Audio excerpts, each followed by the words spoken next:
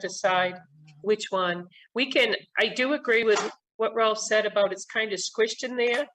Maybe we can make the Raymond the tail a little bit larger and increase the reduce, reuse, recycle arrows. But I do like the Raymond in there, the same font that we do, for most of the Raymond stuff. I think it's recognizable, but. I wish I were a graphic designer, Kathy, because you just gave me this great idea. What if we could make that tail a circle and put the arrows,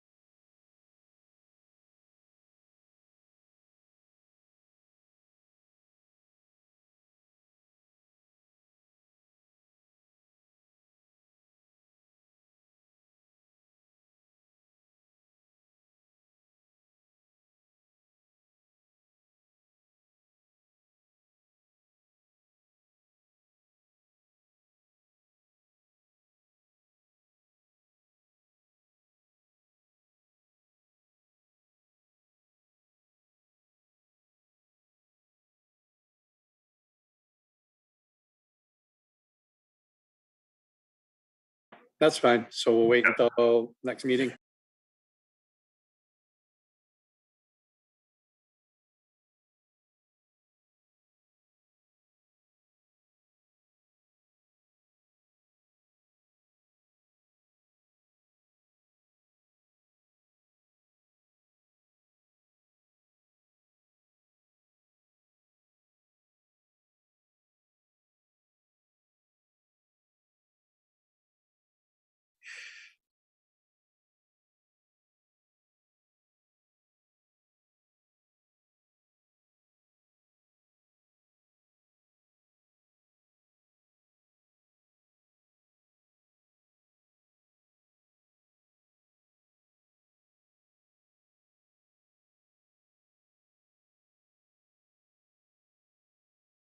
Counted in either, so.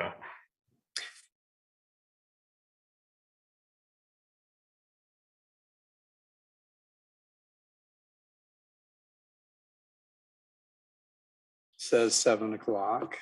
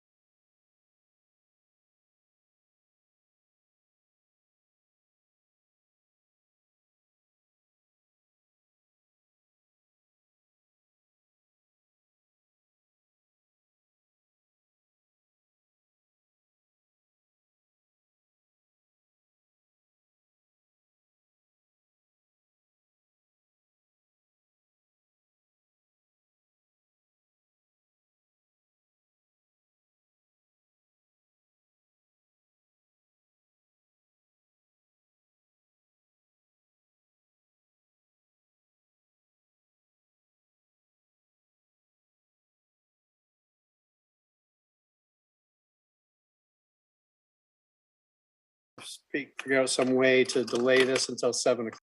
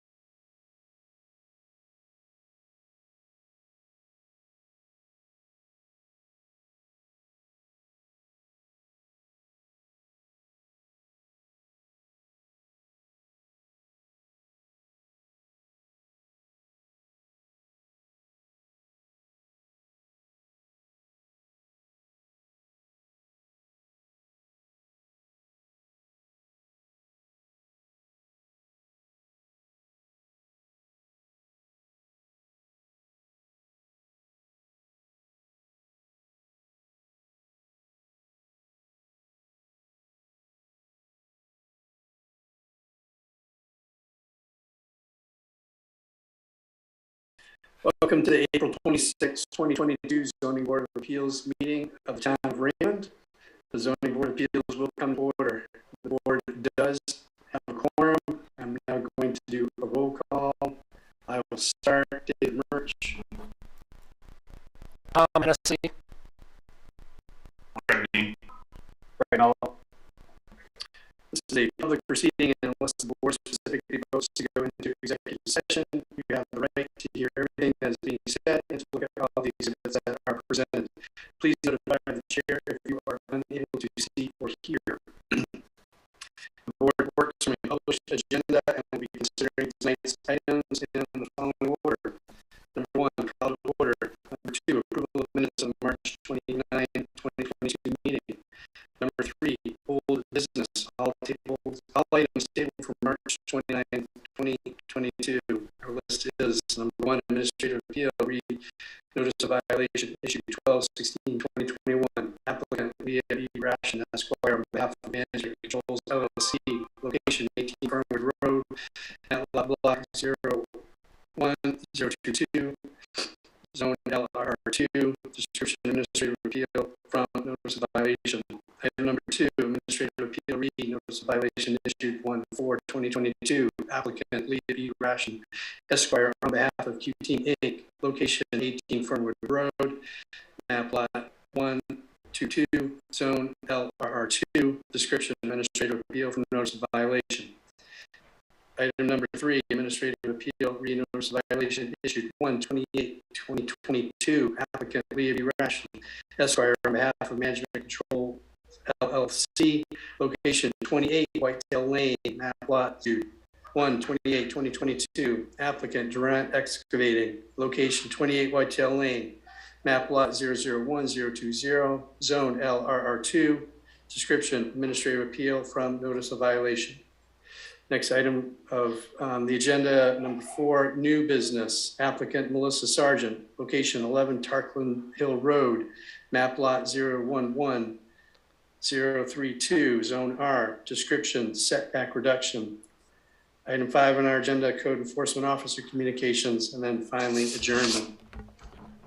In each instance, the burden is upon the applicant to demonstrate compliance with the provisions of the applicable ordinances or state law. After the board votes on the merits of each application, it will prepare a written notice of decision. Because the notice of decision may substantially affect any appeals rights, and also as a matter of courtesy, the board asks that those attending the meeting with regards to a specific application not leave until the board has completed its discussion. Generally speaking, appeals from adverse decisions must be filed with Superior Court, so otherwise provided by law, within 45 days of this board's decision. Also, to be certain that you preserve your individual rights to file such an appeal, you must be certain that the board's records evidences your appearance this evening in opposition and the basis for your opposition. All persons speaking, including representatives of the applicant and members of the public, are asked to state their name, address, and affiliation for the application, being either for, opposed, or neutral. All persons speaking shall address all remarks or questions to the chair. This meeting is not over until the board has formally adjourned. Any discussion not included on the meeting agenda or accepted by the board is to be held until after adjournment or conducted outside the meeting room. So next on our agenda is approval of minutes of March 29, 2022 meeting. I did not receive copies of those. Did any of my fellow board members receive a copy? I didn't. I did not. And Tom, I guess. The draft minutes, is that the question? Yeah, correct. Did you not? We can see you too. Yeah. I did get them from Sandy. Okay, so 3 of us did not. So push them off till next month and I'll make sure that they all get out to you. That sounds good. Can I get a motion to table this until our next meeting? So moved. I'll second. I have to do roll call vote. All in favor of tabling this until our next meeting? David Murch says yes. Tom Hennessy, yes. Greg Dean, yes. Fred, yes. Okay, very good. Greg, I believe you had something you wanted to bring up before we moved on to old business. Yeah, I wanted to make a motion to have an executive session with Councilor Wagner.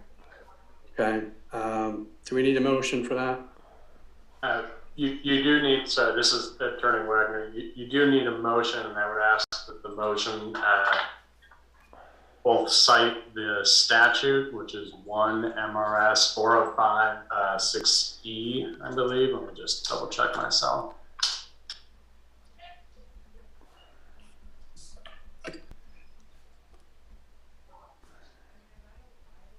Yeah.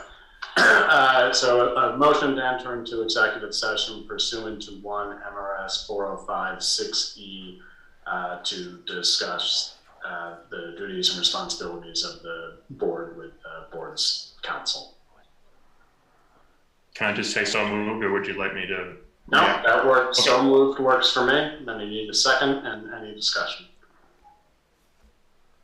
I will second that. Do we have any discussion on this? I'll say, so we'll go ahead and do a roll call vote to move into executive session. David Murch, yes, I approve of that.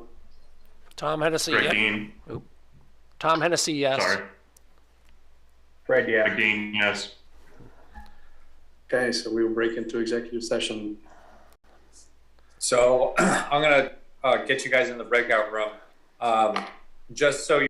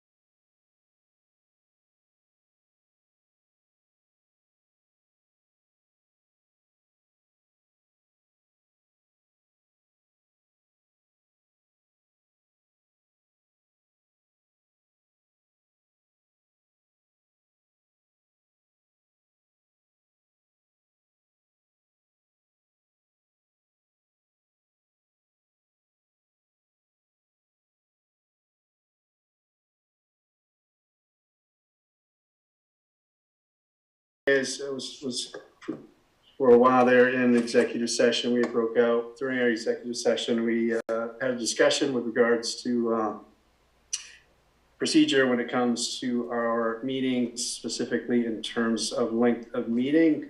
We found it to be advisable amongst us to come up with at least some draft verbiage with regards to bylaw changes in terms of time limits with regards to our meeting.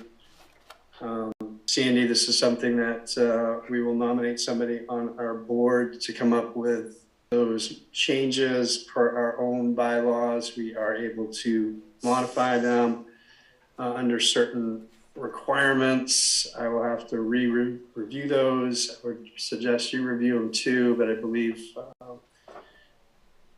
once those are sort of written up, they have to be circulated amongst the board members, and I believe a certain timing of when those will be discussed. We'll have to make it onto an agenda. So, but with that said, I would like to make a motion that Greg Dean come up at least with a first pass with regards to a bylaw change that establishes time limits with regards to ZBA meetings. Can I get a second on that? I'll second it, Tom. I'll second it. All right, so any further discussion on this? See, Alex? Yeah, I just want to say the planning board does have a very similar thing in their bylaws. I believe they have a 10 o'clock cutoff time. So, you know, we would support that since, you know, the other boards also have something in place. Yeah, and that's good. We'll use that, or at least I will recommend for Greg to use that as a basis for our own modifications. Any further discussion? So we'll do a roll call vote. All those in favor of having Greg look into those bylaw changes, in favor? David Murch, yes. Fred, in favor? Yes. Tom, in favor? Tom in favor. Can't hear you, Tom. Tom in favor. I need to hear you. Yes, yes. Can't take that. Our bylaw, our own remote participation says I need to hear you. There we go. Can you hear me now? I can hear you now. Okay, yes. Excellent. Greg? In favor. All right, so unanimous on that one. So moving on to old business, we have a number of tabled items, all specific to notices of violation for properties on 18 Fernwood Road, as well as 28 Whitetail Lane. On April 14th, 2022, I did receive an email, which also made it to our ZBA members, as well as representation for the other applicants. So this came from Eric Wyckoff on April 14th. I'm going to go just ahead and read it as worded. Dear Chairman Murch, you'll recall from the hearing that the Zoning Board of Appeals held March 29, 2022. I represent the town of Raymond in connection with the notices of violation issued by the Code Enforcement Officer relating to 18 Fernwood Road and 28 Whitetail Lane. I have copy counsel for Management Controls LLC, Q-Team Inc., and Durant Excavating LLC on this email. Each of their clients have submitted applications for administrative appeal of the notices of violation. Following the hearing, the parties have decided to engage in mediation to see if they're able to consensually resolve the notices of violation. The first available date for the parties to schedule the mediation is on May 4, 2022. Therefore, the parties respectfully request that the ZBA table any further consideration of the applications for administrative appeals relating to 18 Fernwood Road and 28 Whitetail Lane until the May meeting of the ZBA. Tabling further consideration will allow the parties the opportunity to conserve their resources, allow them to try to consensually resolve the notices of violation, and could result in further review by the ZBA being unnecessary. Neither I nor counsel for the other parties intend to attend the April 26, 2022 meeting of the ZBA. Thank you for your attention to this, and let the parties know if you have any questions. Kind regards, Eric.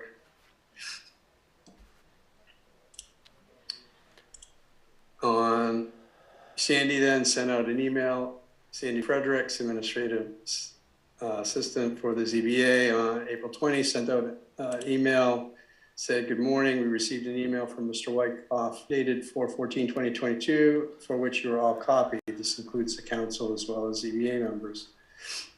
Regarding the above matters scheduled for the ZBA meeting on April 26, advising all council had agreed on attending mediation on May 4, 2022, and no parties will be appearing on April 26. Kindly confirm your agreement so the board is fully advised as to the status of these appeals. To that end, we received an email from Gregory Braun dated 4/20 stating, yes, on behalf of Big Lake and Durant Excavating, we are in agreement that as to the tabling of the appeals to a later date.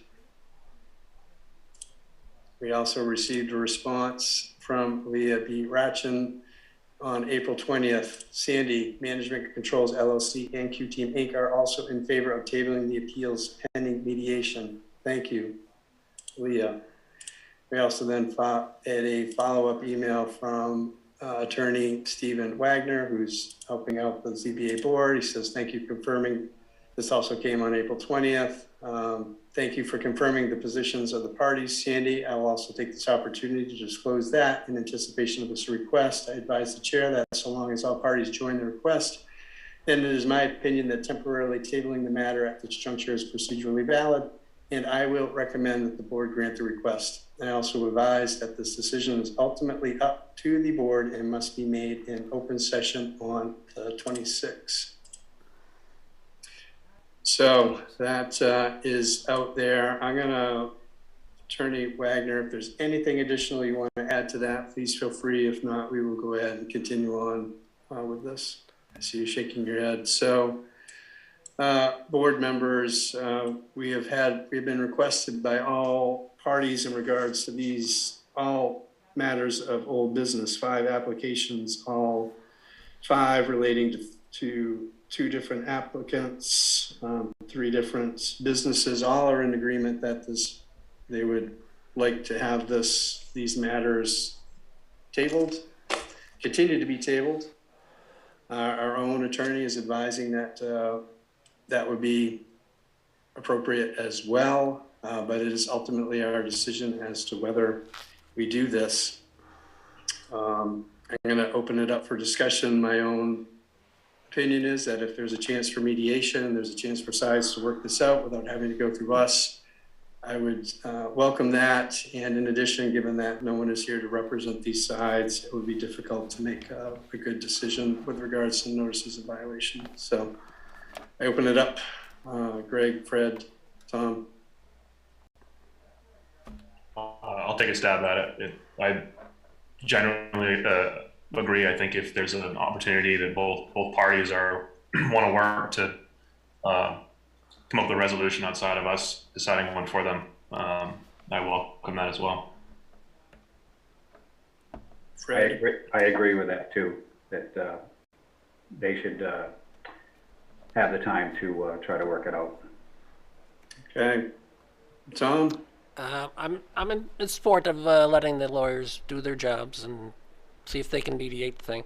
I just have a question for either Alex or our attorney. When the mediation is resolved, hopefully, will the ZBA see it and approve it, or is it just, what's the process?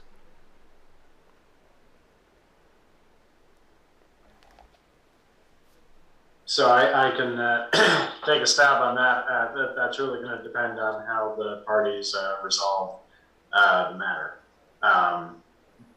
Regardless, I would expect that the parties will provide an update of some kind to the board, and presumably they'll do that soon after the mediation concludes. And I guess I'll add, regardless, procedurally, the board will need to do something with the appeals, but that'll be dictated by the results of the mediation and what the parties request. Thank you. So I'm assuming, well, I have to ask a procedural question. Typically, if we wanted to move on to old business, we would make a motion to untable something that had been put on the table. Since something is already on a table, is there any need to make any sort of motion? Or do we just, do we need to make a motion to continue to keep these items tabled? I'm not sure procedurally what's the appropriate thing to do here.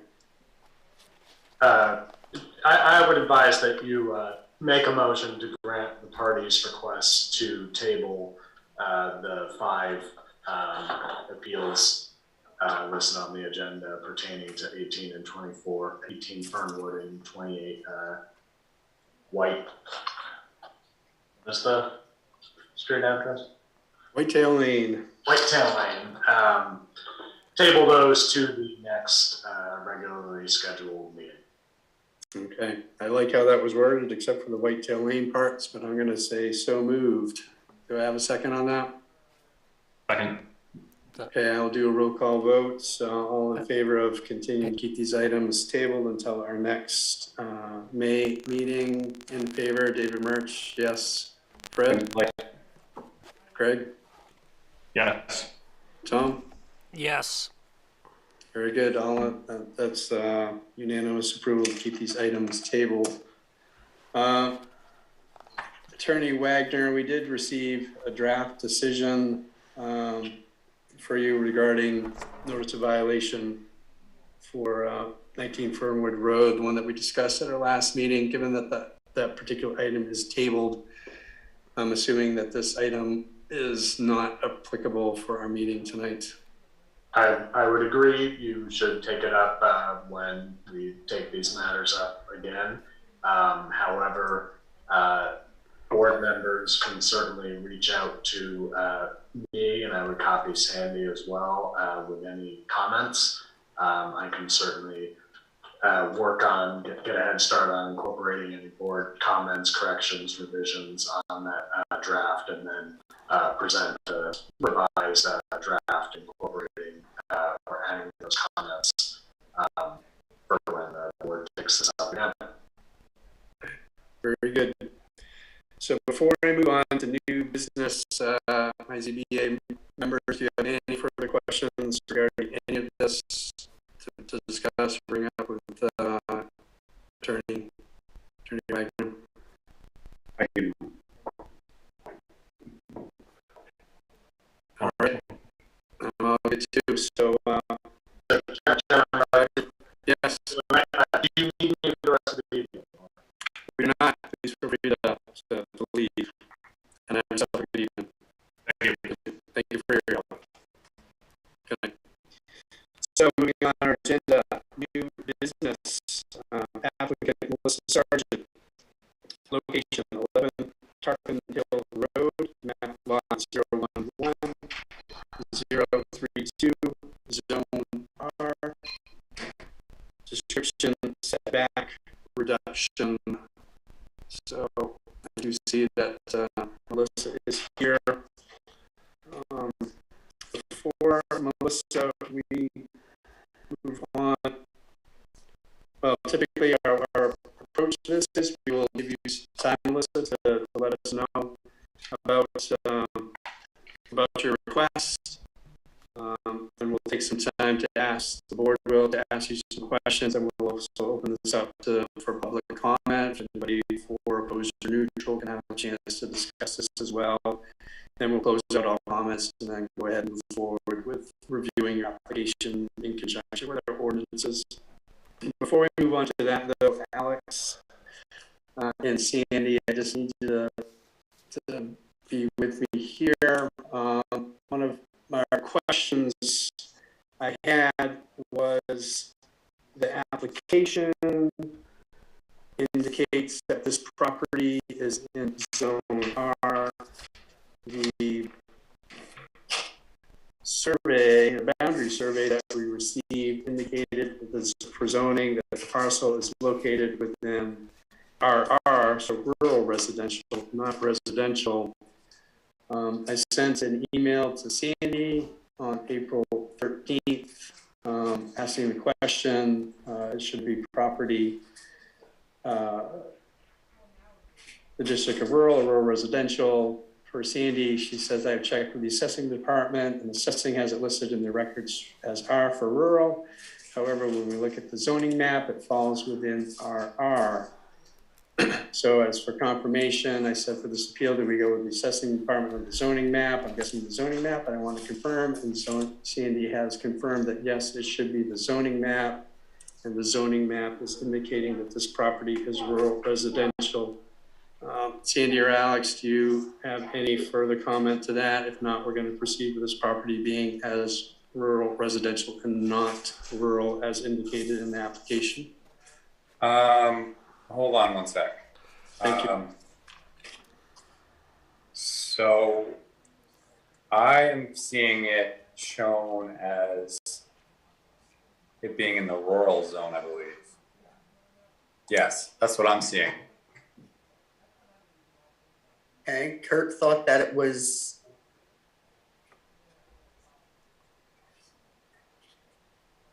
Oh, you must have muted yourself. So I'm looking at the zoning map that we have, and it looks like RR, rural residential, is everything on the western side of Webb's Mills Road, and then everything on the eastern side, which is where this subdivision is all in rural, from what I can tell. because when Kurt looked at it, he thought that it was RR, but the colors are so close that I was kind of trusting him, but. Yeah, hold on one sec. I'll.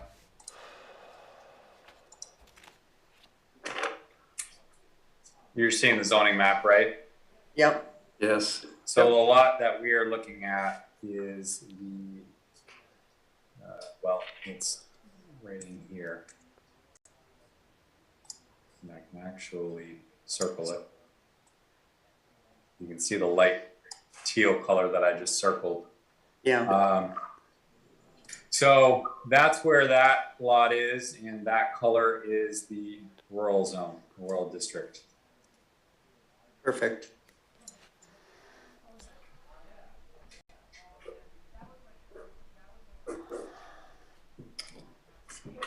Very good. So that is definitely helpful. And I guess given that, yeah, I'm going to follow up after our discussion. So I guess to answer the question, the survey is incorrect and the application is correct. Very good.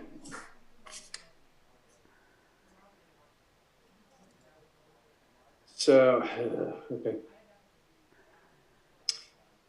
I guess procedurally, I'm going to have to have some thoughts on this, but okay, so give me a moment to do this here. Okay. So Melissa, if you can go ahead and just give us a quick background of what you're looking to accomplish with regards to this application request for setback reductions. I will state out loud as well that there was a site walk held on this property. Too many papers here. Okay, here we go. So site walk was held on this property on Saturday, April 16th, 2022 at 9 a.m. In attendance for applicant was the applicant herself, Melissa Sargent. In attendance for the planning board were David Murch, Tom Hennessy, both Greg Dean and Fred Miller were unable to attend. So go ahead, Melissa, please go ahead and just let us know briefly what you're looking to accomplish with regards to the setback reduction. Just a quick question. Is the survey that I had done incorrect? It's my review of it. I don't know that the survey itself is incorrect. Certainly the assessment that the property is within rural residential zone is incorrect. Okay. The code enforcement officer has confirmed for us that it's actually in the rural, Okay. which will actually, and we'll have to discuss this subsequent to your your own review, but the setbacks that are defined in the boundary survey do not match those which are specific to the rural zone, which is what the property is actually in. Okay. Well, from my understanding, what I thought is that we are required to have a 30-foot setback reduction from the Tarkiln Hill Road. And then because we are on a corner lot, we are required to have a 30-foot setback reduction on the private road of Shady Lane. We are looking for a 10-foot setback reduction in order to build a garage as you're facing the property to the left side. The reason being is the right side of our property has a septic area, and the grade would be impossible to build anything. And then on the left side where we wish to build the garage, we would like the 10-foot setback reduction so we do not interfere with our well. We were also instructed by the person who, I guess, deals with Shady Lane, is that we are absolutely not allowed to have any access to that road because it is a private road. So that's why we're asking for the 10-foot setback reduction. Okay. Very good. Gentlemen, I'm going to hold off on a minute just discussing the setbacks, but Fred or Tom or Greg, do you have any questions for our applicant?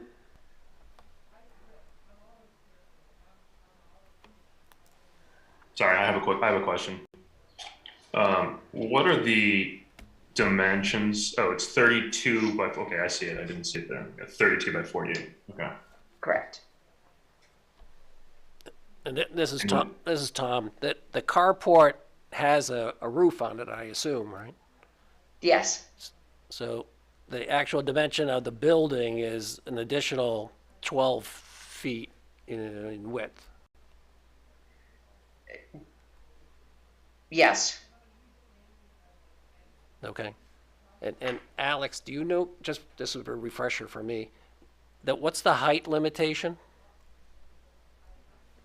In that particular zone, it's 2.5 stories. Okay. Just to clarify, so the 32 doesn't include the carport? Or does include the carport? Does not. Okay.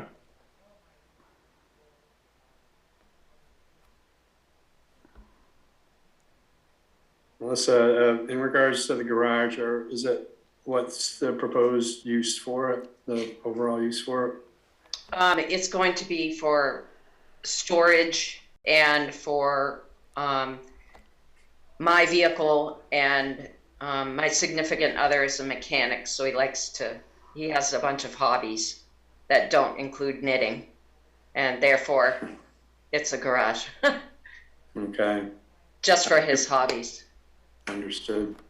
Given that it can be 2 stories high, are you looking to introduce any sort of residential living space as part of that garage? It is my understanding from Alex, from discussions I've had with Alex, that if we get a setback reduction, it cannot include living space. Okay. The upstairs portion will be just, the attic area will be just for plain storage. Okay. Good.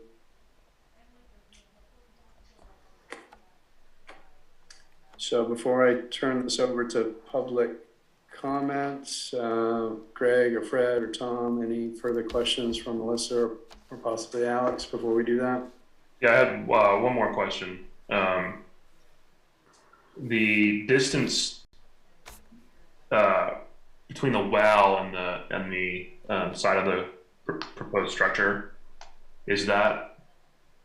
what is that distance? And then once, I guess, for Melissa and then for Alex, like, what is the required distance? I can't tell you the distance unless I go out and measure right now. I apologize. So, Greg, looking at the scale, just visually, it looks like it's like 20, 25 feet, if I were to guess. But to answer your question, we don't have a municipal requirement for a setback to a well or from a well for a structure. Is there like a guideline on as it pertains to wells? No, surprisingly, we actually don't really do much with wells. It's not really something the town regulates in this type of fashion, at least.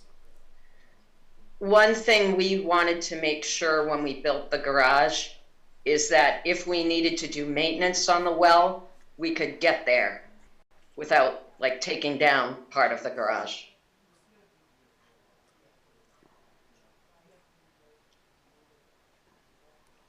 And there's a best estimate is 20 feet of basically access for maintenance.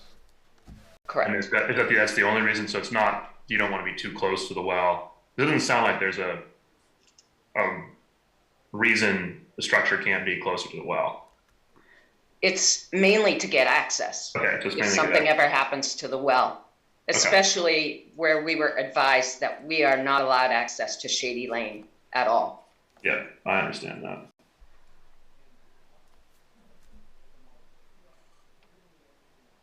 Okay. Greg, are you done with questions? Yep, sorry, I yield. Okay. This is Tom. I just have, I guess, two questions. One is, based on the survey, in that one particular corner of Tarkiln and Shady, your boundary survey says that there's a radius of 25 feet. If that's the case, then that garage, that one little corner, intrudes on the 20-foot even further in that particular corner, if I'm explaining that. So the garage, in order to stay at 20 feet from that particular radius, you'd have to adjust that building probably a foot or two closer to the house. I see. We'd make any modifications that were necessary. Okay.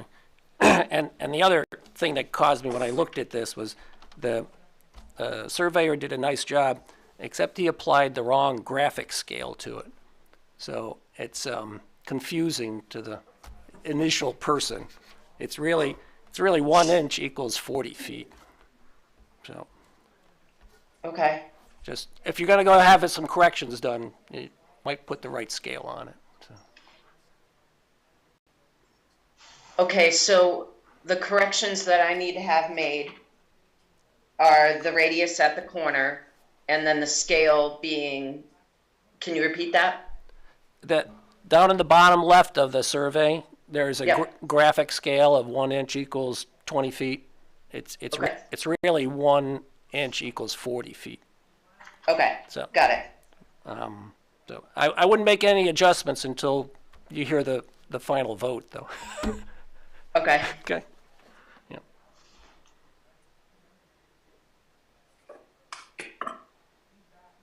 Okay, I will go ahead then. Melissa, we're gonna open this up to public comments. So let's go ahead and do that. Public comment is now open. Is there anybody here tonight who would like to speak in favor of this application?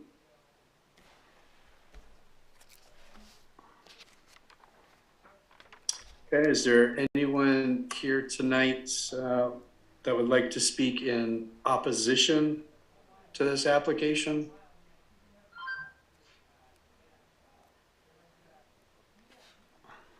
Finally, is there anyone here tonight that would like to speak in regards to this application, but from a neutral perspective?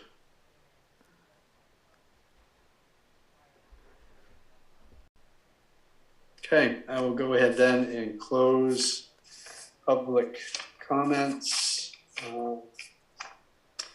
Before we sort of end this part of things and then the ZBA board talk about this application. Tom, Fred, Greg, any last questions for Melissa or Alex before we sort of close out this part of the application proceeding? I don't have anything. I just have one comment, I guess. When we do vote on this, should we include a condition that says no living quarters, no water sewer connection to this new building?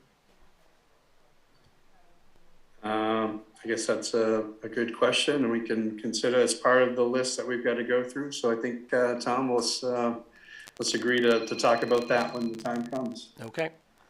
Sounds good. My understanding was that if we wanted to do a sewer connection or a water connection, that wouldn't be a problem. The problem would be a living arrangement where we were able to cook. That was the stipulation, is my understanding under Alex, but I guess I would defer to Alex on that.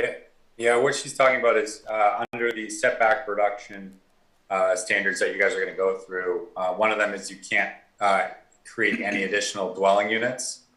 So what she's talking about is the creation of a dwelling unit. I think you could actually do some, finished space, put a bathroom in, stuff like that, but you just can't turn it into an apartment. Sounds good. So we'll sort of close things out now in terms of the application and the discussion of it with our applicant and with the public. So board will sort of move into our own discussion about this application. I have opened up our Town of Raymond's land use ordinances. When I'm looking in this under the rural district, which we received confirmation from Alex as that this property is in the rural district. The actual setbacks that have been defined for this district are front setbacks are 40 feet, side setbacks are 20 feet, and rear setbacks are 20 feet. So if you're looking at the boundary survey that was provided by our applicants, please make sure to make an adjustment there, because under that boundary survey was indicated the property is in rural residential, and he's listed out the proper setbacks for rural residential, but the actual setbacks for this property in rural are 40 feet from the front, 20 feet from the side, 20 feet from the rear. So we have a slightly different setback to look at than what's defined in the boundary survey. In addition, we do also, the boundary survey is indicating that there's 3 sides of this property that are considered front.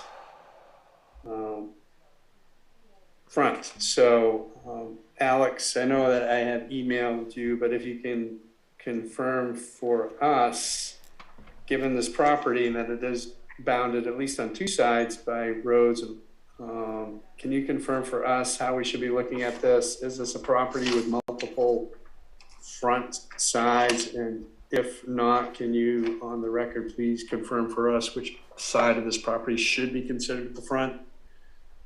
Yeah, definitely. So without making it more complicated than it needs to be, the way that I would view this under our current ordinance is this lot only has a single front lot line.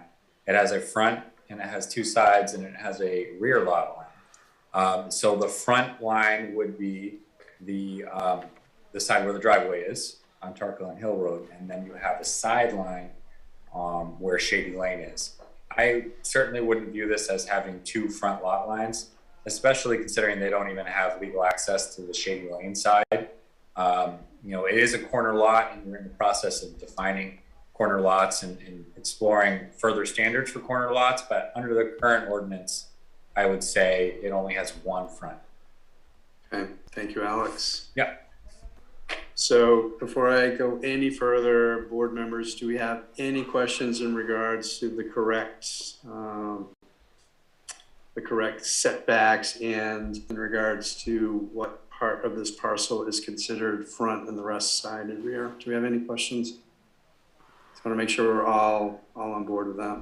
Just to clarify, maybe, I don't know, you're saying, I think, kind of combining the two corrections or the two modifications is, what we're saying is there's a 40-foot setback from Tarkland Road, which would be the front of the property, and then 20 on each side, and then what's irrelevant would be the rear.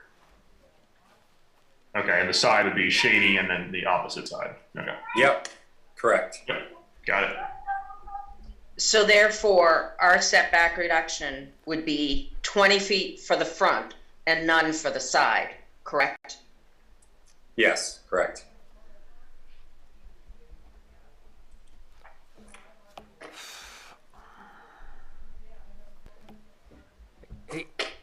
Hey, David, So, can you yes, can you excuse me for like 1 minute?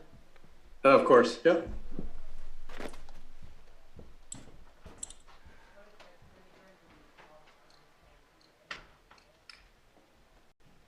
So what we'll do next, I know Tom will be back, he'll be quick to catch up. What we'll do is we'll do like we have always done in the past. We will review our ordinances.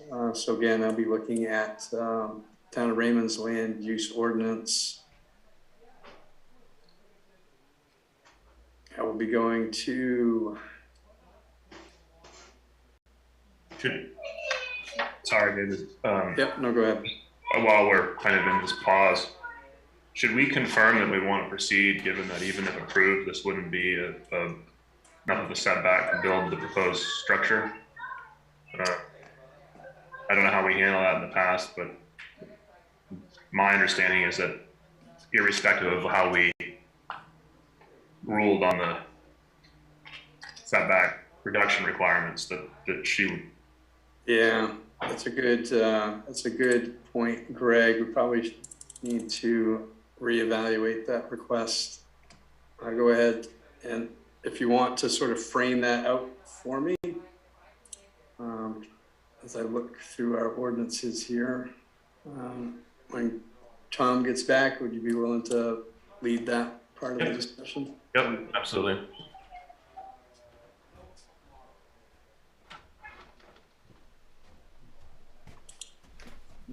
All right, David, I'm back. Okay, Tom. Greg's going to sort of lead our discussion here just a little bit. We have some concerns about, given that we've got some modified setbacks and the requests, we want to take, before we even go through the ordinances and review the applicability there, sort of confirm that what now is being asked of in this request, given the changes in setbacks. So Greg's going to sort of lead us through that discussion. Yeah, so I think what I just wanted to raise and ask the applicant is, and potentially avoid having to reapply, is the issue of, irrespective of the outcome of us reviewing the ordinances as we normally do, I don't believe even if we approved it, the proposed structure would be compliant. I think that there's kind of some material updates based off from what the survey has indicated and we're evaluating. So my recommendation, and want to get Fred and Tom and David's thoughts on it, is maybe we pause here, see if we want to amend the application before moving forward, and just to, that way the results might be more meaningful.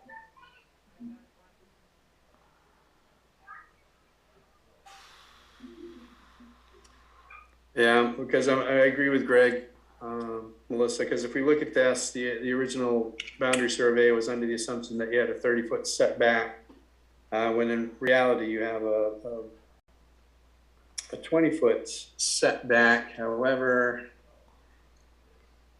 we can allow for a 20-foot setback reduction, which I think would essentially bring us back to where things are supposed to be.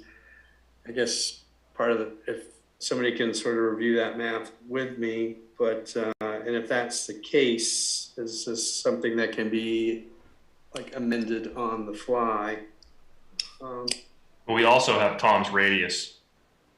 There is that as well. Yep, you are correct. It could be accounted for. Yep.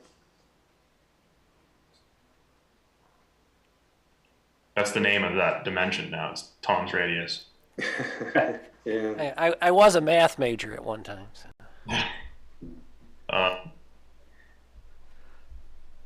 And is there a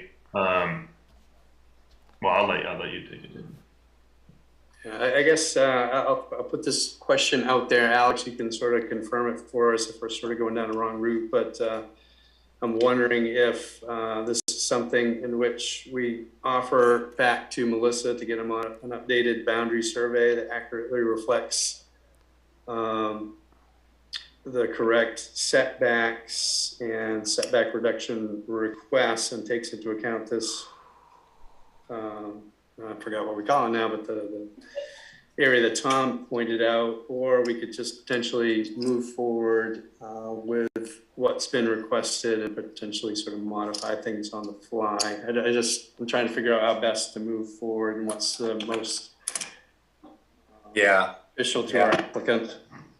And and the issue, just to, I guess, kind of make it a little bit easier to understand, you guys are allowed to go down to 20 feet from the front in the rural district, but the ARC gives the impression that they'll actually be like 17 or whatever it is on the front. So that's the issue, right? Right now that they've gone beyond the 20, which is the minimum you guys can grant, so or the max you can grant. So, you know, it's a tough one because you could, I suppose, possibly review this and approve it conditioned on them updating the survey to show that the structure will comply with that 20 feet. Or you could table and have them do that and come back. I don't know if you want to ask her if, I don't know what time, you know, constraints, maybe they probably are planning on doing this year. I know surveying can kind of be a little difficult to get a hold of sometimes. So I don't know how quick it will be to get that revision made, is my only concern, but I can hear from her, I guess. I can contact the surveyor, Bill Shippen, this week and bring him up to date on this meeting. And then I can let you know via email if we can approach this at the May meeting, if we can like table it and bring it to the May meeting with updated survey documents. If that's okay with everybody, if it's not feasible for him to be able to do that, I can also email whoever and let them know if he needs more time. He has all this saved on his computer, so I don't think this is going to be a really challenging thing to make some clicks and make it happen. So if I'm hearing you correctly, Melissa, you would be okay with us tabling this matter until a future meeting, and at that future meeting would be an updated boundary survey for us to review? Correct. The question, or well, one of the questions I have, is it going to cost me another $480 to do this? No, this would we be simply tabling. So whereas it's just a continuation of what we've already started today, just we're waiting for additional information from you. So there's no additional fees associated with this. And the other thing is I can certainly meet with my survey person and get copies and drop them off at the town office so that you can all have copies to look at when we come back to the May meeting. Yeah, definitely. Any new information that comes up, please get that information to Sandy. And then from there, Sandy can distribute it to the board. Okay. So given what we've heard from our applicants, I would move that we table this application request from Melissa Sargent with regards to a setback reduction for 11 Tarkman Hill Road in favor of receiving an updated boundary survey. Do I have a second on that? Seconded. Any further discussion, gentlemen? Okay, roll call vote. Those in favor to table, David Murch, yes. Fred Malia. Greg? Greg Dean, yes. Tom Hennessy, yes. Yes, so we will table this issue, Melissa, until our next meeting, which is towards the end of May. With regards to that, I never got notification of this meeting except for I saw it in the paper. Can I get notification?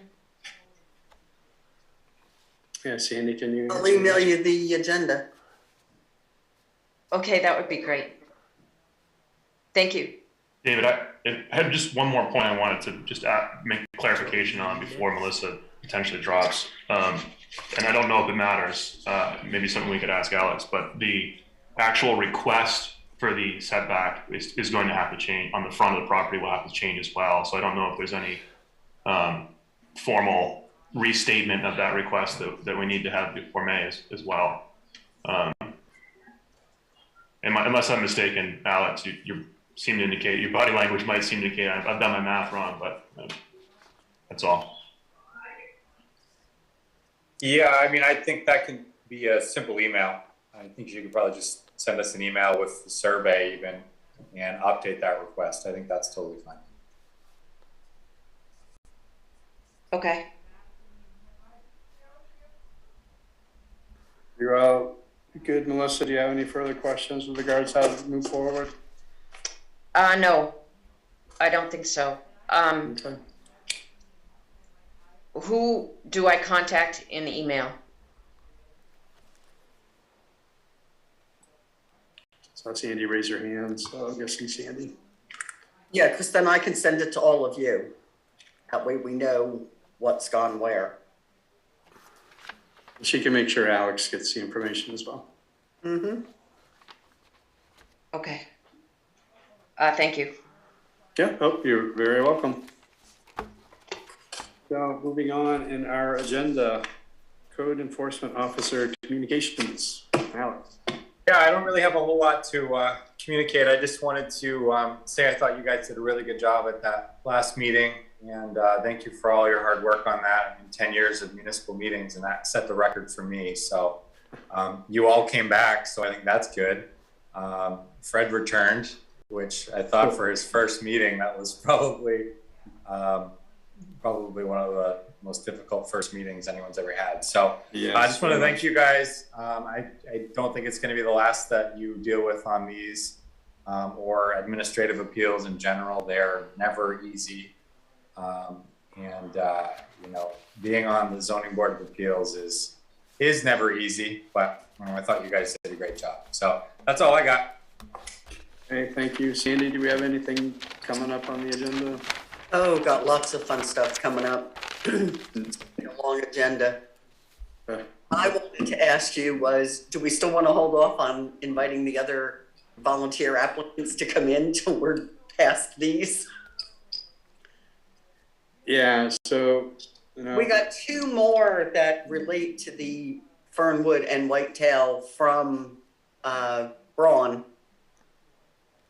Okay, on behalf of Big Lake Marine. okay. And we have some other setback reduction requests that are sitting on my desk waiting to go out to you guys too. all right, so given all that, so the thing is, we don't know where mediation is going to go. Correct. I'm sure that it's going to keep getting bigger and bigger. Is tabled, but we have to put them on the agenda because of being an administrative appeal. We had the time frame. Right. So I'll make sure he knows that. And they can't just assume that items will be tabled. We can. So Exactly. I'm going to put this out there to the board. Is we're getting an extremely large agenda, and I'm concerned in part because we've got notices of violation that need to be reviewed, and we've already seen that those take a substantial amount of time. And then we also have residents that are just looking for setback reductions or other types of appeals or requests, I should say, of the zoning board for their own behalf. So What I don't want to do is keep having to table items due to not enough time. So I don't know if this isn't something we can answer now, but do we need to consider special sessions just to get through perhaps some of these? I don't know. I kind of put that out there for consideration, and we can see where our next agenda takes us. But I just kind of put that out there. And Sandy, we've got 4 board members right now. I'm not getting any impression at this point that anybody's looking to step down or has a need to step down. Right, but we wanted to get a full complement of a board. Exactly. I'm afraid that will scare people off. We will Yeah. scare Fred. Yeah, and I want to make sure we give them enough time as well to fit them in. So again, it comes back to that sort of extremely long agenda. So we'll keep that in abeyance until we have a normal agenda again? Yeah, I'll put this out there to Tom and Fred and Greg. You know, your thoughts. I recognize that every day is full of challenges and that at this point you are looking to stay on the ZBA and at some point you may need to step off, but is there anybody at this point considering stepping down from the ZBA in the immediate future? Because if so, and I'm okay with that, but if so, we need to get the positions filled more quickly than less quickly. But not to put anybody in the spot, but is anybody looking to step down from ZBA in the near future? I am not, but I'm not either. okay. Yeah, I don't intend to. Okay. No, I'm good, but I Okay. do understand splitting these meetings up might be helpful, so. Yeah, I agree too. Comment on that. I'm generally supportive of that as well. If we need to have some special scheduling to work to prevent the ever-growing backlog, I'd be supportive of that.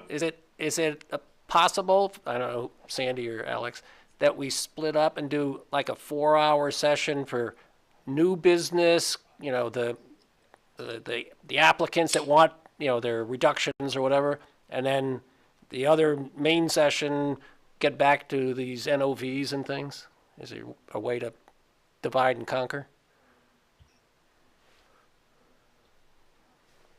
Alex, you have a take on that? I don't think so. I think you're really supposed to take it in order, which, you know, can be kind of challenging. But one of the things, you know, we lost someone. Just speaking generally, you know, the way, in a perfect scenario, the way this situation we're dealing with Fernwood and Whitetail, the way it would resolve in an ideal situation would be a consent agreement with the town and the property owner and the contractor. And basically that consent agreement could come from mediation. And part of that consent agreement there could be a line in there that basically says they'll withdraw all of the appeals. That would be the ideal scenario. So there's a possibility you guys won't even see those, but we can't really plan for that. So, because it could go the other way too. So I would say if you guys are considering a special, a second meeting in May, which I think would probably be a good idea, you probably would want to have probably everything be on the agenda. I think you guys can take stuff out of order if you guys vote to do that, but we might want to just check with the attorney on that. I'm pretty sure you can, though, if that's the case, because I've seen it happen before, where maybe someone's running late and they take a second item instead of the first item. So, I mean, we can check on that. Okay, and I guess when we've had applicants and we've interviewed them, I didn't necessarily see them under old business or new business. I'm curious, can we just have like a special meeting to just quickly interview two new applicants? Does anybody have any thoughts on that? Because the way it looks is we're probably not going to get to them for another 2-3 months. And it would be nice to have some people available to ensure we have a quorum at all times. I think that makes a lot of sense, David. Okay. Excuse me. Let me do this. Let me send an email to Sandy, and I'll include all of us, and just sort of bring up that topic of having a special meeting with regards to only interviewing applicants for the ZBA, see where that takes us. So I get that sent out this week. All right. So has anybody else got anything before we wrap up tonight? Sounds quiet. So I'm making a motion to adjourn. Do I have a second? Seconded. All right. All in favor? David, yes. Right, yes. Greg, yes. Tom, yes. All right. Good night, everyone. All right. See ya.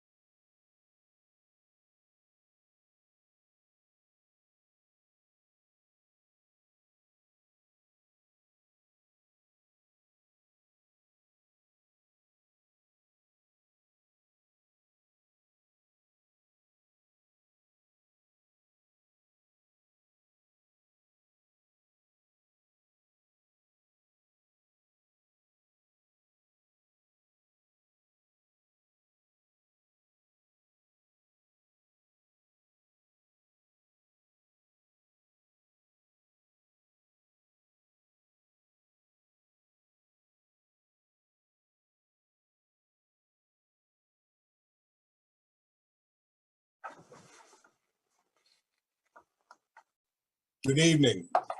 This is the organizational meeting for the Budget Finance Committee. I'm going to call this meeting to order. First off, we'll start with nominations for chairman. Do I have any nominations? I nominate you, Bob. Are there any other nominations? Are there any other nominations?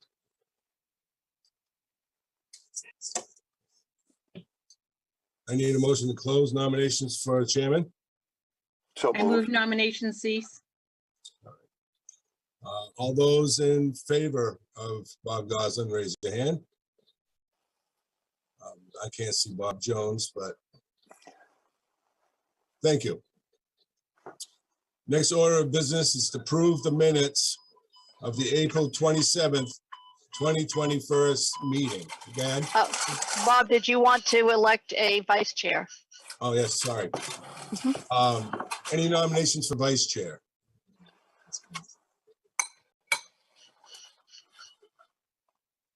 Any nomination for vice chair? Vice chair will sit in the place of the chair if he is not available. If you're not available and we don't have any other members, Bob, we won't have a meeting. We're having two, possibly two approved next week at the select board meeting. Bob Jones, you see on the screen, is one of them. Diana Pickabett May. Pickabett as well. Mm-hmm. So, any nominations for vice chair? I'd like to nominate Dennis Morse. This is all new to me, Bob. The reason why I'm here. Yeah. Will you accept the nomination? Sure. Any other nominations? Motion to close nominations. I move nominations cease. Thank you. All those in favor of Dennis? Any opposed? Thank you, Dennis. Okay. Next, I'll need from our members from last year, a motion to approve the minutes of the April 27th meeting. That was our last budget meeting prior to the town meeting. I move acceptance of the minutes from the last meeting. Thank you. And I will second that. All those in favor? Any opposed? That motion carries. Just so you understand how the process works, tonight we'll have a hearing of sorts and the presentation of the budget. After this meeting, after our other findings meeting, any questions you have need to be funneled through the chair, so that there won't be 5 different people asking the same question. Try to consolidate the questioning, and I'll route that to where it needs to be. And then I'll collectively to the team send out a message on the findings. So again, don't self-communicate with members of either the town hall or select board. Come to me first, and I will funnel it to where it needs to go.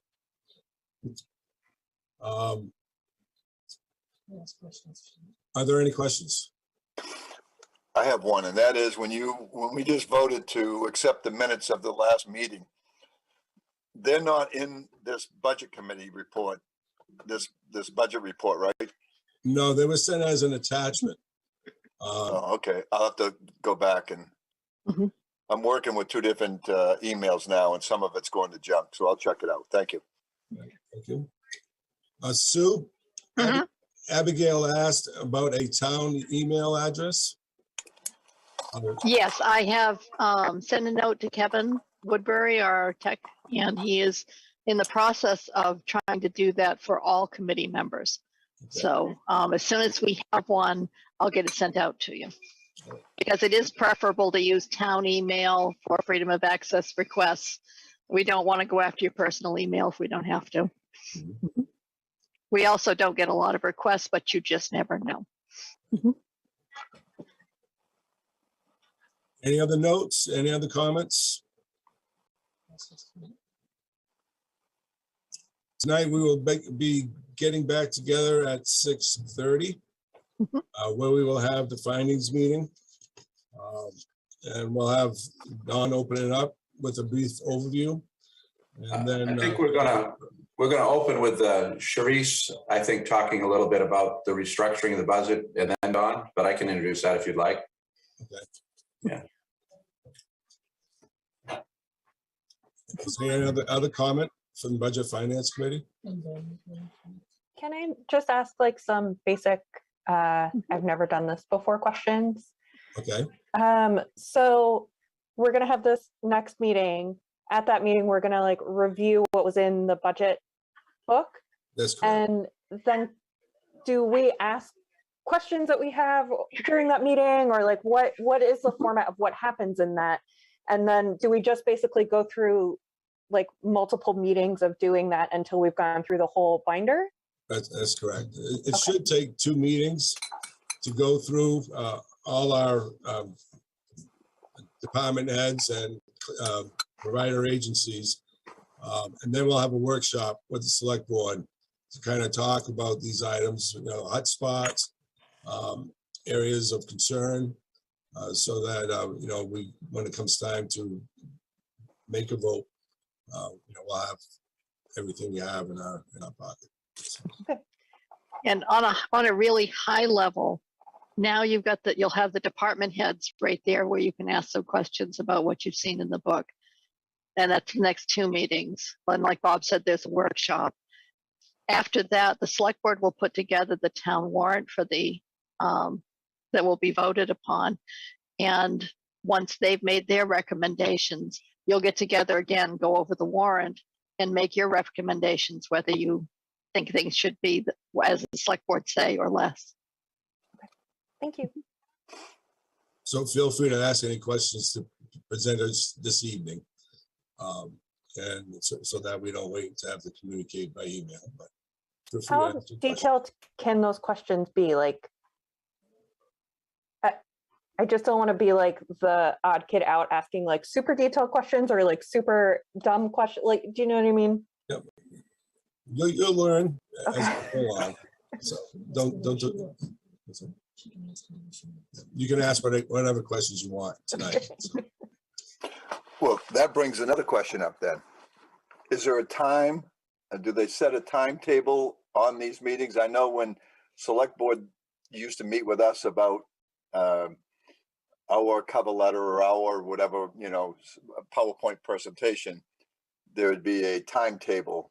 In other words, is it our meetings? Is it a 6:30 to 7:30 meeting, Bob? Or is it, do we pick halfway through the budget and the chair of the select board decides the length of the meeting? How does that timetable work? Because like Abigail, you know me long enough. I have 50 questions for every one answer.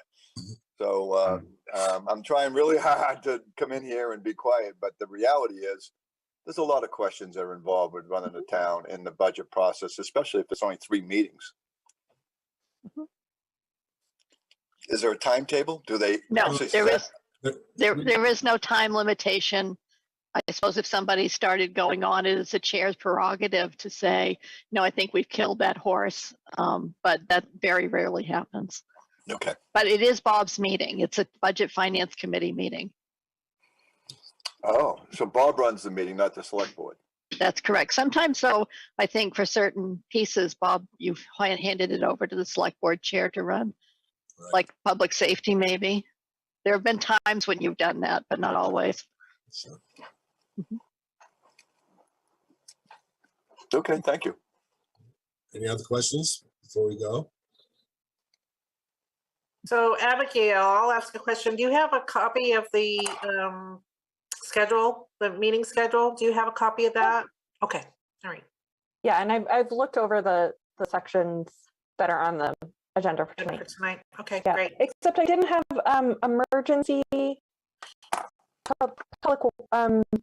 So didn't have one tab that I thought maybe was supposed to be in there.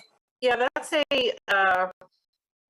there used to be a operating budget for emergency management, and I think that was primarily to back when the pandemic, and I may be speaking out of turn, and maybe Kathy can help us out here, but public safety used to have their own operating budget to track COVID or pandemic-related expenses. So I know we're nearing, hopefully nearing the end of the pandemic, and I believe that's what that's all about. Okay. So there is no tab, but they can see that when their turn is up. This was checking that. Yeah. Didn't need to grant.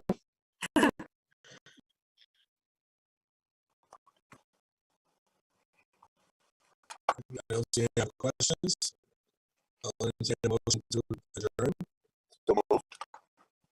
Dennis? Have a second. Second. All those in favor? Very good. I will see you in about 20 minutes. Same log on? There's a separate one to log into this.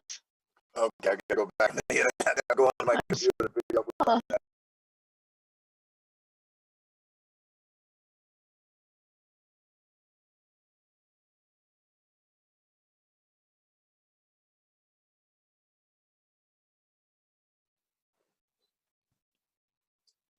Good evening. Welcome to the first department head review with the Budget Finance Committee and Select Board. I'd like to call this meeting to order. First order of business. I'm Bob Goslin, Chairman of the Budget Finance Committee, and I will chair this meeting. We will start first with review of administration. Right.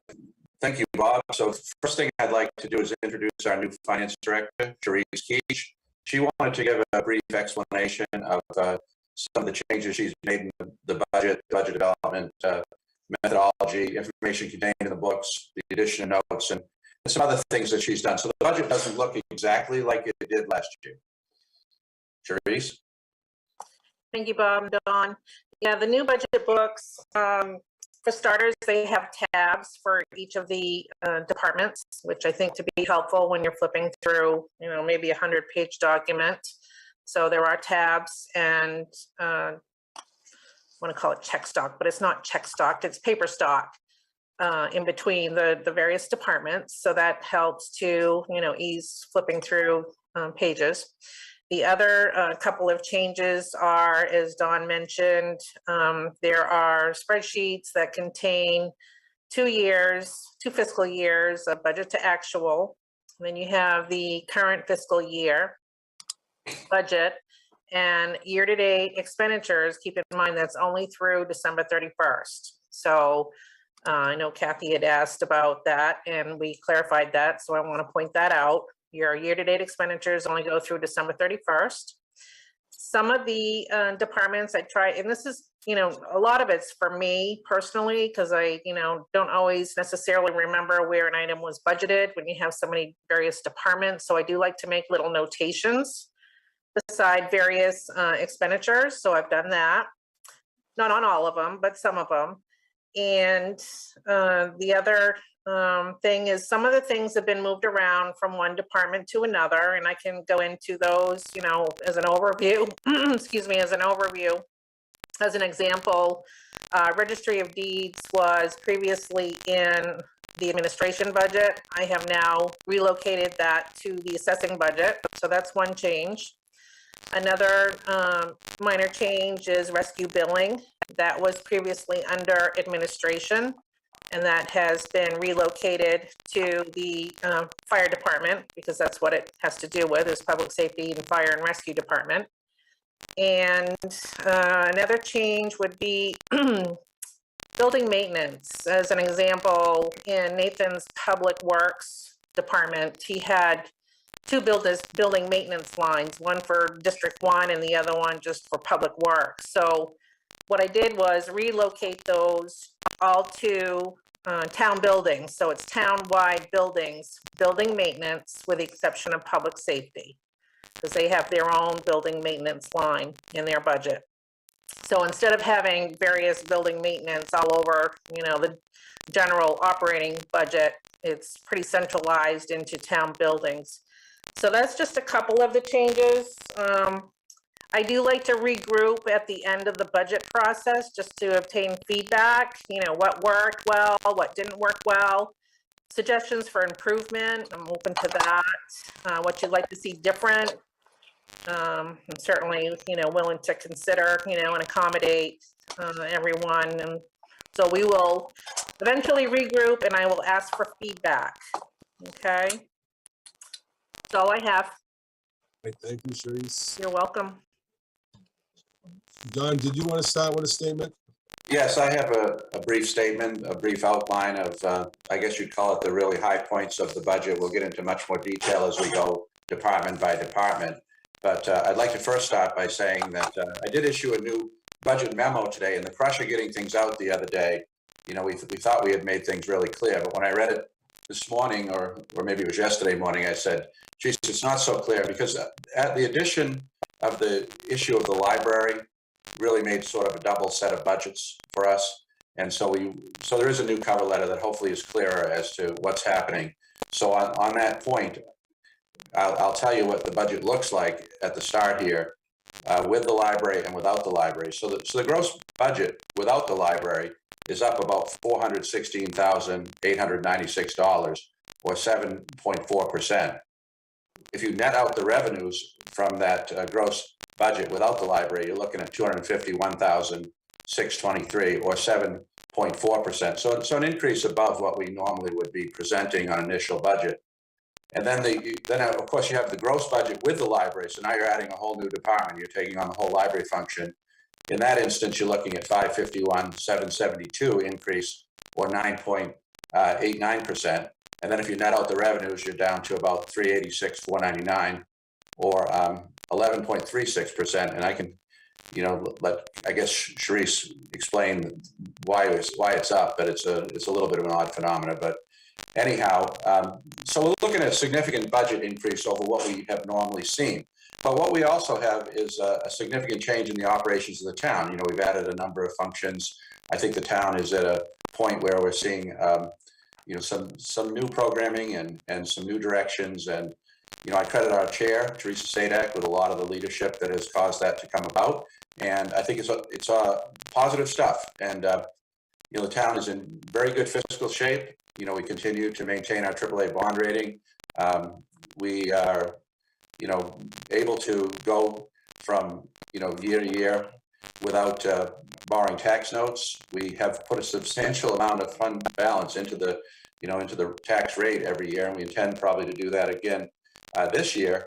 So the town's in good fiscal shape. I think it's operating well. We have great town employees, and I think we've gone a little bit beyond what we used to call the so-called Raymond Way, which was just basic cable, you know, what we are statutorily required to do government.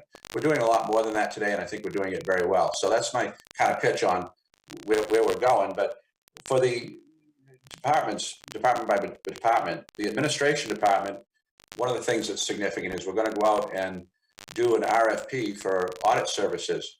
Now, the whole world, not only with the pandemic, but the municipal world is so different. There's only a limited number of firms that even do auditing anymore. So we're going to put the RFP out, see what we get. But some towns are not getting any responses. And what's clear is we're going to pay more. We're going to pay more for our audit. And so that's a big change. I mean, we used to have an environment where we had lots and lots of professional firms seeking town business. There are changes in the town clerk's elections budget, but I've learned from prior years, I'm going to let the town clerk detail those. So I'm not going to get into those. Under contract fees and services, that was included in the Roadrunner was included in contract fees and services in the FY 2022 budget. I think Charisse alluded to some moves in the budget. So that's been moved to the dues and publications budget for FY 2023. So anyhow, those are kind of the things that are happening in administration. And I probably should have had a percent by department number to give you on each one, but I actually don't have that on my outline, but you have that all in your budget book. I believe the administration budget was down just slightly on account of those moves. And so anyway, the code enforcement budget, of course, has now an assistant code officer. So that's a $71,000 increase in salaries. And so that's a significant difference there. But I can tell you that the addition of the second code officer has made an exponential difference in the efficiency of the office. We've gone from a position where we have seen, you know, a number of complaints about services to 0 complaints about services. We're really, you know, taking care of the much increased flow of work and the demand for permits. And we're also paying a very close attention to environmental issues and violations, which is really essential. It's a very important thing for a town like Raymond that is so dependent in our economy on our lakes and ponds. And so that's really been a very positive thing, the addition of the code enforcement officer, the second code enforcement officer or assistant. General assistance budget is up just slightly, but on that one, you want to keep in mind that 70% of the budget is reimbursed by the state of Maine. And, you know, we don't know what's going to happen, but we think that a lot of what's happening with the general assistance budget is probably influenced by the pandemic. We hope and think that we'll go back to more normal levels, you know, post-pandemic, but who really knows? We have, of course, our Raymond Community Assistance Fund to help with, you know, the needs of people who find themselves struggling in this economy and just generally any time. So we've had great response from our citizens. We have people who put us on their, you know, annual giving plan. And so we have funds. So if anybody's out there listening who is struggling, is having difficulty, if we can help you through general assistance, we certainly can with community assistance. So that's one change. So in the pandemic, there has been a little bit of an upward, you know, trend on that. Raymond typically has very, very little general assistance, even very little demand for community assistance. But so we have adequate funds in both areas. Town insurance, the workers' compensation insurance is up due to the town's mod rate or modification rate increasing from 1.14% to 1.39%. And we've had a significant change in wages. You know, we've added positions, and so that's a difference there. Under employee benefits, we have a $98,000 increase. This insurance expense this year, though, is reduced by the Maine Small Business Health Insurance Premium Relief Program. We're going to get $25,000 from that. There is a proposal in here from Sharice and me about our retirement program. Now, we are with the ICMA 457 Deferred Compensation Plan. And so what we have is a plan that's based on gradients. So from 0 to 6 months, you get 0%. From 6 months, through a year, it's 1%, and then 1% a year for 5 years, up to 6%. So that's not a system that is, it was a system that was used in the past. It's been in our personnel policy. We haven't addressed it. In an effort to be more competitive, we are proposing that we take a look at that and, perhaps change it to, once you pass probation, you would go to the 6% contribution. I always encourage our younger employees to set money aside for their future. And unfortunately, some of them don't. So we're going to make a bigger push in the HR department with Rita to try to orient people about the importance of saving for retirement. And so that's a proposal we're making. It does come, of course, with a price tag. It could be up to $37,000 if everybody participated. But as I say, we get not the greatest participation rate from our younger employees. So on to, I want to also say that this budget does not include anything related to the union negotiations, which are underway right now with the fire department. So we're going to have to factor those in, and I'm not putting those in, of course, because the Board of Selectmen has not considered any changes yet. They will be doing that shortly, so we'll have to make that adjustment, if there's adjustment to be made, but that's, I guess, to be determined in the future. On the TIF budget, that in budget is increasing $126,836. The primary increase is that we're using $116,000 of these funds for technology and CIP. Now, this was Sharice's idea, and it was a great idea, and it's TIF qualified. It's something we hadn't thought of before. So $100,000 that we had planned for the fiber network infrastructure project that Kevin has had ongoing, and $16,000 for upgrades at the public safety building would be put into the TIF. We need to add a small amount of money, $2487, for the Federal Highway Administration and Federal Transit Administration. They're requiring a 20% match from all of the Greater Portland Comprehensive Transportation System communities, or PACs. Now, we have just a very small part of 302 in the PACs district, but we're part of the program, so we would have to raise that. And I guess the theory when it comes to PACs is that there are major transportation improvements that are made in Greater Portland that benefit Raymond residents and residents of the Lake region, but we're unlikely probably to see anything directly in Raymond from that, but we do have to contribute. So revenues is another area that's I think pretty good news. We're up $165,000 in this proposed budget, or 7.58%, and that's primarily due to a substantial increase in state revenue sharing. And so we're making a conservative, and I couldn't get Kurt LaBelle to go any higher. So our conservative estimate for new value is about $10 million. And so that's very low considering the permits that we've seen. And now remember, the permits don't equal, new value, because some things don't start on time. Some things aren't finished in the, in the fiscal year. And interestingly, there's a new phenomenon, and that is that sometimes people are paying more to build things like they are paying to buy things than they are actually worth. That said, the stated permits that we have right now, and I'm sure Kurt would not want me to say this, but they're more like $30 million. Now, like I said, we aren't going to see $30 million, but I think we're going to see a stronger number than 10. But for the purposes of the budget, I'm telling you, we'll get 10 for certain. That's $141,000 in additional revenue that's not in the budget. We don't typically put that in, but that's, growth we'll see. Another thing is that we didn't put any money in for the library. And now the library has historically raised a significant amount of revenue. And so I think our appropriation was about 66,000 maybe. And then the library had raised another 67.8. So we need to really get a number from them. I don't have that number, but we'll need to plug that in. Perhaps when they make their presentation, we can talk with them. I didn't want to presume that they would raise all the money they did before. I didn't want to, because, we want to have a good relationship. We want to make a smooth transition, assuming that the town approves this warrant article to make the library a town department. And I'm really hopeful they will. And I'm really excited about this prospect. And this is another area where our chair, Teresa, has led the band. And so it's something that has been kind of talked about, thought about since I've been here, which is 21 years. I remember going down and making the presentation actually to the library trustees when the Board of Selectmen were interested in it.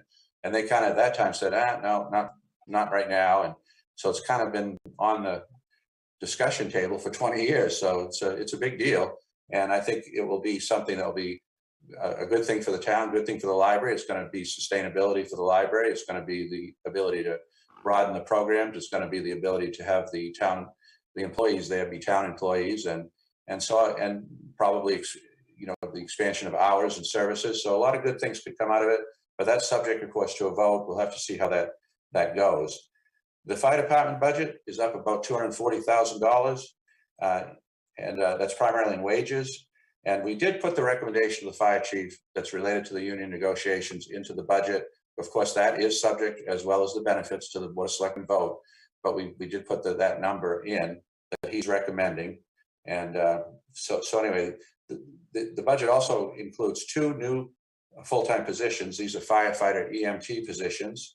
But the Public Safety Department, Kathy Goslin, I'm guessing, has led this one, as well as many other successful grant applications for the town. They put in an application for a number of positions through the federal SAFER program, which would pay the cost in full for the new positions for a 3-year period. So if we're successful, at least to the tune of 2 people, and with the SAFER grant, that increase would be covered by that grant for that period of time. Now, at the end of the 3 years, you can decide whether you're going to continue or whether you're going to, you know, not continue. You're not committed to retain people, but I'm telling you that we need the staff, we need the people in the fire department. So the likely outcome of the SAFER grant would be 3 years federal funded, and then assumption by the town, hopefully. So on to so if the voters approve, assuming the operational cost of the library, the increase of the proposed budget there will be $135,000. Now, once again, I say that's not with any revenues. We got to talk to them about what their revenues would be. And I don't know why we've got this way, but I guess it's probably the way they fall in the book, correct, Therese? Now we're going back to debt retirement. So we have debt retirement, including the financing of a new fire apparatus, a rescue pumper for $500,000 with a term of 10 years. The new apparatus replaces a 23-year-old squad truck, and that's a 1999 Freightliner that we bought used that had come out of the South. I can't remember if it was Kentucky, but anyways, we bought it through a dealer in Connecticut, I remember. And the 20-year-old utility vehicle, 2003 Ford F-350 that I remember when that was brand new. So now that's coming up on its 20th birthday. So those 2 will go away, be replaced by this one combination truck. And then it also extends the life of our engine 1, because that won't, I guess, be, you know, put into service as often as it gets put into service today. So 2 trucks into one and preserves the life of another. The capital improvement budget increasing $35,000, equipment CIP $10,000, setting aside $100,000 for the revaluation. Municipal facilities, Nathan would like $50,000 to renovate the Public Works building on Main Street. That would be for an office space for the recreation director. And there was talk at one time, but Therese tells me this has now shifted somewhat, and we'll have to have an internal discussion about it. But there was talk about adding an administrative assistant, but now it seems to be, let's share Melissa, who is already working for me, working for the assessing office. That's her primary role. And then she's, you know, working theoretically for Nathan, although he doesn't, you know, take as full of advantage of her as he could. And some of that is due to her location, I'm sure. But so now we have Joe, the Public Works Director, Joe, our Recreation Director, the Public Works Director, the Town Manager, the Assessor, all with one administrative assistant. And I think what they'd like to do is build a space and have her down there, but I'm a little dubious of the sharing part. But the space, office space, right now the Rec Director is sharing Nathan's not very grand office that's in the back of the fire station. I don't know what it was when it was a fire department, but I remember that maybe it was just part of the room there, Dennis. I don't remember, but it's kind of been blocked off now, and Nathan has a little corner there. So they don't have great office space. So that's what that one's about. The paving CIP, Nathan wants to increase that by $100,000. Now it's probably the worst time in the year to be doing, worst time in the year is to be doing paving. because of the run up in the cost of bitumen, which is related directly to the run up in cost in asphalt, fuel oil rather. And so asphalt and fuel oil directly connected. And but what are you going to do? We want to keep on track. We want to keep our program moving forward. He has a program, and so we've made great progress. I think excellent strides in bringing the roads forward in their overall condition. And so that's what's being proposed there. The technology CIP is decreased by 90 as we're putting that into the TIF. And that's, as I said, for the fiber network infrastructure project. So there are a number of other discussion items that are not in the budget that I cut from the budget because I don't know is the things that we're going to do, but I think they're things we ought to think about and talk about. They were departmentally proposed ideas. And of course, one was coming about setting aside money for the Jordan Small renovation. Now we are going to have that school in 5 years. And so the thought was maybe we should start setting money away into a capital reserve.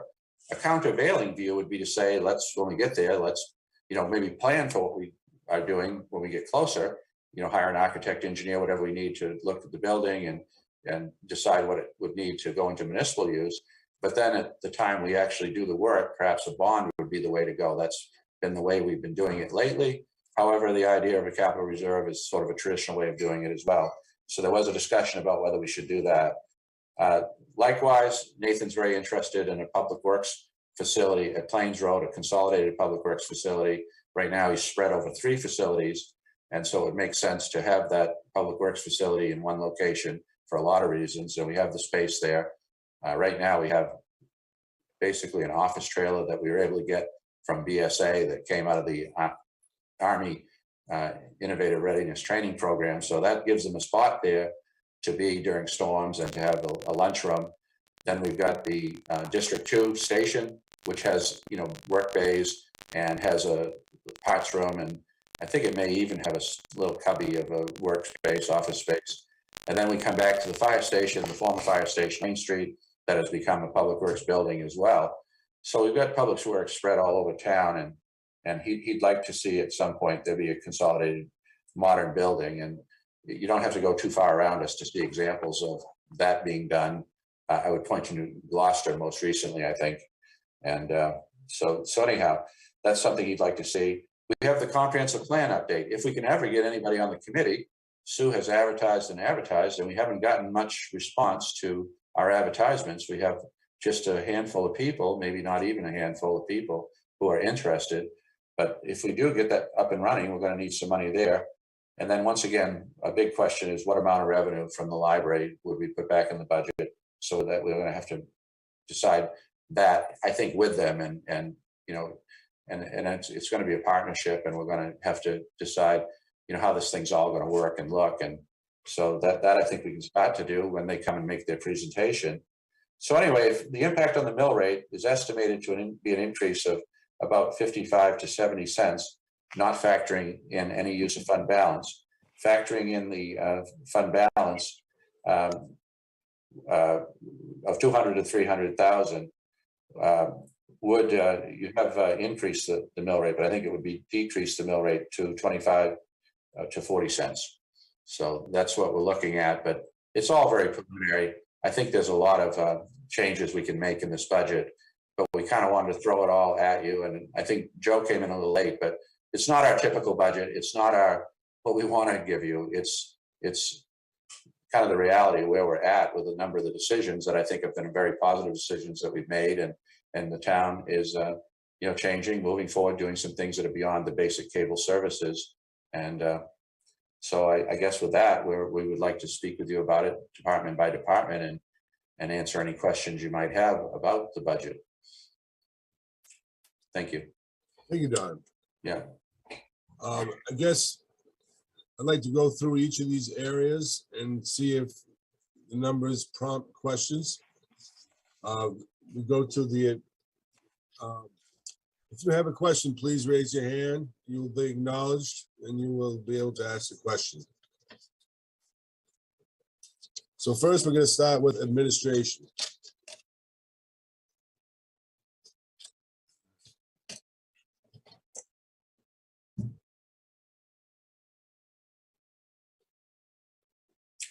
Sue has some changes. I think Sue would probably love to tell you about her changes. Do you want to do that, Sue? Oh, yes, I was sitting here with bated breath. I didn't do it this year, right? Right. Yes, you did good. I'm very proud. Okay. I have a few things in there. One is for the elections piece. For one, this is a gubernatorial year, which means a primary and a candidate election in November. Those have been trending more absentee, so the cost of absentees have gone up a bit, and postage doesn't ever drop, if anything. And if we do vote the town meeting warrant via ballot, then that costs quite a bit more to send out absentees. So I've had to increase some of the costs there, but the biggest increase in the elections budget is because of the voting booths. I'd like to replace 4 of the quad booths. When I originally bought the white ones that we have, it was from a Maine-based company who was going to be able to give us parts, maintain them, etc. The owner and founder of it developed cancer and died. So that company is gone. So that's why I'm looking at replacing them with, I have to go with a different company. So I can't just get pieces. And that's almost $4,000 I'm asking for that. Records conservation. I think a few of you have been in to see what I've been able to have done to our oldest vital books, which are death, marriage, and yes, the other thing, births, records. The oldest book, it goes back to the late 1700s. It's all old handwritten script, and it's been completely conserved. So every page is encased in Mylar and is touchable at this point because we can't hurt the parchment that it's actually, the book is made of. And it's also been scanned so I can do searches, genealogy searches on digitally instead of having to get the books out. And if anyone would like to see them, by all means come in. So I'd like to continue that process to start doing, there's one more book of births to be done, and then to start doing some of the town meeting minutes and documents that have to be, again, permanently kept, that are getting more and more fragile as we all get older. Another piece is equipment leasing. The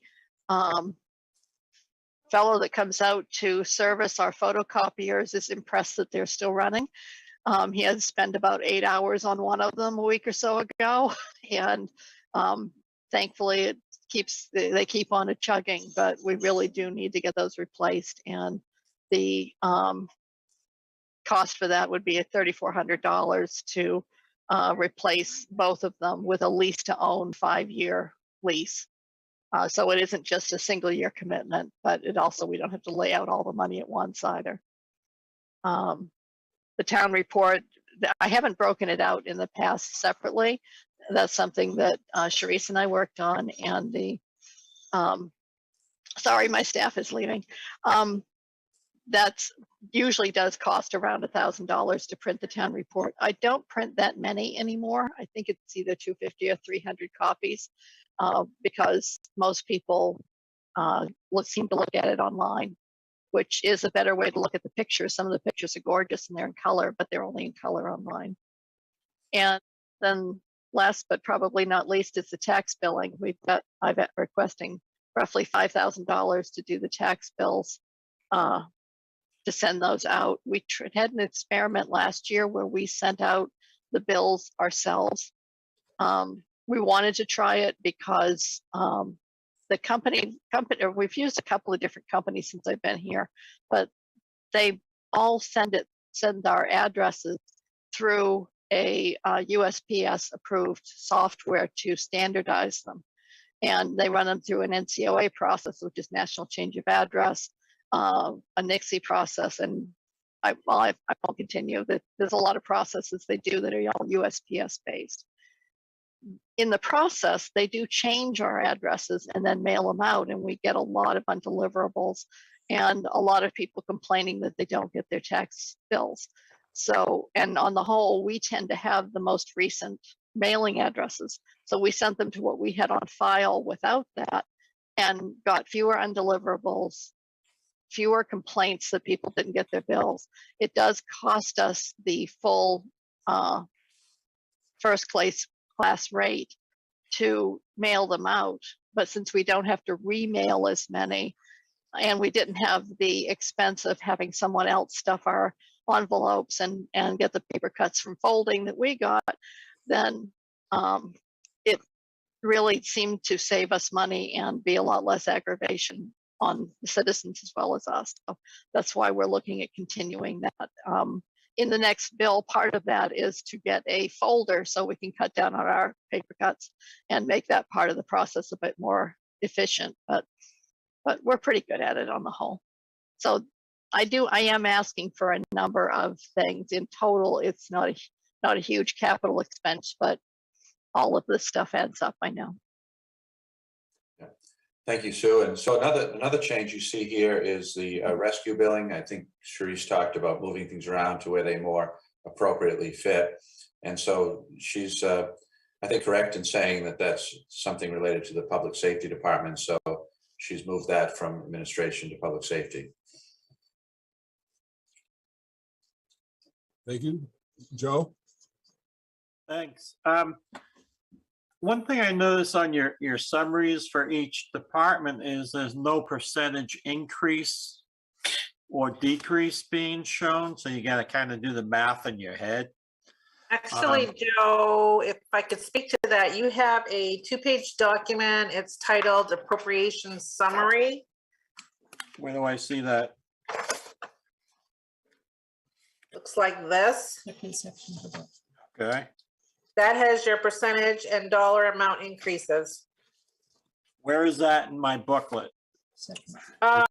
Pretty close to the beginning. Second tab. Second tab? Second tab, appropriation summary. All right. Yeah, before you, I guess, checked in, Sharice talked about some of the changes that she made. So it is looking different.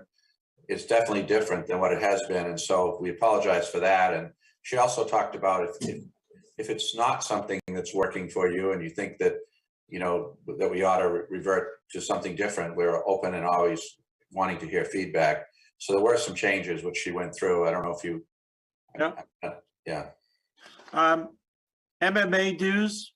MMA dues are in the budget, but I think at one point we talked about looking at that and deciding, you know, what sort of level of service we were getting for dues paid. So they're in the budget, but that they were put in the budget because the Board of Selectmen voted to put them in the budget. I mean, that's a pretty substantial amount, $8,000 for a town of 4,500 people or 4,600 people. Have they gone up in their dues structure? They did go up a number of years ago. I'm not sure if they've gone up since. And that was one of the points, along with my argument was always, along with the money, the primary thing that you get from MMA is you get the insurance programs, you know, the health insurance, the property casualty risk pool and insurance. But we privatized that. So I'm going to say yes, it went up, and no, we're not using those programs still. So. Go ahead, Ralph. Yeah, the reason we put that into the budget last year was there was a discussion, there was a couple of discussions that went around there. One of which was we thought that there was going to be an overall savings to us in legal because of what we were getting out of, what we would be able to get out of MMA, quote unquote, for free.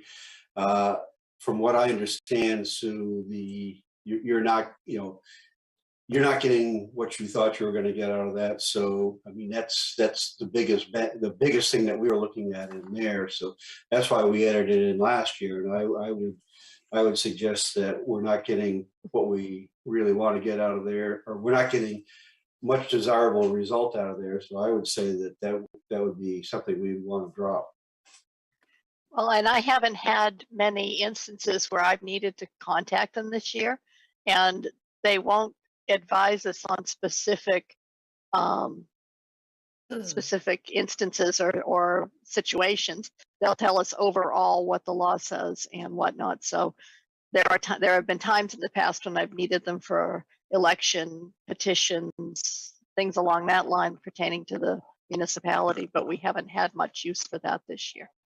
Now, this is just an anecdote, but the other day we had an issue related to, general assistance and or welfare question, and we were trying to get an answer out of the GMA, out of the MMA legal desk. They have a GA specialist there, and now granted, it was, we started in the morning and we tried to get an answer by the end of the day, and we didn't get a call back. And so sometimes, you do need to get information in a timely manner, and we didn't that day. I'm not saying that would happen every time, but it was frustrating. And the reason that we went that way was our town attorney was off on school vacation with his family in Florida. And so they didn't have anybody else there who had the specialty at Bernstein because of the school vacation week to assist us. And so we went to MMA legal and, came up short there too. Charisse? Yes, so the average increase in the municipal dues was 3%, and that's across the board. They don't prorate it, the increase based on your level of services that you utilize. I mean, it's not like we're using them to the full potential of, participating in the risk pool for property and casualty insurance, workers' comp insurance. We do not have the Maine Municipal Employees Health Trust Program. So they're basically just, levying all municipalities an average of 3%, not prorating it based on your level of service. So yeah, the increase, Ralph, was 3%, average of 3%. The other thing you get from them, and I don't want to get too deep into this, but you get their lobbying efforts. And so whether you agree or disagree, that's what you get also. And I see Joe, smiling a little bit. So, the other thing that, we do benefit from is the cost of the specialized training that, a lot of us do participate in. We do get a little bit of a discount off training sessions. And, when we advertise an RFP for, say we're selling a piece of equipment or we're going out for an RFP for auditing services, that would be, a service free of charge by being a member of Maine Municipal. And then as we talked about a little bit, the legal services, but they just, it's very general in what they will provide for information. They would not defend you if anything came up in court. That's the reason why you'd want to consult with your own attorney, but that's just a little bit of information and background on Maine Municipal. Thank you, Charisse. Any other questions on administration?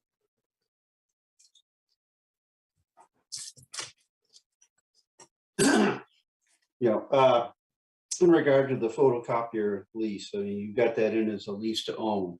If we're going to go down the road of leasing, are we better off not to do lease to own, just do a lease so that you're going to then churn the equipment in 5 years anyway. So you're going to, essentially you're going to be going to new equipment every 5 years, but it's picked up under a lease type setup.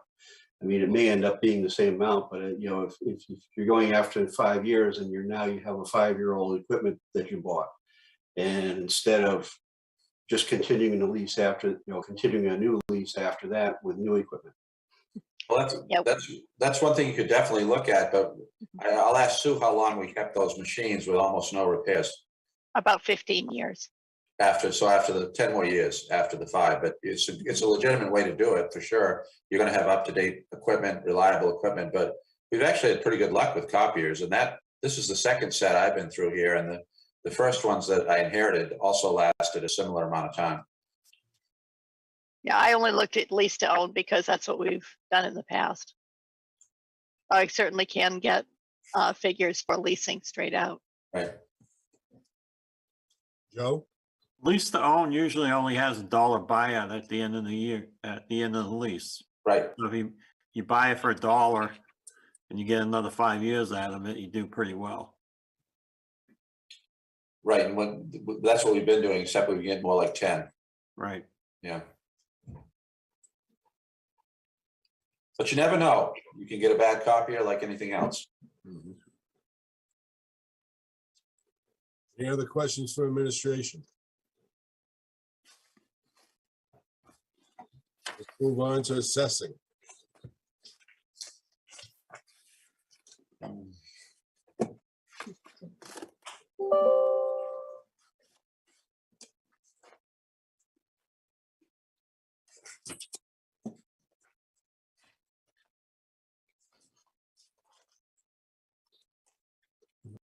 Who will be presenting this assessment? John? Well, the big issue in assessing is, I think that you've moved the revaluation out of assessing, right? Correct. The FY22 budget actually had 100,000 put in the operating budget and not in where it really should be in the CIP as a capital reserve deposit. So yeah, that's the biggest change. Kurt's contract is getting a small increase starting in October. And we have prorated wages for his administrative assistant, which is Melissa. And we moved the registry of deeds invoicing or expenditure, which includes recording discharges of municipal quitclaim deeds and not discharges, recording municipal quitclaim deeds and discharging liens, as well as, when they're doing record search for transfers on who's the titled owner. That's all falls under the registry of deeds. He did put in, Kurt did put in a slight increase in the vision fees. And then the tax billing that we're looking to do in-house, as Sue had previously alluded to, that has been transferred over to the assessing budget because it's, has to do with tax billing. So the overall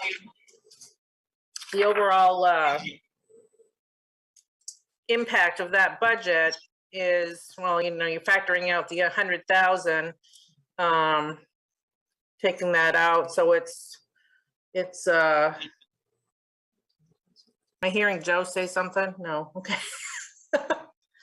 So we got 60, it would be, going from 61,000 up to 79,000, roughly speaking, with those various changes.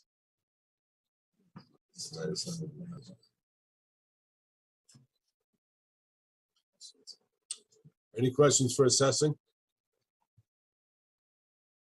I would like to say something there, and that is that we have an excellent assessor in Kurt Lavelle, and the contract has really worked out well for us. And so he divides his time between us but primarily another community, Gardner, and so they have him most of the time, and we have him as we need him, and we have had great support people here and that have gotten the training to be able to answer the day-to-day questions. So it's really worked out well for the town. I think we've gotten a really good person, a highly qualified person, and been able to do that in an inexpensive way for quite a period of time. Any other questions? Let's move on to code enforcement then. Hello, Alex. Hey, how's it going? It's going well. Good. All right, so I don't have a whole lot changing. Obviously, Don already touched on the big changes, or the big change, which is an assistant code officer. We made a lot of changes in the last year in the office just to fix some problems that had been ongoing for quite a few years. And like Don said, things are going really well right now, very smoothly, and we fixed a lot of the major issues. So, the big change is the salary line with bringing on an assistant code officer. And then we've also made the administrative assistant position full-time. That was previously a part-time position. It's now full-time. We'd like to actually bring it up to 36 hours a week to give a little bit more time for some of the administrative tasks that need to get done that haven't been getting done the last few years. So that's really the biggest change. Other than that, we had to move some stuff around software-wise just to increase the efficiency. Last year, we started using a new online permitting company that I did a kind of a phased implementation with. Now we're kind of on to phase 2. We've been using it for about a year now, and that's working really well. And then the other big expense has been General Code, and that's a company that we have contracted with to take over management of our major land use ordinances. And they're on the second half of a codification process of the land use and shoreland zoning ordinances, going through them entirely and doing a full review, reformatting them all, not changing anything in the ordinances, but just reformatting them and correcting any errors that we found along the way. So they'll do a full legal review of those ordinances and provide us with a pretty substantial document on all of the issues they found that they can't change. That's not just a minor tweak, and that's a list that we'll use to correct the ordinances for the next few years. So that's a pretty exciting project. My goal would be to put a little bit more into that over the next 5 years and have all of the land use ordinances be on that system. And it's an online-based system. It works very well. And I did have experience with this company in Casco, and I was pleased with working with them there. That, just so you guys know, is something that they're looking to have those 2 major ordinances done by July. It is likely going to involve town meeting acceptance. So I don't know how we're going to work that into the time frame because it'll miss this year's town meeting, obviously. It's looking like it may be a 2023 thing, but that's something you guys will see more of down the road. So that's in there, and something that, you know, it is going to be an annual expense of $1,195. It may go up some years depending on the amount of ordinance amendments and if we decide to tack on additional documents, but that's kind of the base fee. Other than that, it was just some minor tweaks to clean stuff up, organize things a little bit better. And we are increasing the projected revenue to 100,000, which, to be honest, is pretty conservative. Or we're going to be over 100,000 this year. I think we had budgeted 87, approximately off the top of my head. And so I think we'll definitely be over 100,000 this year. We'll probably be over 100,000 next year. I just didn't want to go too high with it. And I do also anticipate some, hopefully, fingers crossed, some enforcement revenues, which I believe just go into the general fund. But and that's obviously not promised or a guarantee, but hopefully that's something that, you know, we do see come in as well. But also not budgeted in any way. It's just going to fund balance, so it would be a benefit to the town. Yeah, that way. Mm-hmm. So that's pretty much all I have, unless you guys have questions. Joe. Alex, where are we with any backlogs? Are we caught up? No, the way we've been doing it now is, so we're reviewing permits as they come in. And basically we have, we went from a 4 to 6 week permit turnaround to about a 1 to 2 week permit turnaround, which is where we want to be. I don't want to see it any more than 2 weeks. So we do have some that are currently longer than 2 weeks, but it's not our fault, I'll say. It's because they didn't submit all the information, and we say, hey, you need to send in more stuff, and it takes them a week or 2 to get it back to us. So that does still happen, but with the ball in our court, I'll say I definitely try to keep it less than 2 weeks, and I think right now we're definitely doing that. Some of them are actually a week or less. So those get all scheduled out at the beginning of the week with Chris and I. We break them out as they come in, and then whatever we have left over for holes on the schedule, we fill with permits from previous years. I have a list of what we have outstanding, and we're chipping away at it each week. So we're kind of continuing to focus on some of that backlog permit stuff that's out there.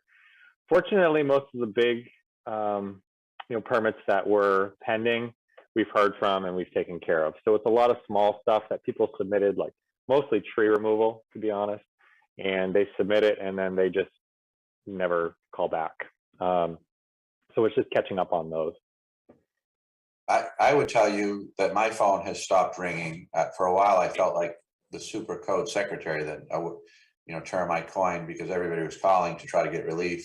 from me, and then I'd put them, push those to the top of the pile because, I believe in expedient, and efficient service and of course thorough as well. And so I think although the backlog may not be completely gone for some of these permits that may require additional information or, somebody may have lost possible interest in, but we're going to get them all nailed down and we don't have anybody complaining and things that come in are now being processed in a workmanlike way in a reasonable time frame, given the amount of information that you have to get and analyze and then, process the permits. So I'm saying that things look pretty good to me. I'm not getting calls.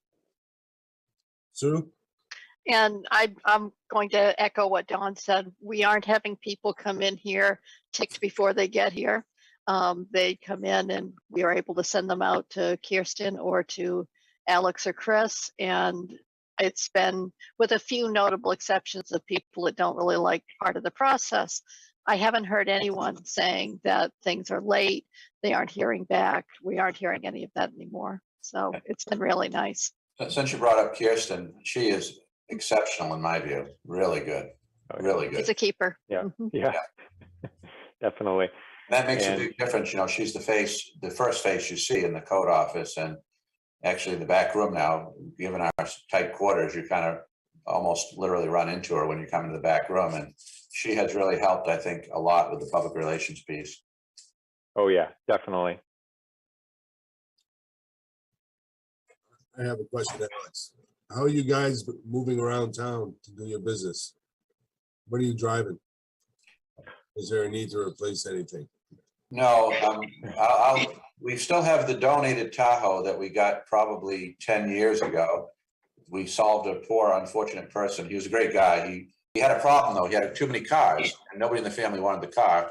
So we took the car and we've been using it happily for about 10 years. That's the older Tahoe. The second Tahoe was a gift from our friends at Cumberland County. It's a retired police cruiser. Nathan had to do an upper end rebuild of the engine.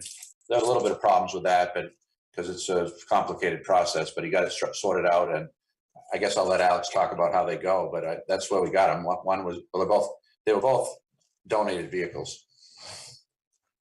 Yeah, and it's working fine for now. The way we've set it up is Chris does a bulk of the out of office inspections, site meetings, and I'm primarily in the office meeting with people, answering phone calls, reviewing permits. So a lot of the times we have one vehicle out.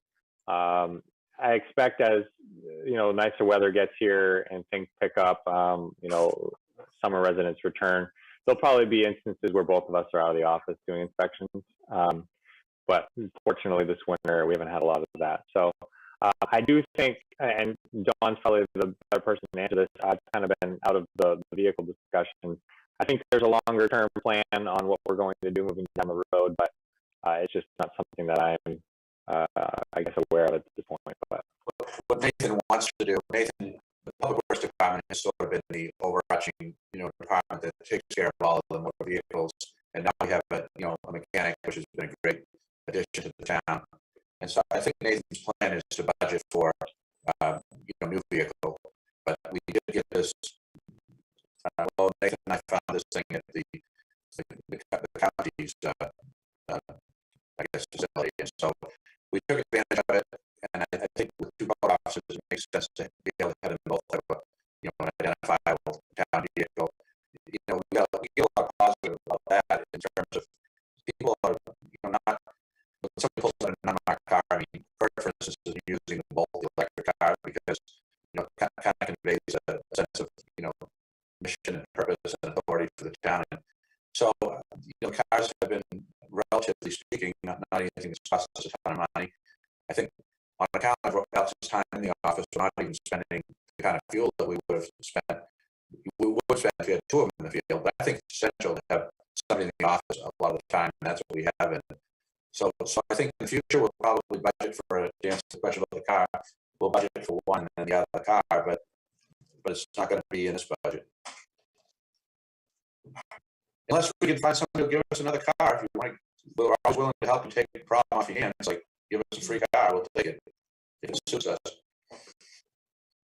Any other questions for code enforcement? Thank you, Alex. Thank you. Let's move on to general assistance.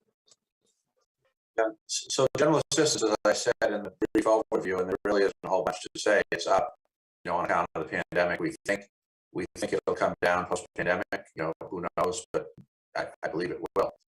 And 70% reimbursement from the state, important point there. The other thing I would say, it's related to general assistance, I hit on it in the introduction, is that the community assistance, we've been using more of that during the pandemic. And Jenny, our general assistance administrator, I think Sue would agree, she's right out there with her. She's done a really good job. Any questions for general assistance?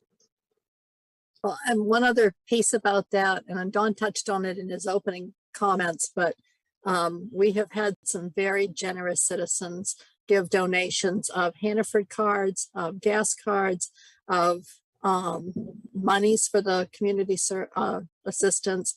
And it's the response of the town without any kind of advertising or asking for it, just the goodness of their hearts has really been very impressive to see. Yeah, as I said, I think some people have put us on their annual, giving, the charitable giving list.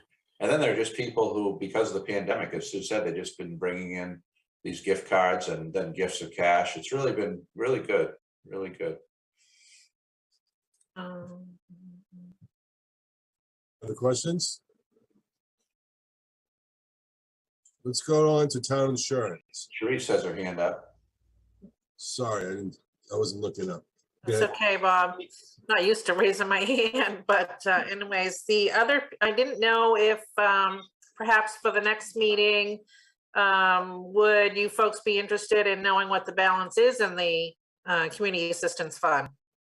I think back along, someone had asked, where we stood with it, and we have, like Sue had mentioned, we have had a couple of very substantial donations, and would you be interested in knowing what that balance is for the next meeting, perhaps? Sure, I would. Yeah, maybe knowing the balance and what the expenditures have been for a couple of years. Sure, I can do that. Yeah. Thank you. Let's move on to insurance. You want to take that one, Sharice? Sure. So insurances, anybody that's been in the insurance field, I know Rolf is, and I'm a former licensed insurance producer, both personal lines and commercial lines. They do go up. They generally do not come down. I have just basically done an average increase of 8%. That's probably very modest or conservative. And one of the things that, is impacting it is certainly with the additional staff and the modification rate going from 1.14 up to 1.39%. The increase in staff and the rate classification, when you're talking fire department, that's certainly higher than a clerical position that has a lower rate classification when it comes to workers' comp premium. So that's where you're seeing the big influx, is basically the workers' comp. That's all I really have to reference in that particular budget. If anybody has any questions.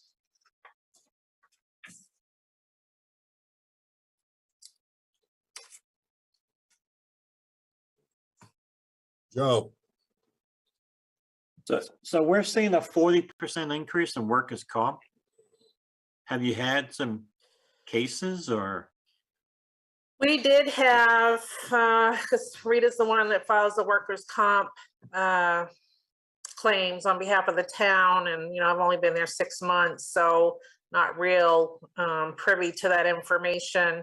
But because loss of indemnity is where you typically, we'll see an influx in your premium. If we can't get our people back to work, that's where you're going to see the claims go up. It's not so much the medical, it's the loss of wages. And I don't know if the town has this. Where I came from, we did have a light duty or return to work policy whereby, you know, if there was a position that they could come back with the approval of their physician, that they could perform the duties of, you know, that like a light duty transfer, so to speak. And just to get them back in the workforce, it's good for their morale and still feel like they belong, you know, still included in the town. I don't know if we have such a policy, but yeah, we did have one fairly substantial claim, and it, you know, it does look back, you know, the loss runs, I don't know if it's 3 or even 5 years for workers' comp. Maybe Rolf can help me out on that. I think it's 5 years for workers' comp loss runs. But yes, that's basically it. So the basic answer to your question is yes, we have had some adverse experience. And that's also true in the motor vehicle field, in which we're working on trying to improve there as well with our motor vehicle insurance. We've had, you know, some you know, accidents and crashes, some at fault, some not at fault. So we've had a number of those in both public safety and public works. So.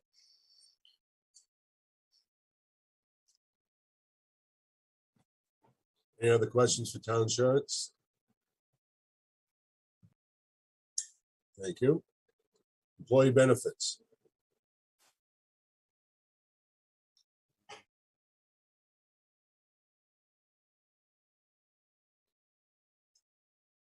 You want me to take that one as well, Don? It looks like the insurance, you go ahead, sure. Yeah. Okay. This is another one of those changes that I made, you know, in this particular department or cost center, however you want to view it, is to segregate dental insurance from the health insurance. I just think that by segregating it, it'll be easier to track, you know, the increases from one year to the next. So I did pull that out. I did reference, we did change plans for 2022, and it was really a minor change as far as premiums and benefits and all of that. And for health insurance, I did leave the health reimbursement account, you know, levels the same. I really didn't want to, you know, make any drastic changes there until we, you know, filled this new insurance plan out, and we are getting that small business premium relief through April of 2023. So we have 10 months of that, and it equates to about 25,000. So that's substantial. So when you look at the health insurance line going from 475 in the current budget up to 490, you know, where we are looking to, you know, we are in the budget, we're looking to add the 2 positions for the fire department.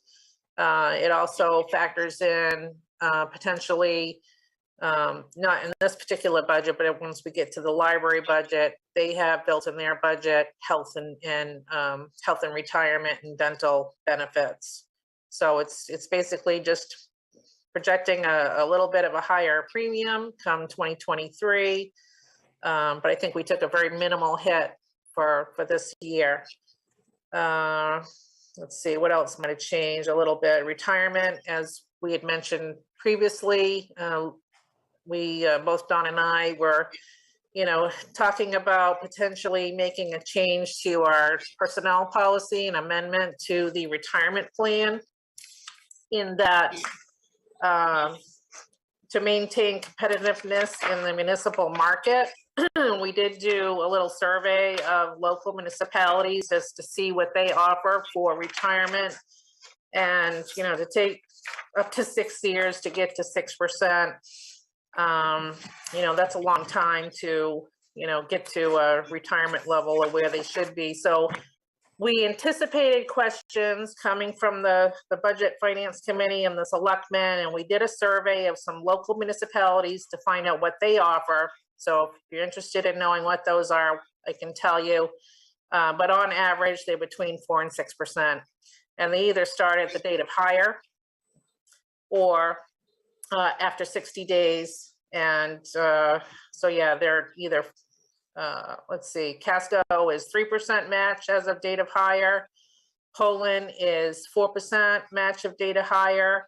Naples is 5% match as of date of hire. Wyndham, 6% match, date of hire. And let's see, Standish, after the first full year of employment, a 6% match. And then I also have Gray's number as well, and it's 6% after 60 days of employment. So our proposal or suggestion to, for the selectmen to consider as a potential amendment to the personnel policy would be to offer a 6% contribution, employer contribution, after the employee has satisfactorily passed their probation period of 6 months. Right, and so that sample you did too, by the way, is, and I think it's great because it gets some of the communities that probably people would want to compare with, but if you were to take the communities that are actually in our KMA labor market, it would skew much closer to the 6% on average. So a lot of those communities were communities to the west that are, that some are, but most of those are not in the KMA survey. So the cost associated with making such a change is about $37,000. If everybody took full advantage. If they took full advantage, correct.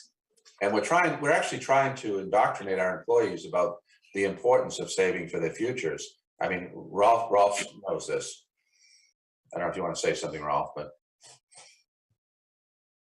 I mean, I advocated for that, time and time again, is, the time for them to get into it is when they can first get into it, because,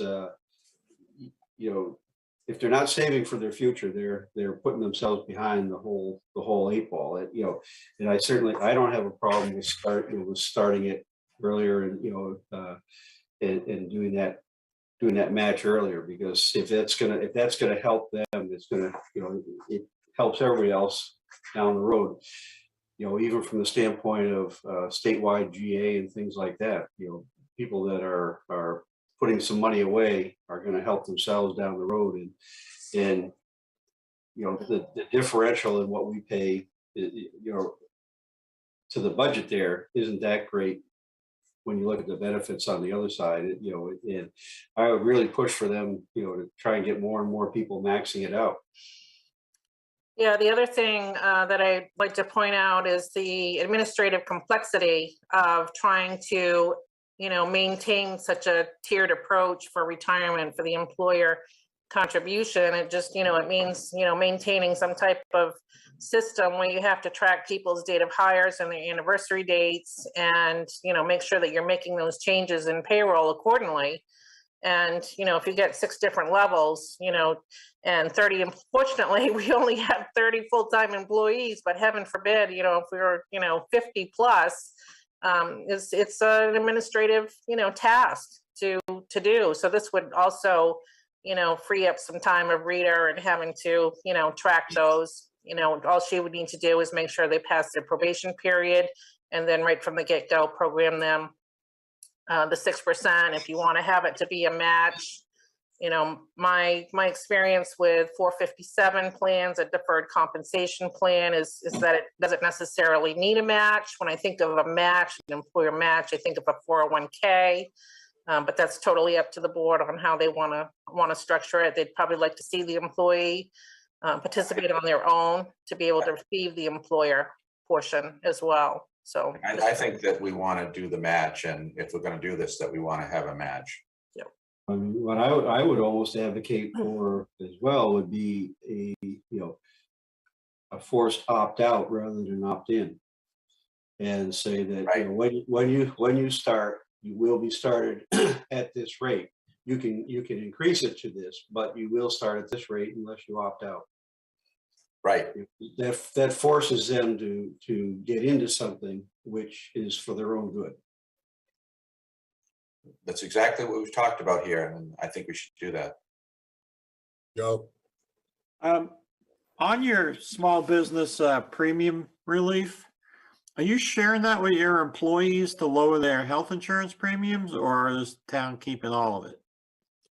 The town is. It has to be done proportional to what they pay into it. So if they're not, if you get someone that's not paying into the premium, then it comes to the town.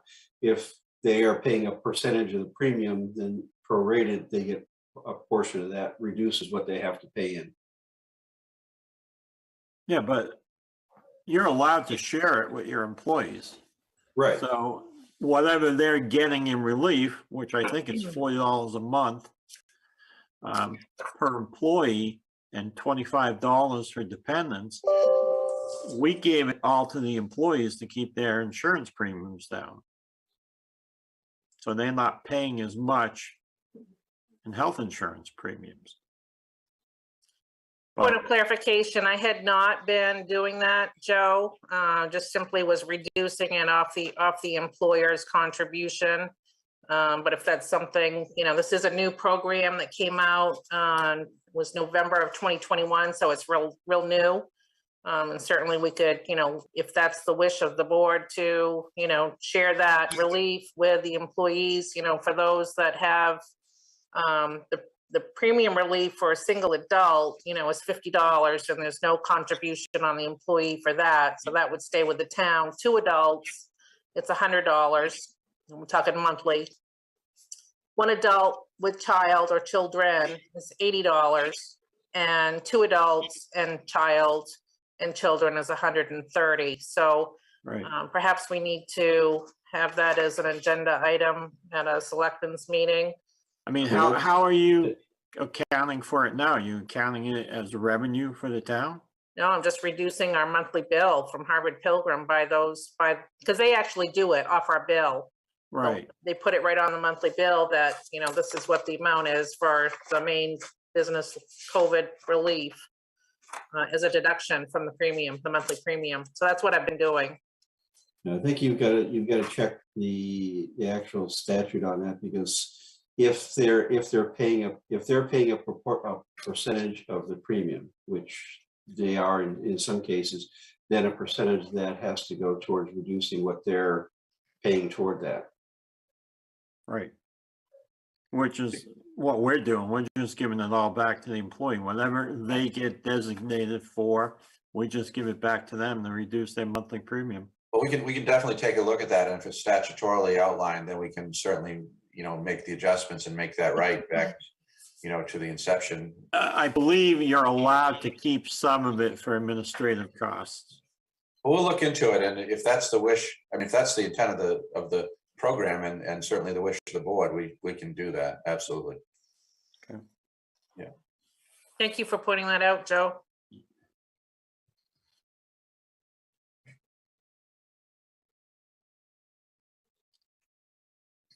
You have last questions for employee benefits. Let's go to Tiff. Yeah, the big change there is the putting the fiber network infrastructure from the CIP into the TIF and the network hardware updates. And that was something, as I said, that Sharice suggested. We checked the TIF, documents, and so that's allowable expense. And I think we also had a confirmation on that from our municipal attorney that handles the specialist in TIF, just to be sure, because we've had some questions on TIFs before. But so that works fine, and that's what we did. I don't know if you want to add anything else, Sharice, but. No, it's pretty much the same other than those 2 changes. The, let's see, one of the organizations, the Fourth Hawthorne organization, reverted back to their $1,000 request versus the $2,000. So that was a reduction that they had, put forth. And yeah, other than that, I know there's going to be some TIF discussion with our assessor and the Board of Selectmen at their next meeting. I need to get some numbers for Kurt on, we're not really making full use of our TIF, and it expires, I believe, in 2030, if I'm not mistaken. And so he's got some, some suggestions, through the work of, with a legal firm on maybe some new ideas on, what we can do with it. So more information to come, but I thought this was a good way to, reduce the general fund operating budget and make better use of our TIF.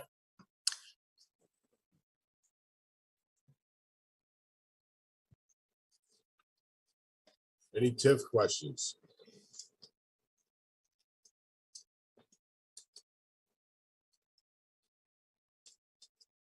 I stand corrected. I'm looking at the TIF document right now. It's a 30-year TIF, and year 30 is 2028. So we still have 6 years left to make use of it, but so I do stand corrected for that. 2028, not 2030.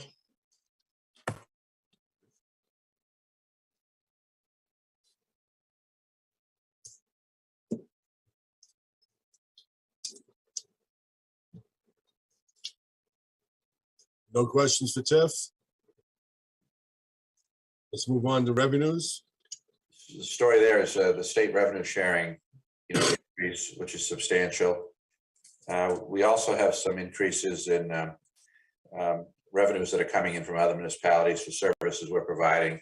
Nate and I are actually trying to market the services that we can provide with our mechanic to the communities to the west of us, being Casco and Naples, are baby stepping into public works. Naples thought they were going to public works more fully than they are, but that ended up not passing their town meeting. I think Casco has an initiative coming up to add some staff, and so they become good customers in terms of used equipment, and we're hoping that they might become, people or towns that we would provide services to. But right now we are doing some roadside mowing. You may recall we bought a substantial tractor mowing machine. So from the revenue that we're getting from that machine, the cost of paying the operator and so forth, that is something that's been a benefit to us. And so we have the machine as well. So we're trying to regionalize and cooperate with our neighbors, and we're making some progress on that, actually. So we have some capacities they don't, and so that's something we can use as a revenue. Any other questions on revenue? Sharice, go ahead. Yes, thank you. So I think in talking with Sue, it's typically in the month of June that the selectmen look at the fee schedule on an annual basis. So I do know in talking with our animal control officer, she had, when I was meeting with her and talking about, I'm trying to dissect the revenues, for the town on, where that comes from.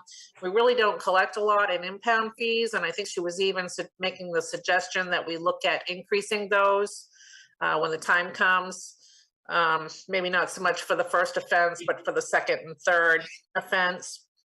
And as we had alluded to earlier, code enforcement permit revenue is up, and it was a modest increase to 100,000. And, I do expect motor vehicle excise tax to, continue growing. It's based on the MSRPs, and the MSRPs of vehicles right now are really significant. So I might have been a little low on that level. But those are the basic changes. And as Dawn had mentioned, doing some work for other municipalities and bringing in revenue from that, as well as, we're taking on snow plowing for the school district. Right. As well. That's a new endeavor. Well, it's a new old one. We did it before. Right. We're doing it under a revised program that before we did it as almost to some degree as a courtesy. Now it's priced, more like it would be if they were getting a contracted private service. So I think it's working out for both entities. They're probably saving a bit, and we have a revenue, and we're doing well with that, given our cost to do it. Can I ask a question about the plowing contract and where that's going? Is P&K going away? P&K? Yeah. They've gone away. They've gone away. Yeah, some time ago. Yeah. I don't know how many years that's been, but it's been a few. So we basically what we did is we over time we had less and less P&K service, and then I don't know now if it was, seems like it was about 3 or 4 years ago, we ended up buying some trucks from Vermont and taking this whole thing on ourselves. And I think Nate and the crew have done a really good job with that. We've had our ups and downs. This has been a tough year for equipment, but we haven't had P&K for some time now. Yeah. No, we were gravitating to that direction. I didn't know that had been completed already. Yeah, well, Right, well, we kind of metered it back, so that might have been a little confusing, but we jumped in, feet first a few years ago, and I think it's worked out pretty well. From my standpoint, it has. I mean, I'm looking at the condition of the roads. I don't know if Teresa wants to say anything. She's made a particular point of calling this out, I think, to the board, but yeah, I think they're doing a good job with it. Any other questions for revenue? Let's go to public safety, animal control. Now, on animal control, I think there was a little bit of a misstep by us, meaning Sharice and Dawn. I don't know, is Sharice invited Jessica Jackson, our ACO officer? Is that correct? I did not. It was after the thought on my part this evening was to, I should have emailed her budget, even though she proposed it to the town of Casco, and we share the cost of the animal control with Casco and Naples equally, 1/3. But she could speak to her budget that she presented to the town manager of Casco. And it would probably make sense, Bob, if you don't mind moving that to the next agenda so I can send her the budget and have her speak to that at the next meeting. She's aware of the budget. I mean, so it's 1/3 of the budget that we talked about. I just didn't invite her. Sue, I'd have to. I know, and she would want to be here, so that's our error.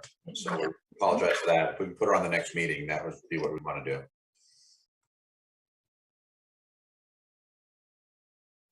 Any other questions for animal control? I will tell you that on animal control, one thing we did this year, it's in the process of being done, is that we have now upgraded the vehicle. The one that we had for the past several years is it's at end of life in terms of functionality. So it's on life support even. So you may have noticed a black Ford Explorer. Some of you might have got your budget materials out of it, but that came out of a local PD, and so we bought it through a broker, and that's going to be the new car, and that's also a 1/3 share each town, and it'll be marked up soon. And the equipment, we had to get that particular year and model. The last year was 19, because the equipment from the 14 will go right into the 19. So that's what we're going to do, flip the equipment, the specialized. You take out the back and it's all lined with aluminum, and it's got a pneumatic door, all this other stuff for animal control. It originally came out of the state police, the equipment. So anyway, that's what we're going to do, is flip it into the new car, but this is the last one we can do it with, and then we have to buy new equipment because it won't fit anything else. But this should take us through several more years, though.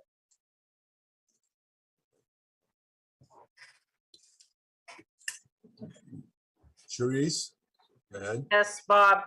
One other point on the animal control budget is that, this is another example, there was a line item for vehicle maintenance under the animal control budget that is now since been moved from this department over to the Public Works Department. I think you'll find, I think Recreation might have been the other one that had vehicle maintenance in it. And it just makes sense to put it all into Public Works. They have the mechanic, they're buying the parts, they have the tools and whatnot.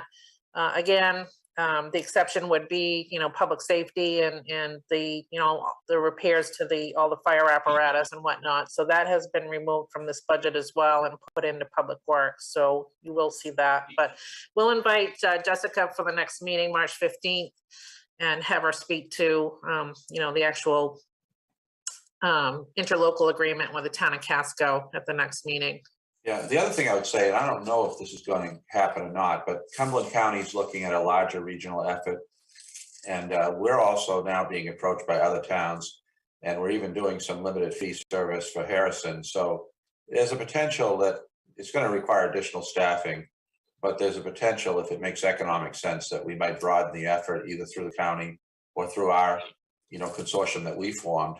Right now, we're getting a lot of inquiries from our surrounding towns because they can't find or keep anybody in this job, and we've been able to do that. So it does make sense to work regionally, but only if it's going to be economic sense as well. So it's kind of studying that possibility in two different ways. Teresa.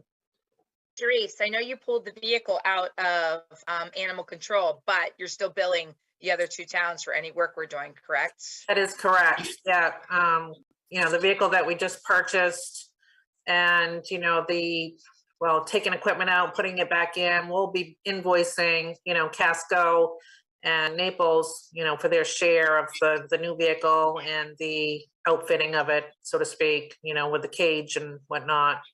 And when you buy a vehicle from us, Teresa, of course, it comes with a service plan. So we're servicing the car, we're taking care of the car, which is, something that is a bill back to the other two towns for their share. Okay. But helps support the mechanic position as well, I think.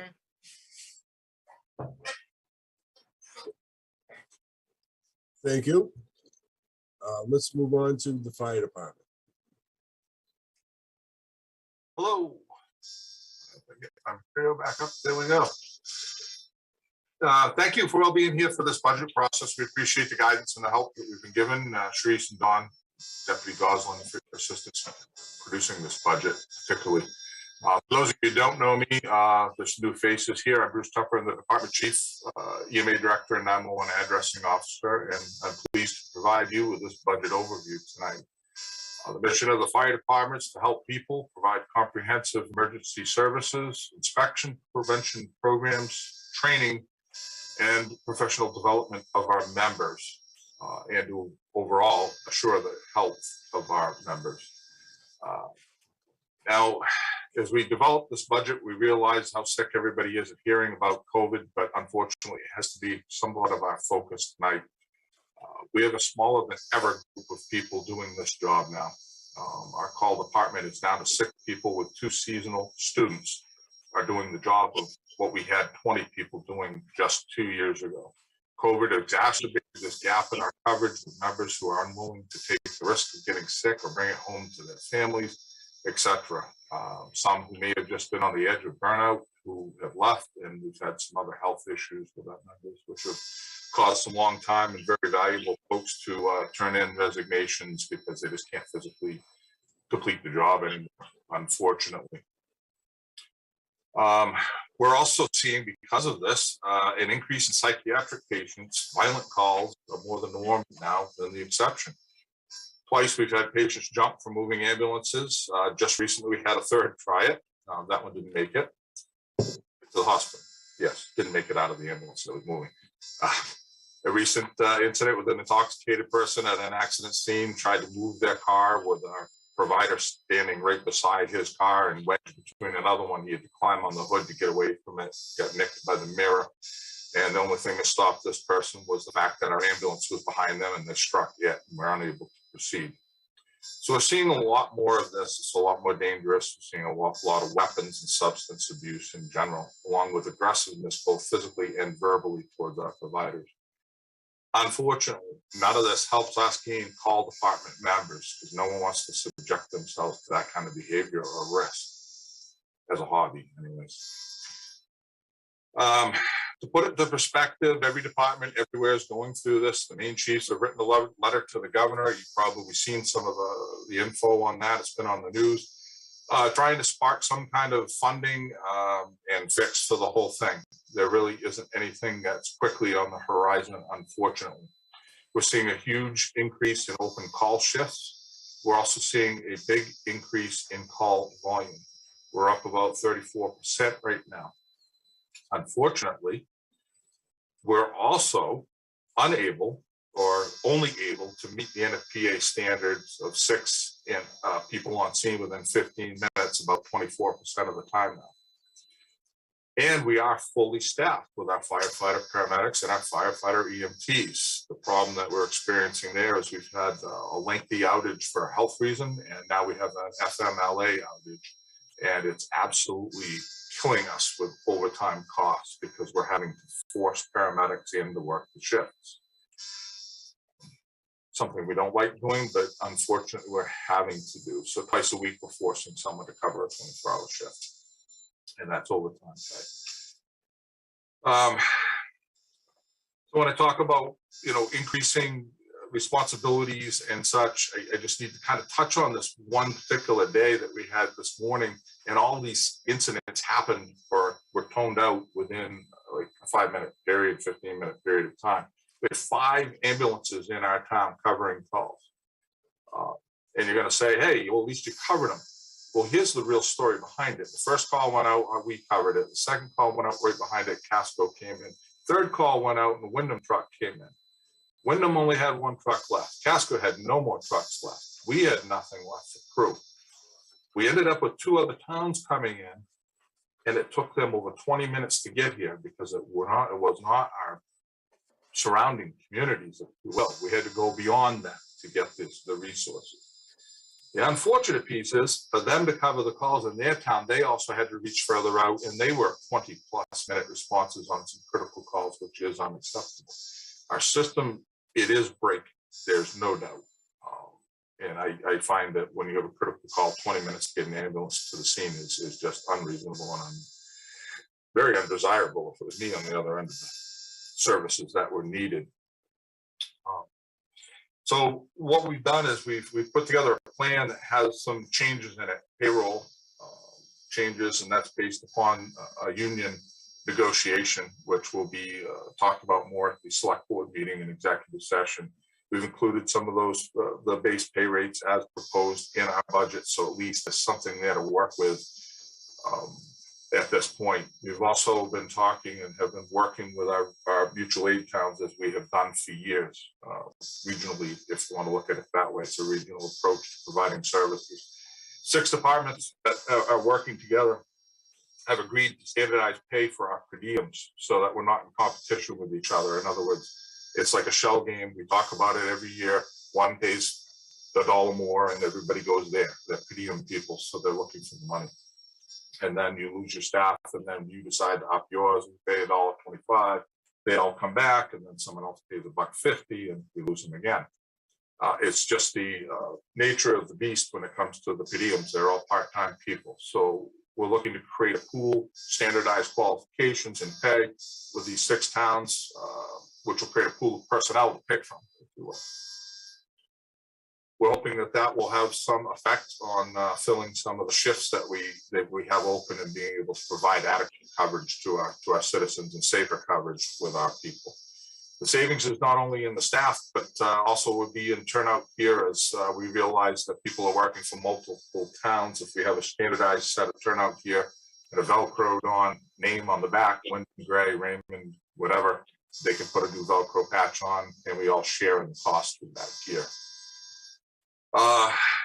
Not only that, we're looking at mutual aid incidents, and automatic mutual aid is a buzzword that gets thrown around. It means that it's not something you get to the scene and decide you need help with. You call for it immediately on the dispatch. We don't even call for it, built into our response plan. Now we have to also consider at this point that even that's kind of failing because everybody's busier. So we've got more calls, less people, and more towns involved. But we're also reaching out and asking for this help automatically on smaller calls. Throw out the car accident, because that's where it's gone recently. We're starting to see towns ask, can we put an engine company on for a car accident? And that's the boat we're all in. We're trying to help each other out. We're also working together with this group for training. And we're putting together and combining our training efforts and resources, and we're currently sharing the cost as well as instructional staff to put on a Maine Bureau of Labor Standards firefighter certification class, where we will instruct 15 new firefighters throughout a bigger region than the 6 towns, but it's still a step in the right direction. And this will give them the opportunity to test and to certify at that level. Make them available for our labor pool. Again, it's just their first step, and it's the very basic of basics for firefighter certification. Covered that. We're all facing the uncertainty of uncontrollable and skyrocketing costs. As you know, things are absolutely haywire right now. Our gear vendor sent out an announcement today. They had sent one out about 6 months ago. They've gone up 3%. They're going up another 5%, and it's from the factory, not from the vendor. I just heard from the ambulance vendor that we buy our ambulances from generally. I said expect a $30,000 basically increase in the cost of that vehicle. Fire apparatus has absolutely done the same thing. We're looking at 20 and 30% changes quickly in that, and they're talking double changes in a year's time. It's due to the metals. It's due to the technology components in those vehicles. one, the supply chain, but two, the value of them. I mean, that's just gone crazy with inflation. So with the impact of the supply costs, we even question that we put in enough to hopefully stay within our bottom line in this budget for fuel, oil, heating, things like that. I'm confident that payroll, that we're okay in that area, and that's where you're seeing our biggest increase. We do have a few other increases in there. There's a couple of decreases as well. As Mr. Willard alluded earlier, we've put in for assistance to firefighter grant for the Safer Act through the federal government. That staff would, if it's funded in its entirety and if the board accepts it, would provide 8 total staff. And you cringe when you hear, oh my God, we're adding 8 more full-time staff. But when you put it into perspective, it only provides 2 people per shift because we work 24/7, 365.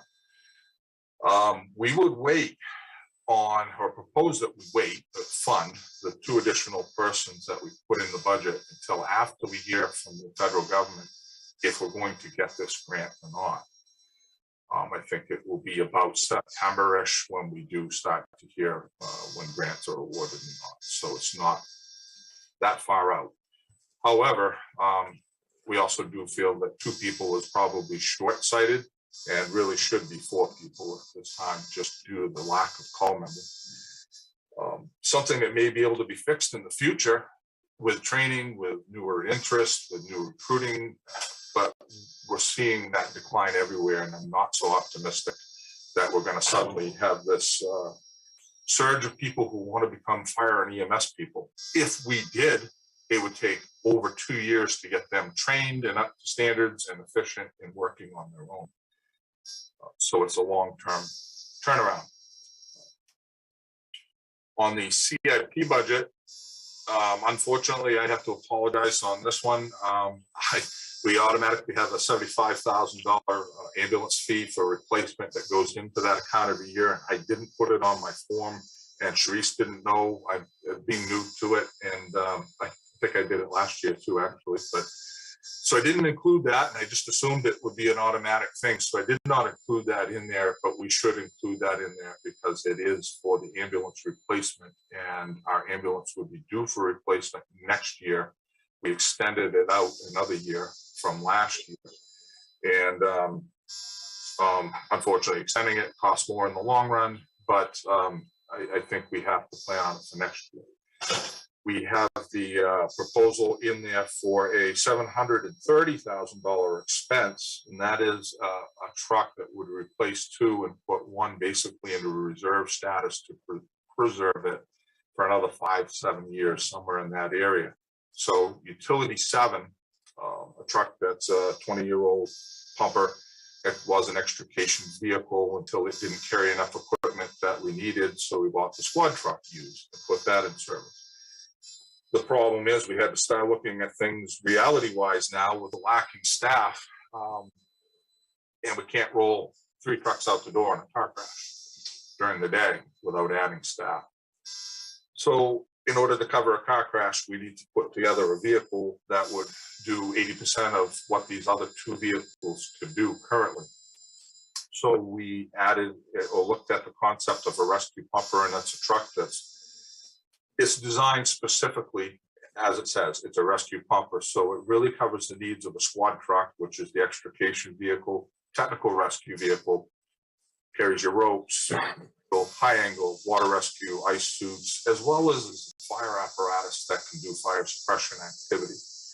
We'll carry the large diameter supply hose, the same as a regular engine company, but would create a situation where 1 truck, 1 engine rather, could roll out with an ambulance and handle most of our car crash incidents. We've had situations where we're dead manning trucks on scene. That means we're leaving a truck sitting beside the road with no one around it until someone can come from wherever they're at, pick the thing up. Sometimes it's public works, sometimes it's our guys coming from their work. And it's just the unfortunate situation at times. This is happening more often. It was very ironic, but right after we started putting together our plans and meeting with vendors and the vendors' engineers to start designing this truck to meet the needs of this community and the needs of this department, I spoke with Chief Libby in Wyndham, and he said, we're doing the same thing and we're combining two into one, and for the same exact reason. So they have actually beat us to the punch. They've ordered the truck and it should be in probably another 18, 20 some months, because that's what it's taking to get these vehicles now.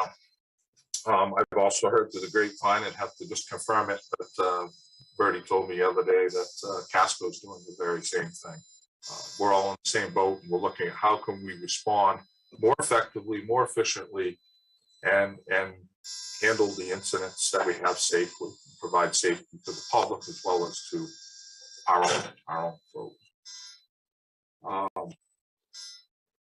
That's where we are with that. So that was an expense there for this year, but in reality, I believe there's no vendor that's going to be able to provide that particular vehicle. If we ordered it July 1, they wouldn't be able to provide it in that next year. It would be just over the year mark. So it's going to push it out two budget cycles, basically, unless we get extremely lucky. Back onto the rescue truck, actually, I got to cover this too, but one of the things that we're designing it with is a higher tech rescue equipment for extrication tools. One of the big things that we find is our hydraulics are old now, and they do need to be replaced, but technology has proven to be our friend. Battery equipment now, one, is easier to use. You don't have to have a hydraulic pump, cart that and hose lines around with you to run that piece of equipment. And we're more effective with the battery tools because, believe it or not, a battery tool is more effective and efficient now, stronger, if you will, than the hydraulic tools that we're accustomed to. So the stuff that we have that has 30, 40,000 PSI cutting strength at the tip, can shatter board on steel, is being outdone by battery equipment. And the longevity of the batteries is greatly improved, and the tools that we actually have our sights on can take a regular DeWalt battery, 24-volt battery, so it's not a super expensive battery. That's just one example of what we're looking at with this vehicle. When I use the term rescue pumper, I think it's important for you to understand too that the cabinetry on this vehicle is set up differently, and it's engineered to handle this equipment. The tanks on a truck are usually a T-shaped water tank. This is an L-shaped tank. Ladders will sit on edge and go sideways through the tank area, be totally enclosed. It just makes a better and a safer vehicle in the end. We really do believe that engine one would be preserved for quite some time after that and still be a viable piece of equipment. Now, when I talk about this, the utility 7 truck, that's one of them being replaced. It has been out of service for over 60 days this year alone due to mechanical issues. These are ongoing and repetitive issues with fuel systems and electrical issues. For the past 2 years, it has not passed its mandated UL pump test. Barely. Will sneak by, but it has not passed it officially. So it's basically has to be a D-rated pump, and it's because of mechanical issues with the truck, not the actual pump. So we're entering into that phase with that vehicle being that age that it just needs to be considered at this point for replacement. One point I just realized that I forgot when I'm talking about the payroll.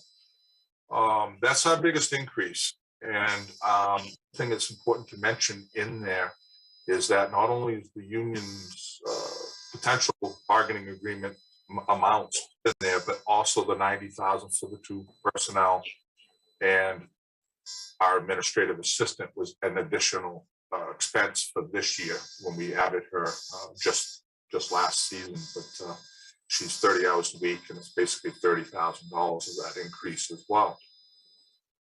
So I'm kind of wrapping it all up. Again, thank you. And if you have any questions, I'd be happy to answer them. Any questions to fire? Teresa? Bruce, you're putting in for 2 additional full-time people. Correct. Okay, and I think Dawn had said something that a grant, 2 is going to cover that too. You are coming down on different items.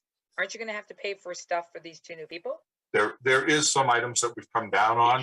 We're also looking at the a little bit better, even though the cost of the turnout gear may be going up. We're looking at better buying power by standardizing our equipment across 6 towns and being able to buy more in bulk. So there's one of the things that we're looking at. we are a little bit nervous about the other expenses, as I said earlier. There's so much unknown out there right now. I can't tell you that that same turnout coat we're spending $1,000 on tomorrow, maybe 12. No, right. Can't That's tell why I you was that. surprised to see that you came down, Yeah. especially with 2 people, Yeah. so. Yeah, there are certain things we did. I think we went up in heating. I don't know what our fuel costs are gonna be yet. We're trying to gather some intel from our surrounding towns ourselves and see what those departments are going to do. And talking with a friend today in Wyndham, he said that they're planning on a fairly significant fuel increase in the fire department, like 30-40 cents a gallon minimum. So they're gonna approach that in their budget. It's, I don't know. I just don't know where it's gonna go.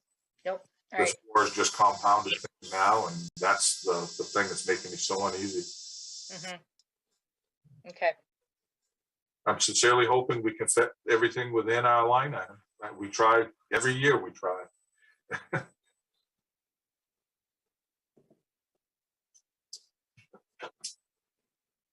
Any other questions for fire? Okay, let's go on to emergency management. I'll keep mine on then. Okay. There is no specific budget for emergency management. It is lumped in underneath the fire department. So that's basically where that all falls. Working with the COVID stuff, we got a $15,000+ reimbursement out of the federal government. We're currently working on a smaller one than that because a lot of things became very much free to us. So a lot of our protective equipment for a while became free through the emergency management agency at the state, and we took advantage of that, got masks and gowns, etc., all with no cost. So, we don't have a great deal of money that we can collect, but obviously we're working on that actively, and we'll continue as long as the feds are paying. We'll put together a plan to get it back from them.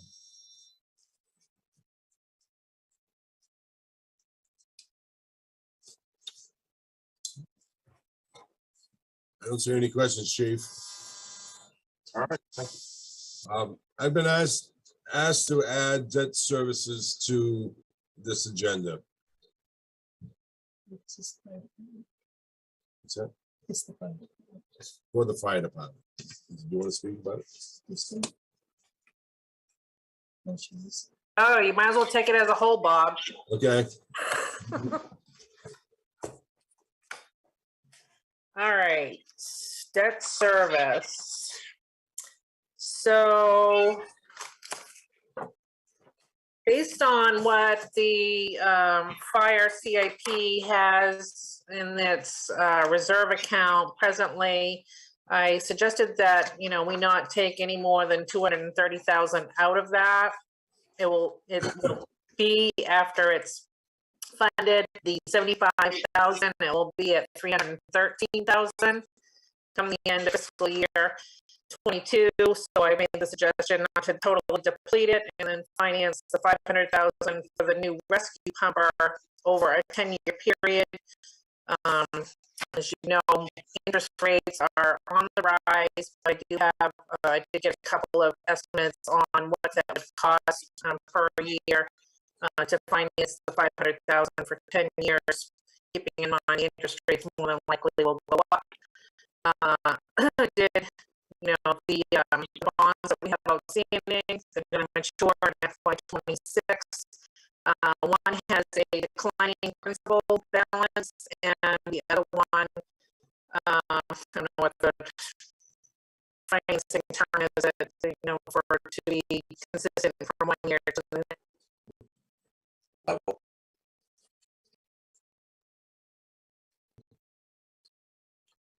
I think she's frozen.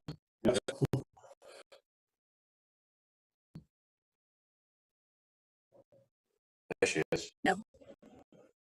What's up? Sorry, in my back. Yes. So, and the other debt is there. So that's basically it. The new debt for the new rescue pumper is included there.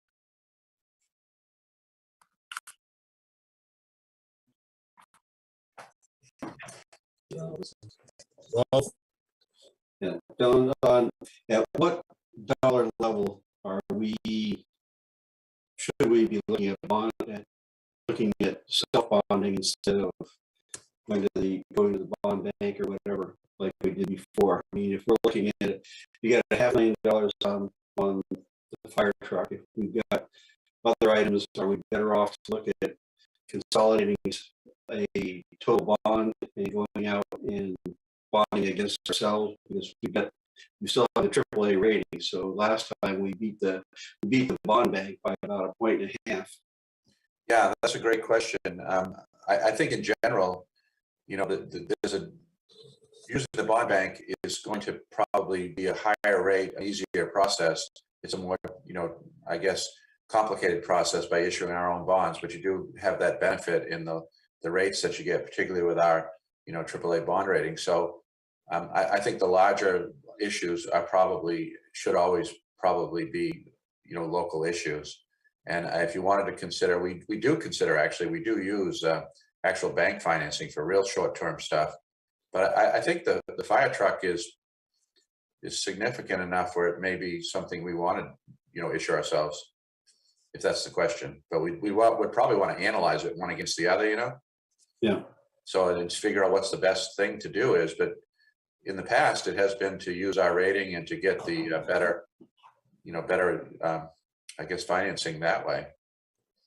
There are costs, you know, you got to add the costs in. There are costs to that you don't have with the main bond bank. So I think we should do an analysis and see which is better, but it's probably going to be bonding ourselves.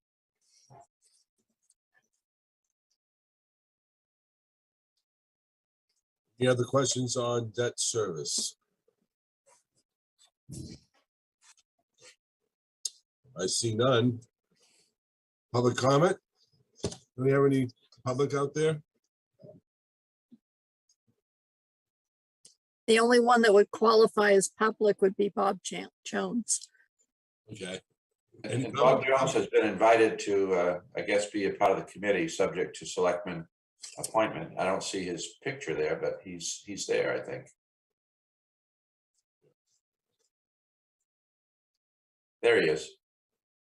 Bob. Thanks. What's that? I don't. Let's go to Budget Finance Committee comments. Do we have any? Dennis? Well, I'm just curious, when the chief talked about the rescue, does that get added in automatically because it was missed, or do we have, how does that process work?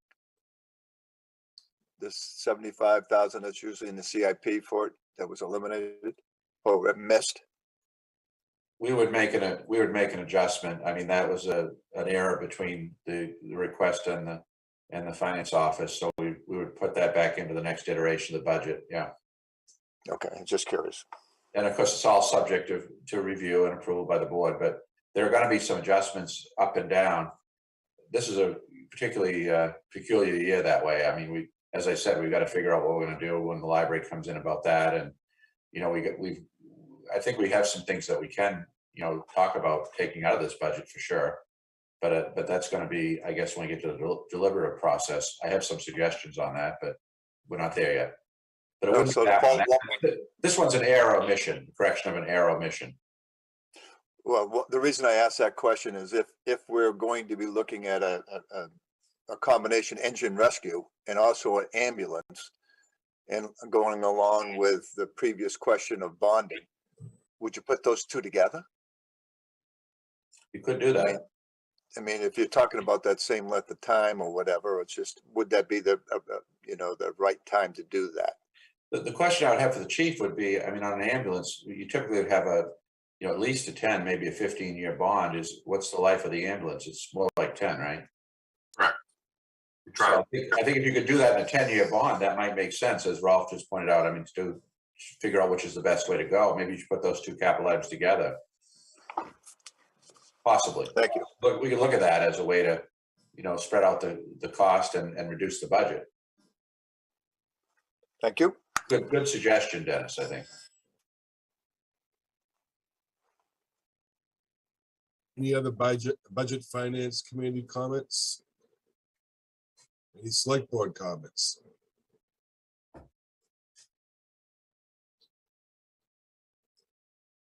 Seeing none, I'll entertain a motion to adjourn.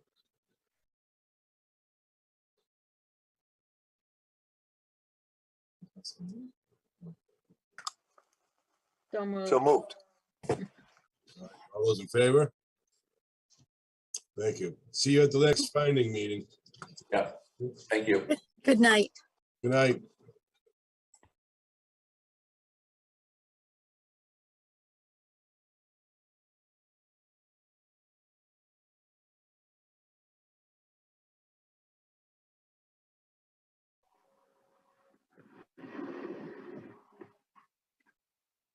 Good evening and welcome to the Town of Raymond Planning Board for Wednesday, March 9th, 2022.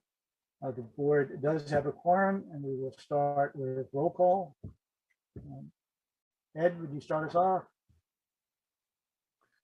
Ed Kranich. Kevin Woodbury. Mike D'Angelo. Mark Childs. The board does have a quorum and we work from an established agenda. We have the approval of the minutes for the February 9th, 2022 meeting. We have some new business. And then the old business is a tabled application for Raymond Hills LLC. Followed by some planning communications, some code enforcement communications. Somewhere in here, I guess we'll just touch on the ordinance, if there's any issues on the ordinance reviews that we are working on. So our first order of business is then the acceptance of the February 9th, 2022 minutes. Does anybody have any additions, deletions, corrections? I have a question on page 2, the second to last paragraph. There's a reference to someone named Phil. I don't know who that is. Alex, that was something you stated. Who's Phil? And that's the town attorney. Okay. You think we should just add his last name so people know who it is? I can do that if you'd like. Yeah, thank you. Any other comments on the minutes? No. Move to accept with the change, adding Phil's last name. Second. We have to do, it's a voice vote because we're on Zoom. Ed? Yes. Approve.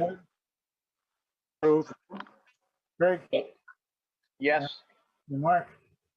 Yes. And I vote yes as well, so the motion passes unanimously.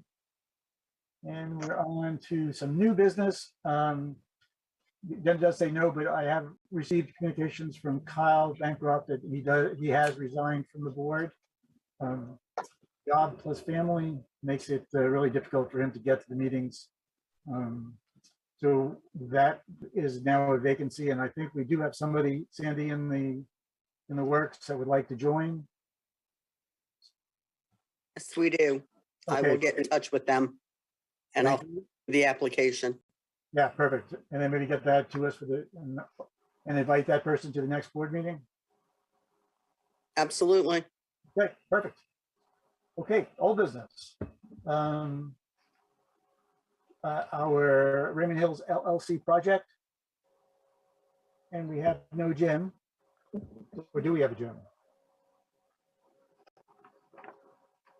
I'm showing no Jim. Jim. No Jim. Okay. So, for the project, we are pretty familiar with the project. I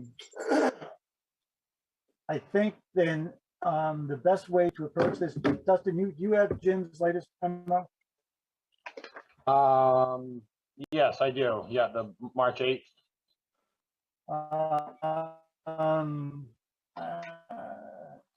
Yes, March 8th, for tonight's meeting.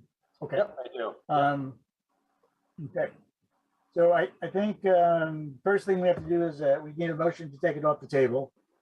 So could I get somebody to make that motion?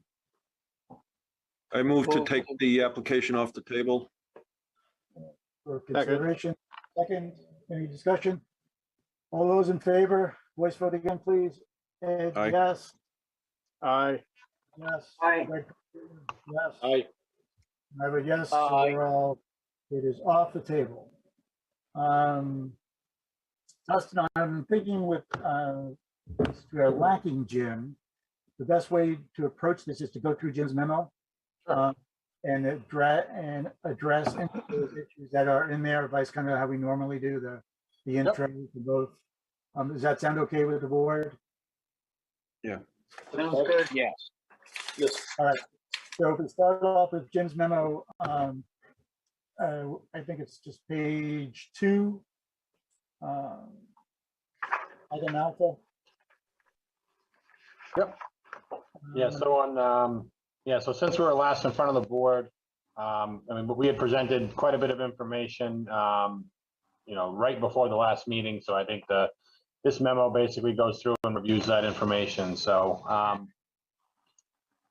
yeah, so on page 2 on Jim's memo, on part A, I spoke with Jim today about this. He just wanted to make sure that, you know, any conditions that were attached to the state permits for the septic system are included on the subdivision plan. So we do have a note on there related to that. So it was more just a make sure that that information was on there. So I believe we have addressed that comment.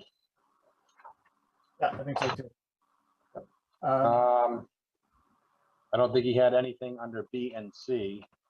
Well, I think if B and C was are the water, I think you've met that, right? Fire department's okay with gallons per minute flow. Wayne, are you okay? Yes, we're okay with the fire flow. Okay. And I agree, we're all set with item C. So item delta. Okay. So moving on to item D on page 3 on soil and erosion.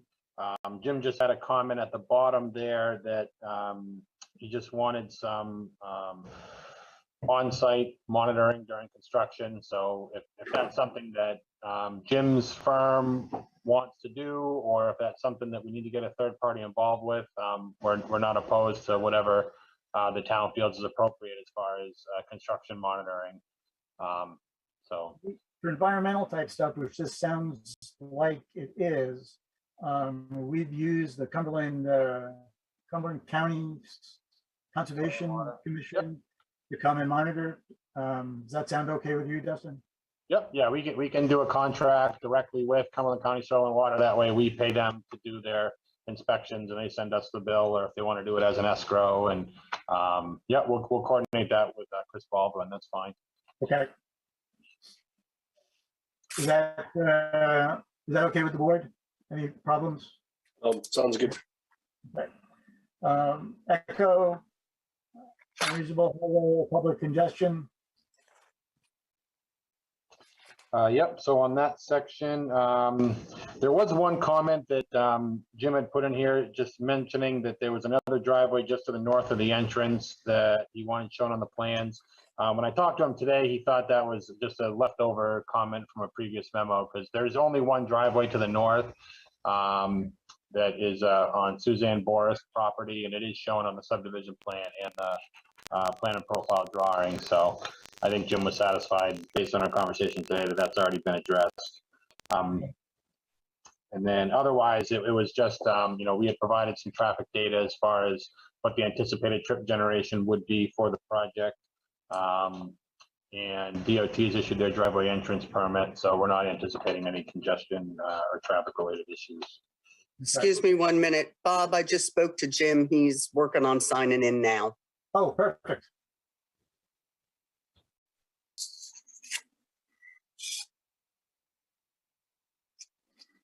I think let's just keep on going. Okay. I think we're doing fine. Foxtrot, adequate soil, sewage waste disposal. It's private waste disposal, right? for trash. Correct.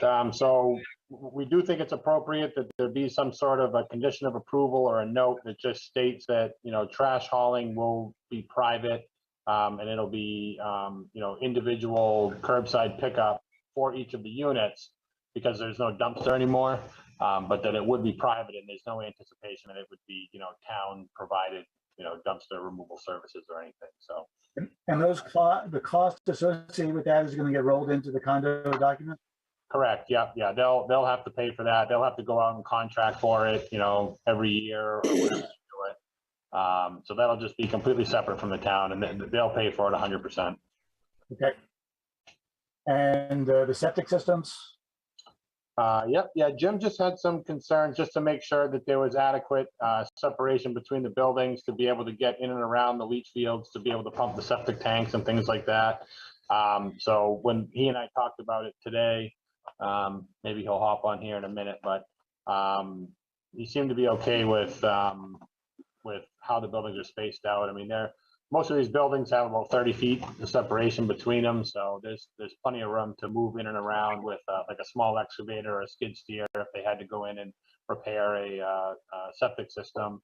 And we have a dedicated access road that'll be like a reinforced turf road that's being built in between units 14 and 15 to get out and around up towards that engineered septic system, and then around the stormwater filter basins down to the outlets of those, so that they can all be maintained. Okay. Was that his concern about the drainage behind units 14 and 15? Yeah, he was just making sure that, there was going to be adequate access in and around those units, because there is some drainage that runs down behind those buildings, but where we have that reinforced ground area, it'll be, capable of, it's not going to make a big mess if a small piece of equipment had to get back there to do some maintenance. Okay. As far as the board goes, if you guys have questions, please jump in as we go along here. Item golf, unreasonable burden of the ability of the town of Raymond to dispose of solid waste sewage. I think for that one is all right. Yep. Hotel.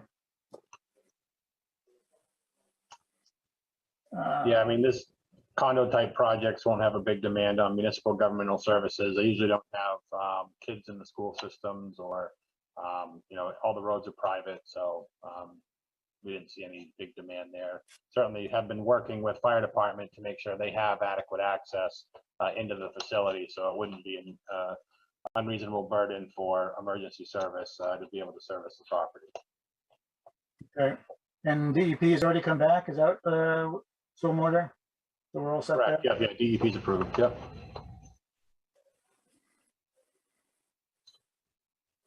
And then section I has to do with the scenic and natural beauty of the area, and we did consult with all the state agencies for Maine Historic Preservation, Maine Natural Areas, and just to make sure there wasn't any registered areas in and around the proximity. We did actually go out as well once that additional land was acquired next door. We went back out and basically surveyed that entire lot as well, just to make sure the survey encompassed the whole project. Okay.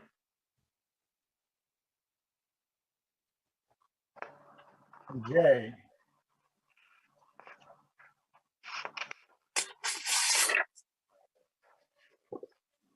So in the second paragraph of section J in the review section, it just references a note to be added on the plan related to the driveway curb cut access to Krista Tish's property. And so, we're in complete agreement to construct a driveway in that in the location where we had provided a sketch to the town, kind of showing where that driveway would go. The reason we didn't show it on the final plans was that we just wanted, this is something that we're basically kind of working with the neighbor on the location of that driveway entrance. And, in the event that he decided she wanted to slide it one way or the other, we just didn't want to have it be something that's on like a subdivision plan. But to the extent that we want to include any sort of, commitment, is fine with us. I know the town's attorney has been working with Ms. Kish's attorney to come to some sort of agreed upon language that would allow this curb cut to be installed and provide access to that rear lot, but it doesn't necessarily guarantee that that lot would be eligible for a building permit. It would have to go through a zoning review if and when they apply for a building permit. But we think it would be appropriate to have that condition on the plan that just states that lot can access Honey Hill Lane, but that, any building permits would have to be reviewed in the future. Justin, what about the road maintenance costs? Is the two properties that are going to have access to those roads part of that process of the cost, the plowing and costs in particular, and the road maintenance itself? I mean, right now, the way that the condo association documents are prepared is that the condo is going to be responsible for, all the costs with maintaining that road. That's something that, until such a time there's a dwelling on there, I don't know that we need to, go into that as far as this project goes. As far as the town's concerned, the condo will be completely responsible for maintaining the road. So that's how it's worded.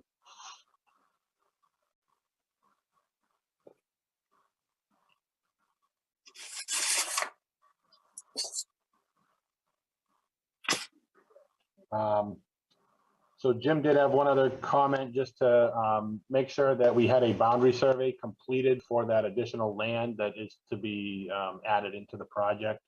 We did have that entire 60-acre lot next door surveyed, and we provided a copy of that survey to Jim today with the surveyor's stamp on it, just so the town can have it for their files. The surveyor it was the same surveyor that performed the survey on our lot and the 60-acre lot next door, and that surveyor will be the one stamping the subdivision plan. So that'll certify all the boundary information as being accurate and correct on the final plan that goes to the board for signatures. Okay. I think you've already taken care of the financial capacity, I believe, right? Your item K? Yep. Okay.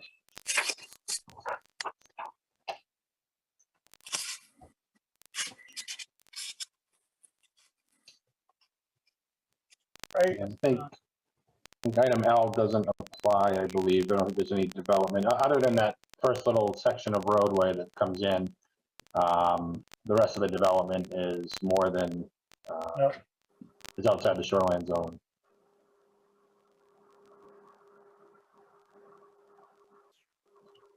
So there are some road standards. But that, I guess, part of the road is, right? That wasn't a problem. Yeah. So that first couple hundred feet of road coming in is inside the shoreline zone, and so it just needs to meet the slope requirements, which it does. Okay. All right. What are we up to? M? Yep. Section M has to deal with affecting the quality or quantity of groundwater and aquifers. We've got all of our, we've completed HHE 200 septic designs on everything. We have all of our state approvals on the leach fields, and we've done a nitrate analysis, which includes all of the leach fields that are proposed on the site, showing that we contain the safe drinking water standard of 10 milligrams per liter of nitrates on the property without crossing over the boundaries. Right. All that information has been submitted. And November is not applicable.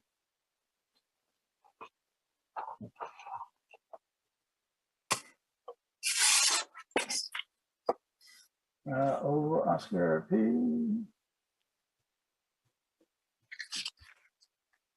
There are no wetlands on the property. We did have a reviewed, and we provided a letter to the town from a wetland scientist indicating they've looked at it and that there aren't any wetlands.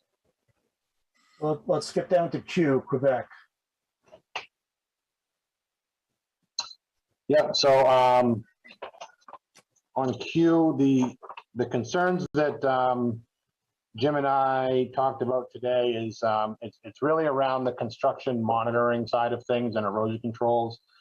He just wants to make sure that if groundwater is encountered during construction, that there's adequate measures put in place to deal with that groundwater, both from a initial dewatering standpoint and also from a like a long-term removal of groundwater in the area of some of the sub-bases of the gravels.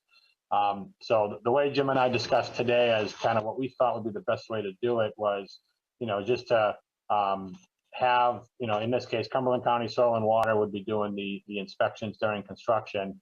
And, if groundwater is encountered, then we would, notify them and propose a solution as to how we would deal with it in that kind of localized areas. Because what we found is it's very difficult to determine if you are going to have groundwater issues, and if you are, where those locations are going to be. It's just one of those situations that as you get into construction, you may open up a vein that channelizes some groundwater and you have to deal with it.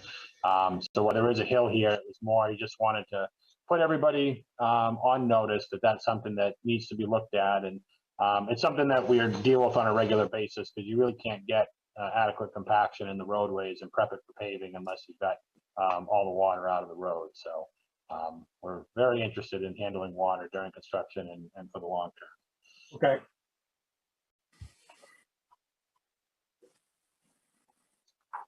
I think that wraps up Jim's comments on the third section. Yep. For the board, does anybody have any questions? The first part, the review. Everybody happy? Nice. Greg, you're happy? Sorry, Dustin. You talking to me? Yeah, no, yes. Yeah, I want to make sure you're still awake, Greg. Oh, you caught me sleeping, huh? I know two items that weren't, I didn't see them listed here in the memo, but it was something that was kind of a carryover from the last meeting and something we addressed in the application. But there were two waiver requests that I believe the board needs to act on for the dead end road standard and the number of units. Right. So be an action item that I don't know if we want to go through the full memo or if we want to stop and talk about that while we're in the subdivision section. It really makes no difference. We could do it right now. We could do I think the first one is a pretty extension of the road. We've done that waiver a number of times. I don't think that's an issue. Alex, do we have any, we don't have anything from the attorney, do we, on the 25, 26? We can indeed waive that? On the number of units, is that what you asked? Yep. We may. Hold on one second. Let me see. I know we got something from him last month. I just want to pull it back up. Okay. If you want to move on, I can let you know when I found something. Okay, yeah, I will do that. Mr. Kennedy, are you there? Yes, hi. Hi. If you've been talking, I assume you've been talking with our town attorney. Have you discussed how that lot is going to be incorporated into the subdivision? Yeah, unfortunately, I haven't been able to actually discuss it with Phil. I put a couple emails out to him and I haven't heard back. I think he was on vacation for part of it. And I'm guessing when he came back from vacation, he had a mountain of work. So I put together language, and I know Dustin said he's fine with it, and I think Jim said he's fine with it. I would, my preference would be to get Phil's, the town attorney's sign off on it as well. But I mean, from my perspective, I have no problem with the waiver, but I'm looking at it from a different perspective than Phil might be. I suspect you're able to still do it for what it's worth, but that's right. Yep. Bob, I do have an answer for that question. I did chat with Phil about this, and he's okayed, I believe it's the language that, Bill, you had proposed last, which was this curb cut is included with the understanding and intent that an additional dwelling unit can be accessed on this lot by Honey Hill Lane via this curb cut, provided that the additional dwelling unit satisfies all applicable zoning requirements, which was what Dustin had said earlier, I believe. So Phil said that that language is fine from his perspective. And that's what I had proposed, so it's fine with me as well. Okay, so is our waiver then for 26 units? Or 25 units? 25. Hey, And Bob, just to go back to that, Phil had said it was fine to exceed the 25 as long as they put in writing the waiver request, what they were looking for, and you guys approved it, obviously. right. So Jim, go with 25 now and not including the Kirsch lot? Yeah, because we don't know, the Kirsch lot has to kind of stand on its own because it'll have its own zoning requirement. So that one should just be exempt anyway. So just go with 25 and we'll exempt because we have the note for the Kirsch lot that we agreed to. Okay, is that all right with you, Mr. Kelly? Is that we do that? I mean, as long as we get to the same place, I would feel a little better if we did it the other way, where it was just counting ours as the 26th. I think that kind of connects the dots a little more, rather than saying that there's an exemption where we otherwise fit in. I mean, the big picture is if Krista ends up developing that lot, she just doesn't want to have to go back to you all for approval to, get access via the curb cut that's shown on the plan. So, Rob, maybe we word it just that it's 25 along with the possibility of one lot for Kirsch, something to that effect. I just don't want 26 to be the number that development gets. It has to be 25 plus one. Yeah, because if we go to 26, it actually pulls that lot into the right. Right. We don't want to do that. Right. Just go 25 plus the one. Okay. 25. 25 for the development, one for the addition, one potentially for the Kirsch lot. But with that language, we really don't need the plus one, right?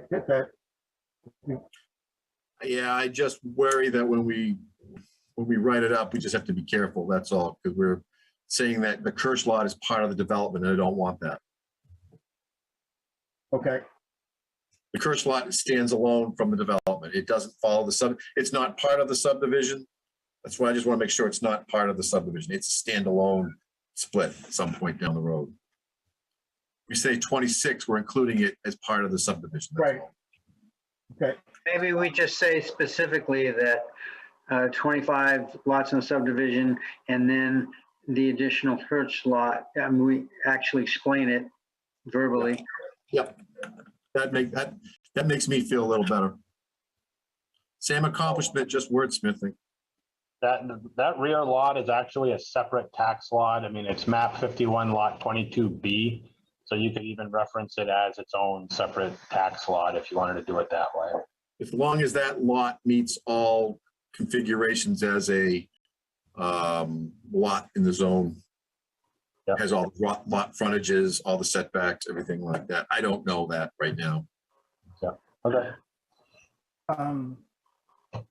Okay, so for the board, the road extension is not a waiver, is not a big deal. We've done that before, and I don't see us having any problems doing that again. My concern is on the waiver, is not so much doing the waiver, it's the language of the waiver. And personally, I think that might be better that we have that language in front of us that we're voting on, by voting on the discussion of what it's going to look like. That's just my feeling. And I go either way with what the board's thinking. I don't think that we will get to a final approval of this meeting, so it would not hold anything up. But, just my thoughts. And I'm happy to go the other way if you guys think we could do it sufficiently without seeing it in writing in front of us. There, I agree 100%. I think we ought to have that Any language in thoughts on front of it? us. thanks, Mike. Yeah, I want to see the language agree. before we finally approve it. Is it worthwhile to approve the concept today, since this is just a preliminary approval tonight? Approve the concept of these, Waivers? yeah, of the waivers pending the final, write-up and The language. Yep. yeah. Yeah, I think, and Dustin, I took you, I think all of us are going to vote for the waiver. It's just a matter of the language that is how it's presented. So, I mean, we could do a vote that we intend to, but I think it might be, just take our word for it. I think everybody's in favor of it. I don't think anyone is opposed to it that I've heard. Dustin, if that's, I guess my question is to the board, and I know, I'm sorry I missed the first few minutes here of this discussion, but if there are other items you have that you aren't comfortable voting it for final approval, if this is the only big item you have for approval, I think we can wordsmith it tonight. But if you have other items, then I won't push for it. Okay, so let's take the road extension and get that out of the way. So we need a motion to accept, to waiver the 1,000 foot dead end road requirements. What are we extending it to, Dustin? 15, 16? Yeah, it's about 1,600 feet, I think. 15. So do I have a motion to accept that waiver? So moved. A second? Second. Okay, thanks. And I don't have that waiver written in front of me, but I think I've already read it once. We do have a hard copy, Jim, or Alex, of that waiver request? Yes, we do have a hard copy. Okay. It was in the packet from Dustin. Hold on, I have to get it out. Yeah, I'm pretty sure I read it too. I just want to make sure we have it in hard copy. Yep, we have it in hard copy. Yeah, it's in the cover letter from the February 16th response. Okay. So the very end of the cover letter, page 3 of his cover letter. It was for Article 10, Section 385 and Article 10, Section 386. Okay, so we have a motion for the waiver. It's been seconded. Is there any other discussion? All those in favor? Aye. Aye. Aye. Who did I not get? Mike, Kevin, did I hear you? Yes, aye. Okay, and I vote yes, so the motion passes, that waiver is approved. So Jim, just as a recap, for those that are time challenged, we've gone through the first part of your memo, blow by blow. Are there any specific items in that A through T that were not in your memo that you are concerned about or think need to be highlighted to make sure we address? I think the only thing that is probably going to be the most critical thing is that we have third-party field inspection during the construction. Yeah, we set that up. There's going to be some field assessments we're going to have to make, possibly with groundwater, and it's a DEP condition as well. Okay. That, and the only other one that I have, that I don't know if Dustin went over, was he's got these walls behind a couple of these condominium units, these steep stone walls. And I don't know if we've got a detail on that or not, or Dustin, I don't know if you went over that or not, but those are some pretty high walls. I know you and I talked today about maybe stepping those down, but we just need to see that prior to construction.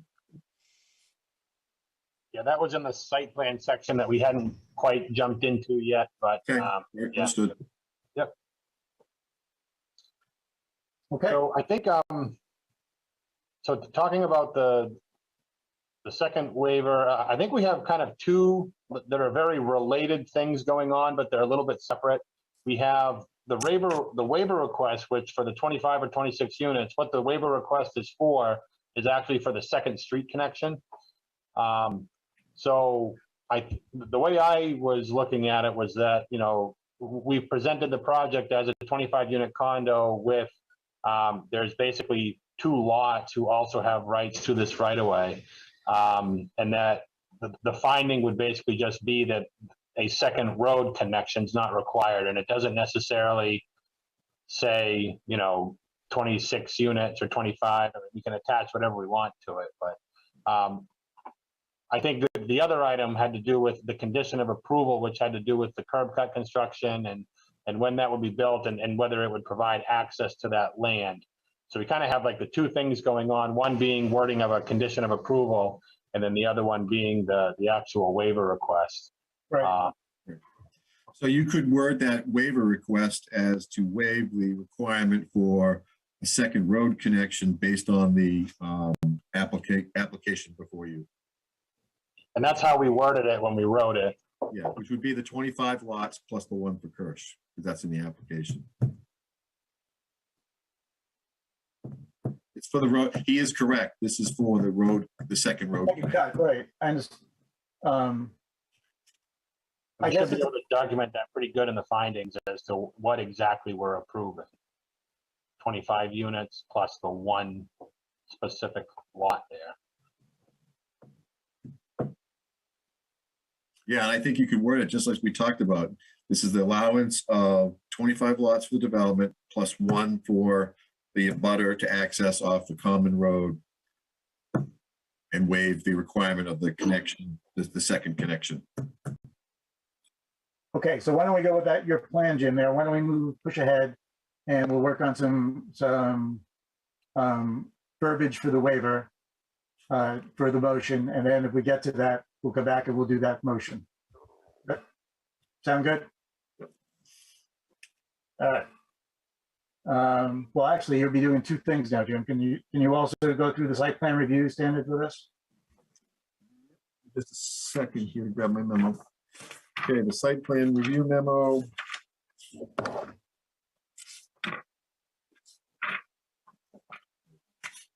We went through all the subdivision. Okay, preservation of landscaping.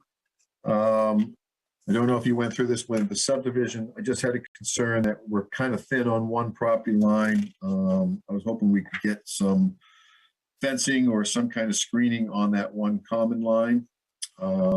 Obviously had nothing with relation to buildings in the environment. Vehicular access, that would really be the fire department's concern as far as making sure they have adequate turnaround space, which I believe you have a memo that says that. Yeah, Wayne's okay with that. Yep, you've added more spaces for parking. That meets what we would requested. You have a DEP permit for the surface water drainage. You have a letter from the Poland Water District with regards to utility. Are you guys satisfied with the portable generator for the pump station? Yeah, that was a point of discussion as to how that actually is going to work. Yeah, because I think with the documentation that Dustin had, obviously when the power goes out, your water consumption or a lot of utensils in your home drops. And I don't know if they actually provided, but I think I estimated you'd have something like probably a 12-hour window if everybody was using all their water and flushing all their toilets and everything still, which they could because you're on public water. You'd probably have somewhere between half a day and a day's worth of capacity in that pump station before you start running into problems. If everybody was, flushing. Then they'd have to pull in an up generator. And I guess the question the board may want to have is, who's in charge of that? I think we had this discussion last time. Who's in charge of this generator? Is it on site? Is it brought from off site? And I don't know what the comfort level was at, but. Is it going to be the type of generator that kicks on automatically and has a fuel source? We don't know that, and that's honestly my only concern so far in this entire project is that alone. A standby generator that auto start. I think that's got to be part of it. You're going to get to a point where there's going to be he said, she said, your generator, my generator. We're going to bring this one up here in 12 hours in storm. That's the only concern I have, waivers and sure, I get it, but that's just, I'm not feeling good about that. Yeah, and I Dustin, don't know whose responsibility that is, but. I agree with Mark, Dustin. I think we got to have something in there that is beyond somebody's going to roll out their generator and plug it in. So what we had proposed, and I think we had put this in writing in the last application, and if it wasn't clear, I apologize. But so we're proposing to build a shed structure right next door to the pump station, and we're going to keep a generator in the shed. So rather than putting one that has, a big fuel source tank and all that, it's just a standby generator. It will be a mobile generator, but that's really the only purpose of that shed, is to be able to mount all the electrical controls for the pump station rather than having it on a pedestal. We're going to put all that right on the on that utility shed. Also, there's a bunch of alarms and things like that for the advanced treatment units for the septic systems. All have like one central meter location, so that's all going to be in that shed as well. So it's kind of just a wastewater utility shed is the only purpose, and we will have a permanent generator that sits in that shed that can just go right on the hookup. So all you have to do is put it outside and turn it on. I disagree with that too. I agree with Mark. It's going to be auto start. It should be tested at least once a month. I test mine every week and run it for 15 minutes, and I get a report. It's online. That's the only way you're going to guarantee that you have a working generator when you need it. I agree. Yeah, well, 100%.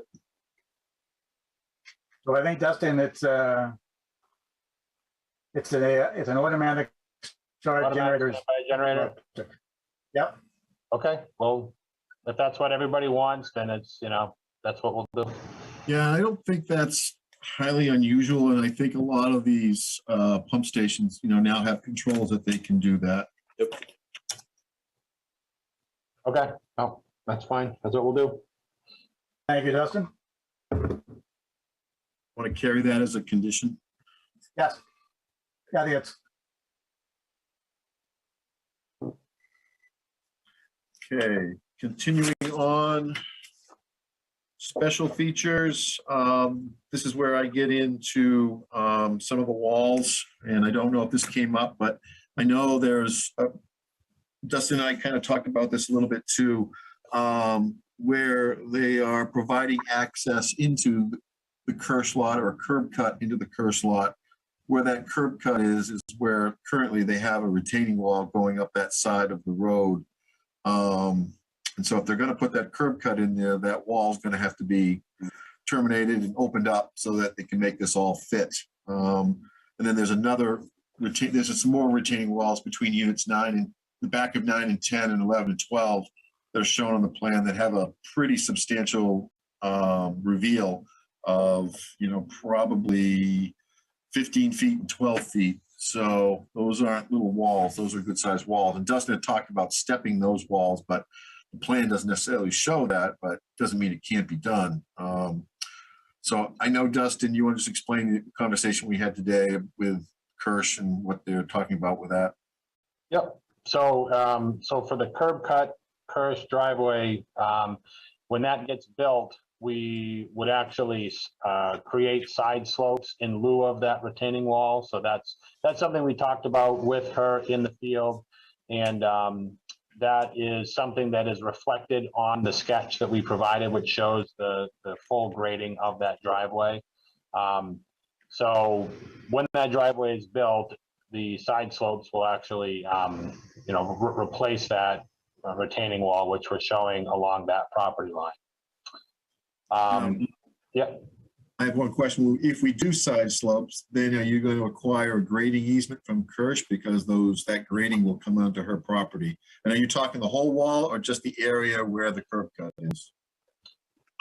Yeah, so that is something that we did talk with, I talked with Bill Kennedy about it today, and that's something that in order for us to build that sidewalk, there needs to be some kind of mutual agreements, whether it's in the form of a license or temporary construction easement or whatever, that allows that driveway to be built with the side slopes, and that we would kind of just work that out with them separately in order to build that driveway and do those side slopes on her property. Because, you know, she has, you know, she wants to be involved as far as, you know, how the, looking at some, you know, stone placement and use along that side. And so it's something that we're going to just work with her on.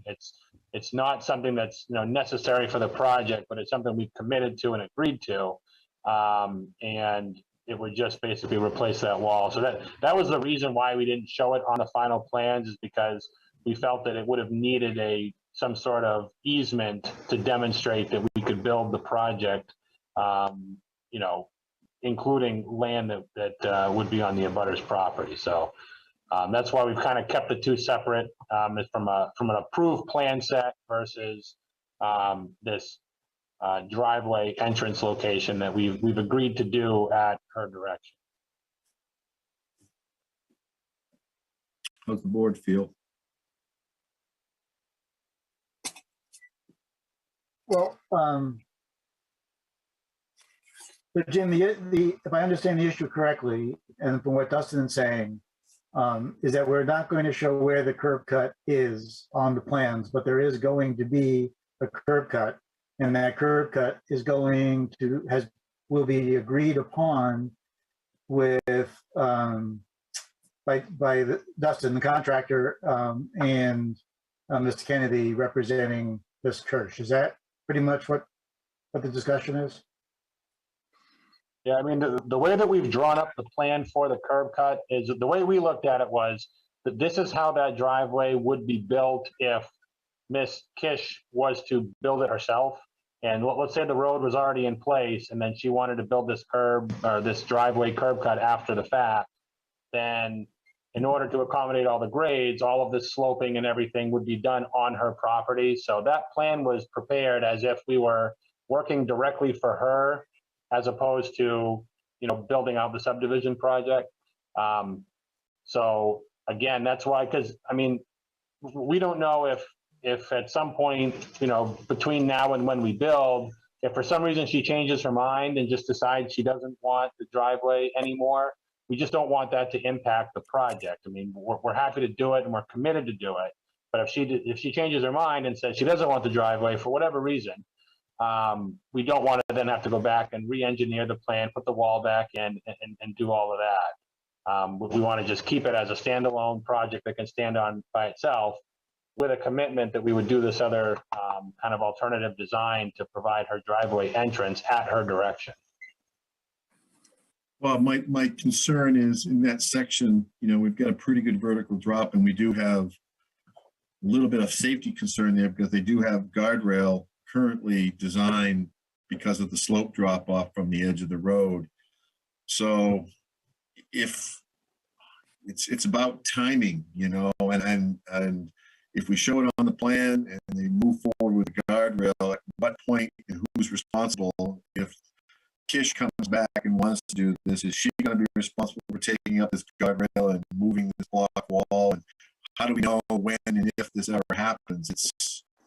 To me, it's, you know, in that section of the road, if you look at the plans, there's guardrail and retaining wall.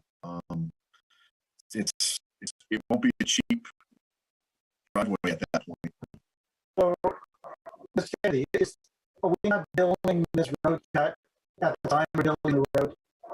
Well, I think Chris is actually on the call, but it's been my understanding throughout, and maybe I didn't express this clearly, but in my mind, that curb cut was always getting shown on the plan, and we were committed to it. And I know, frankly, I think that is my preference as well. So, yeah, I mean, I think it should be on there. And we looked at the latest plan that does together, showing the curb cut. We were on board with that. Yeah, and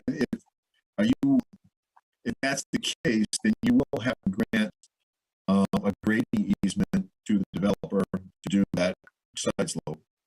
Correct. And Dustin and I talked about that today, and I didn't have a chance to get back to him, but my client's on the board with that. We're happy to we'll figure it out, but some kind of license or easement for that work.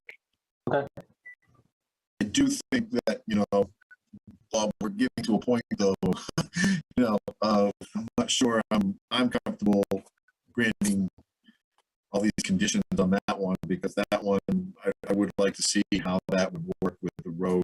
I still think there's section that we're going to want guardrail through there, and the sketch that he has doesn't show guardrail, but the plan set that you have before you, the actual plan set does. So I just think we need to make sure that if the sketch that he submitted, this one in the letter, is what they want, we should see that on the plan set.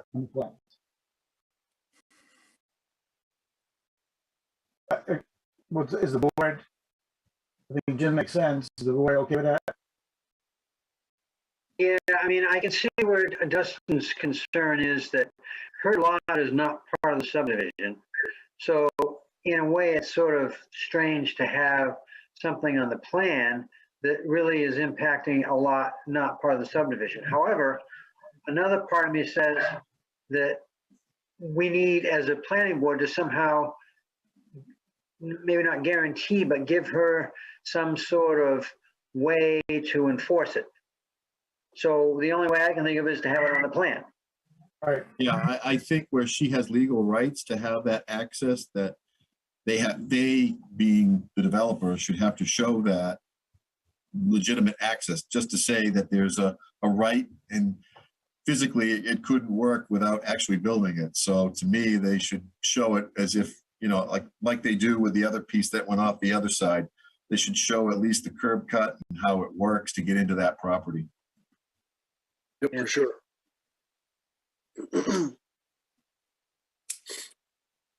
I can understand where the board's coming from and everything. It just, a lot of this ends up being, it's a little bit, certainly frustrating on our side, because, a lot of these things we're doing, we're trying to do as a convenience and as, trying to be good neighbors with this particular property owner. They've had some concerns. We're trying to do everything that we can. And it does get a little bit difficult when it turns into, because normally these sort of things would just be done privately. We wouldn't bring it to the board and talk about, somebody else, just coming in with their driveway. In this case, because, there's been so much concern, we've been very transparent and open about these private negotiations that we're doing with the landowners next door. But it is, it is a little difficult, just the fact that we're talking so much about it. Yeah, and I hear you, Dustin, but at the same token, they have a right to access this. And, if you didn't do anything, they'd go up that road, they'd be able to turn in and do their access. But by the developer building the road higher than the existing grade, they kind of create this unusual condition, making it difficult for her, if you were to build the road after the fact, come back and kind of modify it. So in some regards, developer is creating the condition that's making it difficult for them to have their allowed access. I think that's an important point that I think sells to me that we need to have it on the plan.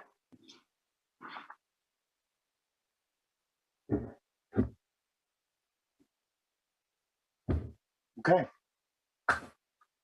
Is there any other comment on this one? No. All right. We're going with a revision to the plan to show the road cut placement and the grading that's required for the road. Jim? Yeah, you just want to see the access and the grading to serve the Kish lot. Which means we're going to require some sort of agreement between. That's up to the final design. If they need to push into the lot, we'll need to see a grading plan. If they can't do it without going into the lot, then so be it. But the way it's shown right now, they'll need a grading easement from Kish. But then they would also need permission to do that grading, right? Yeah, a grading easement would be an agreement, an actual. Oh, I'm sorry. Okay. And that's not going to be a problem from our end. Okay. All right. Any other, Jim? Yeah, and Dustin, are you going to do a step wall for those back units, or? Yep, I think what makes the most sense for those is that we basically just provide a sketch on those back units showing how that wall will be stepped, and that if we could say if there's a wall that's taller than 8 feet, that it provides some sort of like engineered design. But I think the idea is that we would just step that wall up as we get closer to the building, and it would be a tiered wall. We're not going to build a straight 10-12 foot vertical wall. Alex, is there a code requirement for rail or restriction based on a wall height? Well, we typically, when possible, I know Wayne and I have talked about this before, if there's a situation where there could be a significant drop and it's next to a walkway or within 36 inches of a spot where someone could be, we treat it just like building code. I mean, we like to have fall protection in areas where it's more than a 30-inch drop. So we need some kind of, so what you're saying, we need some kind of fence or rail if we're going to have more than 30. Did you say 30 or 36? If it's more than a 30-inch grade difference, then we usually require some type of fall protection.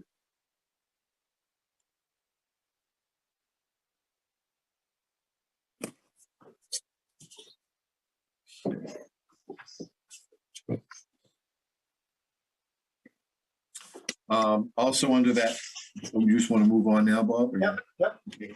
Moving on, I know we don't have sidewalks in here, but I did know if it might make sense to, because we have the open space, at least show some trail connectivity to that open space. And I know there's all kinds of existing trails in there, but it might be just beneficial just to outline the access point to go to that open space, that wedge that's dedicated for the open space in the back. H, exterior lighting. I don't believe they've provided any, they're not going to have any overhead lighting. Emergency access, we've gone over that. Landscaping, we've touched on that. And then, go ahead. Jim, I would have a comment on the emergency access. Okay. Been working with Dustin on establishing the fire lanes and no parking areas. In the copy of the plans that Dustin submitted on the 2nd, he had those items listed out in the notes, which would take care of that. And then the final thing was making sure that the condo declaration also has provisions in there for the fire lanes and the firewalls in the buildings and tow policies in the condo docs. So we don't typically get into the content of the document, condo docs. We just make sure they're in place. But I think you've already agreed to that, haven't you, Dustin? You've already agreed to doing it. I mean, yeah, what Wayne's asked for, he's given us very good, precise language as to what he's looking for in those documents. So we have no issue with. Yeah, we're good. Good. And then we had talked about that we'll need a survey of the survey stamp on the new piece that's been acquired for the open space, that long triangle. We haven't seen a stamp survey of that yet, so that'll need to be, I assume that'll be part of the subdivision plan. When we get it back, it'll be stamped by a surveyor. You added the parking spaces. Oh, and one of the last items I had was the, I think because of the unique nature of this lot and the confinement, we would like to see a construction management plan so that when we have our construction, pre-construction meeting, they'll provide us a construction management plan. There's a lot of things going on here and there's not a lot of space to store materials and equipment. So we just like to see an organization of how that would all come together, because I mean, obviously you got a long narrow neck going into this that we're going to be constructing, and then you've got all these condos and roads, and stormwater ponds and septic systems, and it's a pretty congested site. So we just want to see how it's all going to come together, make sure it's protected from erosion because it is on a slope. And there was a little bit, I want to see a little bit more erosion control behind those units 8, 9, and 10, 11 too. So it can all be kind of addressed in the pre-construction plan, but we would like to have a condition that we do see a construction management plan. Okay.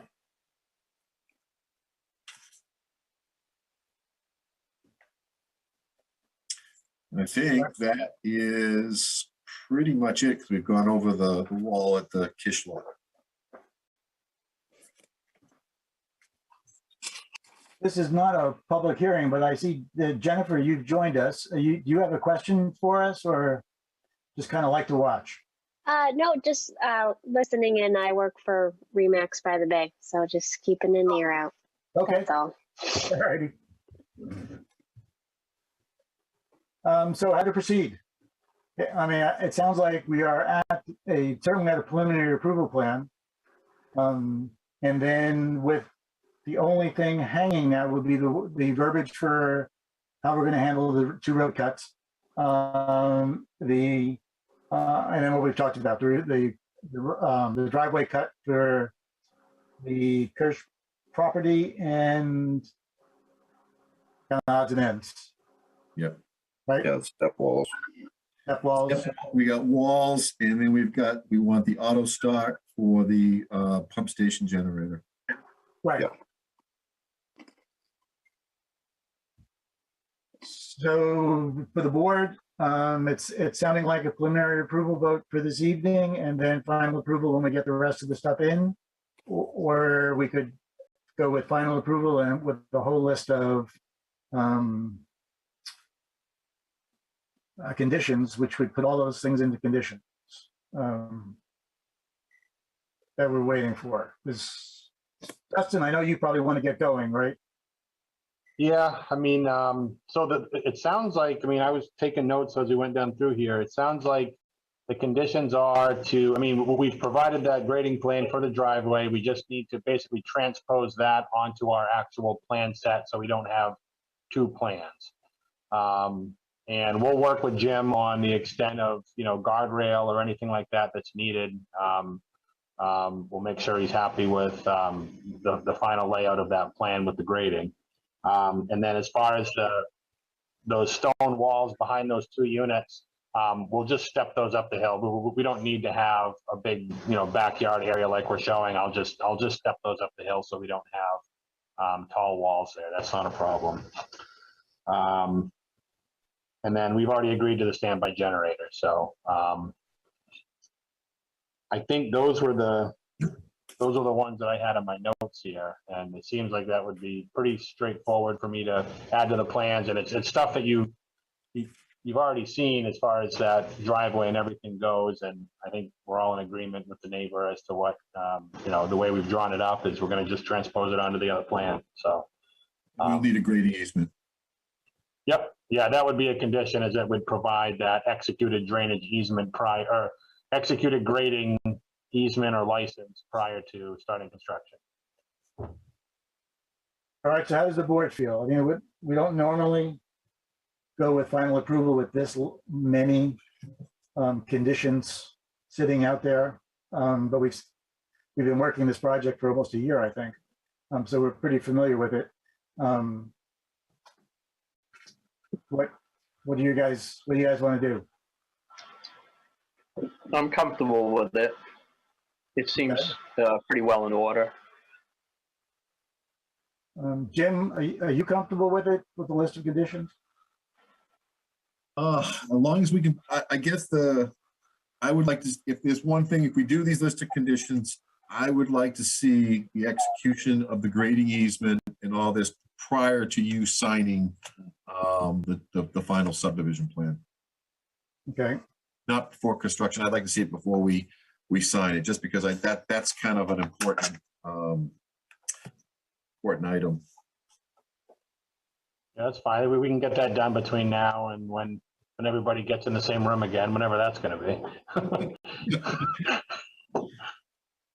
Kevin, what's your feelings on this? I agree with Jim. get this, get everything done before we sign, and I guess we could go ahead. It's just a lot of things to say, you know, all these dependencies without having them all in writing and finalized. But I'd be willing to go along with it tonight. Can I just have a quick point of clarification with Dustin, just to make sure we're on the same page? Yeah, sure. Go ahead. And we talked about this, I believe, at the site visit we had. I just want to make sure it's kind of on your radar, because it's probably more important to my client than yours. But just to clarify that for that curb cut, obviously the guardrail is going to be removed so we can get down through the curb cut. And I believe there was going to be boulders kind of placed around that area, so it'd be more of a kind of natural look, and that the part of the curb cut that goes into my client's property that you all were going to reseed it afterwards. So as long as that's the understanding, then I think I'll double down on the construction easement being okay. And I just want that to be reflected and just sort it out now, so we don't, you know, goop things up. You hold the cards because they need to get the easement from you. So you do hold the cards for them to execute this. So you two can work out what construction details you want, but you hold the cards as far as executing that. You have to sign it too. I'm just trying to figure, you know, I don't want yeah, I'm just trying to be upfront about it, but yeah.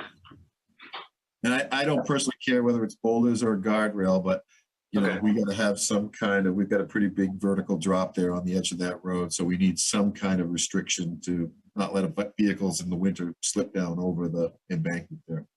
Yep.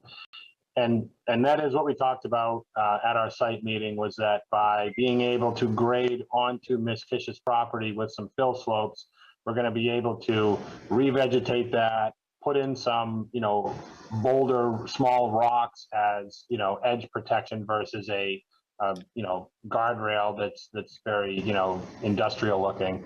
And that those, the actual physical surface of the driveway, we're going to build it with gravel so that it's stable and you can drive on it, but we are going to loam and seed over the top of it afterwards. So it's not going to be just a big gravel, you know, road going into her property. It'll all be seeded, but it'll be, you know, stabilized, built out as a gravel driveway, and then seeded over the top of it. So when she looks out back, it'll be grass with some boulders around it protecting it. And that to the extent that she wants to, you know, put up a gate or any sort of anything blocking somebody from driving down it, you know, we can leave that up to her however she wants to do it. I don't think it's necessary that it needs to be kept open and, you know, anybody can go down there. So, yeah, we're agreeable to all that. Thank you. Dustin, my preference would be to have all of it laid out in front of us when we vote on it, and not to put a long list of conditions on the approval. But my question to you is, you know, and honestly, what is the big impact if we get all this put together and final approval comes at the next meeting? Does that throw a monkey wrench? Well, you're not going to, personally, Bob, you got a good point, because you wouldn't sign it till next meeting. Plans. Yeah, really, I mean, what ends up happening is, as far as, you know, I mean, construction financing, you know, notifying contractors are holding windows and schedules and things. And if we were to get an approval tonight, what that would tell us is that we have a laundry list of things to do, that the town's not going to tell us that we can commence construction until everything is signed and done. But by getting a vote for an approval, what it tells us is that we have a final punch list that we work on before we can start. And then we can go to the bank, let them know that the board voted to approve. They can start underwriting, getting all that stuff finalized. And we can tell contractors that we're ready to start in 30 days versus, I mean, there's a lot of things that could happen. I mean, we could not have a quorum in a month. We could, you know, there's just things that could happen. And now we've told the contractor that it's a big job. And for someone to postpone it another month because of a technicality or something. And we understand that things happen and we're not, it's just, those things do happen. And then it's a huge ripple effect through the project if we don't have something that says, okay, in 30 days, we're going to have a signed plan and we're going to kind of be working towards something. But if we give you preliminary approval this evening, you will have the same thing as if we gave you approval tonight with a whole list of conditions. I don't think the timeline is going to change for you. I mean, maybe by a couple of days at max. Am I reading it? If I'm wrong, please tell me, but I don't think that's. You're thinking, Bob, is we grant preliminary, we clean up these things, they come to the next meeting and we sign at the next meeting. Yeah, then we're done. Where if we grant approval tonight with a bunch of conditions, we're still not going to sign it till the next meeting. Yeah, we understand that. I mean, but we're not going to be putting up units for me, but we can't offer units for sale or anything like that until we have a signed plan. But it's like, it's like anything goes. I mean, nothing's approved until it's approved. So we're just one step closer, which is awesome. I appreciate everyone's time on this, but until we get a final vote, we're still just waiting. Right. But as far as the board goes, and as far as my understanding goes, I don't think we are holding the project up because nothing is going to happen until the next meeting either way. Right. I was thinking the same thing. I mean, either way, it's the same. We give a final approval, contingent upon clarification. So it's a verbal final approval, but it's not a final approval. It's the same. It's the same thing. We have to wait to see all the we have to wait till next meeting regardless. So it's we all agree we're gonna move forward with it, but it's the same thing. It's a verbal agreement. So is there any objection to moving from the board moving forward in that direction? Give preliminary approval, give we've got the list of things that need to be completed, punch list out, and then we'll be prepared for final approval next month. And in that time, we also would have the curb cut, the waiver for the second curb cut worked out as well. Sounds good to me. Yep. Yeah, I agree too. I agree with that. Okay. So then can I get a motion for preliminary approval? I move that we grant preliminary approval for this project. Second.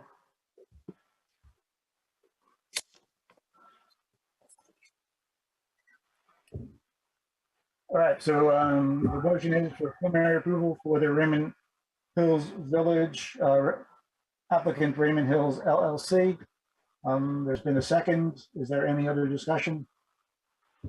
And all those in favor, Ed, start with you. Aye. Aye. Aye. Aye. Okay, I vote yes. We are unanimous. Preliminary approval is approved. And there shouldn't be any problems, Dustin, at the next meeting. Okay, it sounds like we're pretty much there. So yeah. Well, Yeah, it sounds as if we just knocked that punch list out, that the board is basically verbally agreed that once we knock that punch list out, they'll be ready to go with final. Yep. It's not formal yet. Yep. I'm assuming next month is Zoom again, or are you back to in person? I think we have not discussed that, but Kevin and I were just discussing that off meeting, so I'm guessing we're going to be Zoom again, but that's one of the things we will talk about here shortly. If you hang on, you'll find it. So with the Zoom meetings, that just means that the planning board members, you just come into the office and sign the plan, one at a time, or okay. Yes. Yep. All right. Very good. Now, what about the Mylar? Will that be available as well? Well, that's going to be what we'll work on with, we'll work with Jim and Alex and Sandy and just make sure that everything's buttoned up on the plan so that you'll have a hard copy in the office when we have this next meeting so that when you vote on it, you can come in and sign the plan when you're ready. So we'll just get everything all buttoned up so that we just go right through it. We won't have And anything Jim, else to talk Jim, about. you can have the finding of facts ready to go for the next meeting? Yeah, if we get this buttoned up in a short order, I'm on vacation for 10 days, but when I get back, if Dustin's got that all ready to go, I can have that drafted, ready to go. Because I thought that palm tree behind you was a. I'm not there yet. I'm going Oh. south, but I'm not there yet. Yeah, so I'll have it all wrapped up when he gets back, and I'll work with Bill Kennedy on that'll be the only thing that we just got to make sure we've got finalized is that easement document with them, just so that's not an item that we have to revisit. Yeah, and Dustin, obviously you can show the easement area on the plan and then reference that in your easement language if that helps. So I'll let you guys work it out, but you can do it that way too. Yep. Okay, item 5, planner communications. Jamie, you have anything for us? Thank you. I don't, but Mr. Alex does. Code enforcement. Yeah. So yeah, I did send over the link for the document on the website that shows the updated ordinance amendments, and we can go through that if you want. There's some changes from last month, very minor changes, nothing huge. If you want to run through it, it should only take a minute or two, hopefully. But we did have a few changes. I don't know if I can screen share. It doesn't look like I can. So if you have that up, I think the first change is actually number 4, if I remember correctly. Let me see. Yeah, the first change is number 4. And that was, sorry, not number 4, number 2. That's the solar ordinance, and basically the attorney went through it and he has changed the section that's highlighted, and he has changed the definition slightly in the phrasing of this to commercial solar energy systems. And basically he altered the end of that first paragraph so that the code officer has the authority to issue permits for a residential solar system. Someone has solar panels at their house, but you guys will have to do site plan for anything commercial, which was the intent that we had from the start. So he just went through and essentially cleaned it up and expanded on that in the way that he thought would make the most sense legally. So that's that. You'll see there's a definition in there, a new definition. Number 4 was the definitions, and that one did go to the attorney. He had a comment. If you look at the document, I think I put it in there. I put his email in there. It is page 21 of the PDF. And so he didn't really have any red flags at his first look through of this, but what he did question was, and Jim, I don't know if you've seen this, but you'll love it if you haven't, it was for the treatment of retaining walls. So him and I are going to work on this later this week. And so, Jim, I know you're gone next week, but what him and I will do is probably put something together. We may have to move that around, the retaining wall thing around a little bit. And he's going to tweak this document and we'll get that over to you. My question was, are you guys okay with this as it is currently? And you feel comfortable bringing it to public hearing with the attorney's amendments to it? Or is it something that you'll need to look at again before the public hearing? Because we're planning on doing that at the next meeting. Right. I have no problems with bringing it. I mean, I don't think we're going to argue with the attorney. So. Yeah, that's fair. Well, it gets changed, it's fine with us. Okay. I assumed, but I figured I'd ask. Yeah. So we'll work on that with Jim once he's back. Number 5, Jim, I did see you sent over a revision to this, but I didn't have a chance to loop that in here. So do you want to just describe what you've changed? Yeah, into that subdivision, and this gets to the 1,000 feet. Yeah. Currently in the subdivision ordinance, we don't allow for that, and I just kind of cleaned that up a little bit. And it was just some confusing existing language, which I just added in there, that the terminus must be a cul-de-sac or a hammerhead, and it must come off a town-approved road or town-approved private road, essentially. Okay. All right. So again, is that something you guys are okay moving forward with that minor change? Have you not seen it? I have a question on that one, Jim. Are we changing any of the street ordinance? No. Language that we approved? Yeah, in that section of the ordinance, we're referencing the street ordinance, so it has to be built per the street ordinance. Okay. All right. Hearing no objections, I think we're good. Okay. Number 6, the only change was I updated solar energy systems to commercial solar energy systems. I think that was it for that. You added outdoor sales and outdoor storage under conditional uses. Yeah, that was on there last time, so that shouldn't be new. Number 7, I think we had no changes as well. Let me just see. Same thing, commercial. You added to the list in the shoreline zoning, I think. Yep. Yeah. So amendment number 7, no changes, and number 8 had no changes. So that is it. So that was easy, right? That was easy. So now we have to prep for public hearing next month. Sandy, do they need to make a motion to do that? And you're familiar with the notice requirements, so I know we don't need to go over that. Yeah, I would make it so the board has a formal motion to post this as a public hearing. That's exactly what I was going to say, Jim.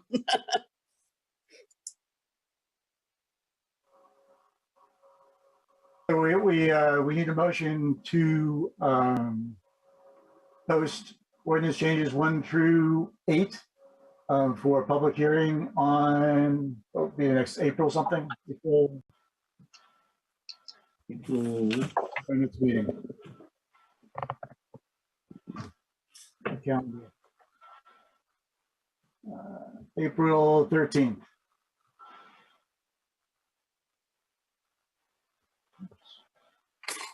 So moved. Seconded. Second. Any discussion? All right, all those in favor? Aye. Aye. Everyone votes yes. We are unanimous for posting. Either Alex or Jim, whoever, probably Alex, probably you. For in the past, for our ordinance changes, we've kind of written up a very short intro paragraph just to explain what's being changed. It makes it a lot easier for the discussion. If there is any discussion, I don't anticipate there's going to that we've got any high interest items here, but it's easier for those people that go on the website to actually just read a short paragraph as to what's being changed, as opposed to try to go through the ordinance and figure out what's being changed. Yeah, I think we've just called that. Sorry. Each one of them actually does already have a summary. So I will just expand. A couple of them need to be expanded on and updated. So I'll go through each one and beef those up a little bit. Okay. So I guess the next time would be your discussion about return in person or remaining remote. Correct. So Kevin and I talked a little bit about this before the meeting. Cumberland County is still red. So I'd say that we probably should stay Zoom for the next meeting and then look at least 1 month, see if we're out of red before we can kind of go back to meetings with masks or meetings without masks. I think we should go have the option of hybrid meetings. Hybrid meetings starting next meeting? Or? Well, I mean, it depends on the people. I mean, that gives people that like to be in person, the choice. But I still think masks should be enforced until we get out of, like you say, out of the red. Basically, Kevin, return to what we were before we went remote this time. Yes. Ed, what are your feelings? I'm okay either way. If we have in-person meetings, it's okay with me. I would like to have mask requirement though. Yeah. In person's fine. Right. In my mind, it has been all along. I agree as well. In person, fine, and I don't need anything. I'm good. Okay. So our next meeting then for public hearing will be will be hybrid. It'll be either remote or in person, depending upon who's going where. Well, before, right, Kevin was the outlier because of his medical condition. So would we follow the same context with this next meeting? Yeah, because I will be an outlier as well because I won't be back. Okay. So Ed's standing by to run the meeting if I cannot make it. If it were going in person for a public hearing, Ed, it might just make sense for you to run that meeting. I can be on the big screen with Kevin. Okay. Yeah, we'll plan on that. At least they won't be so huge. Does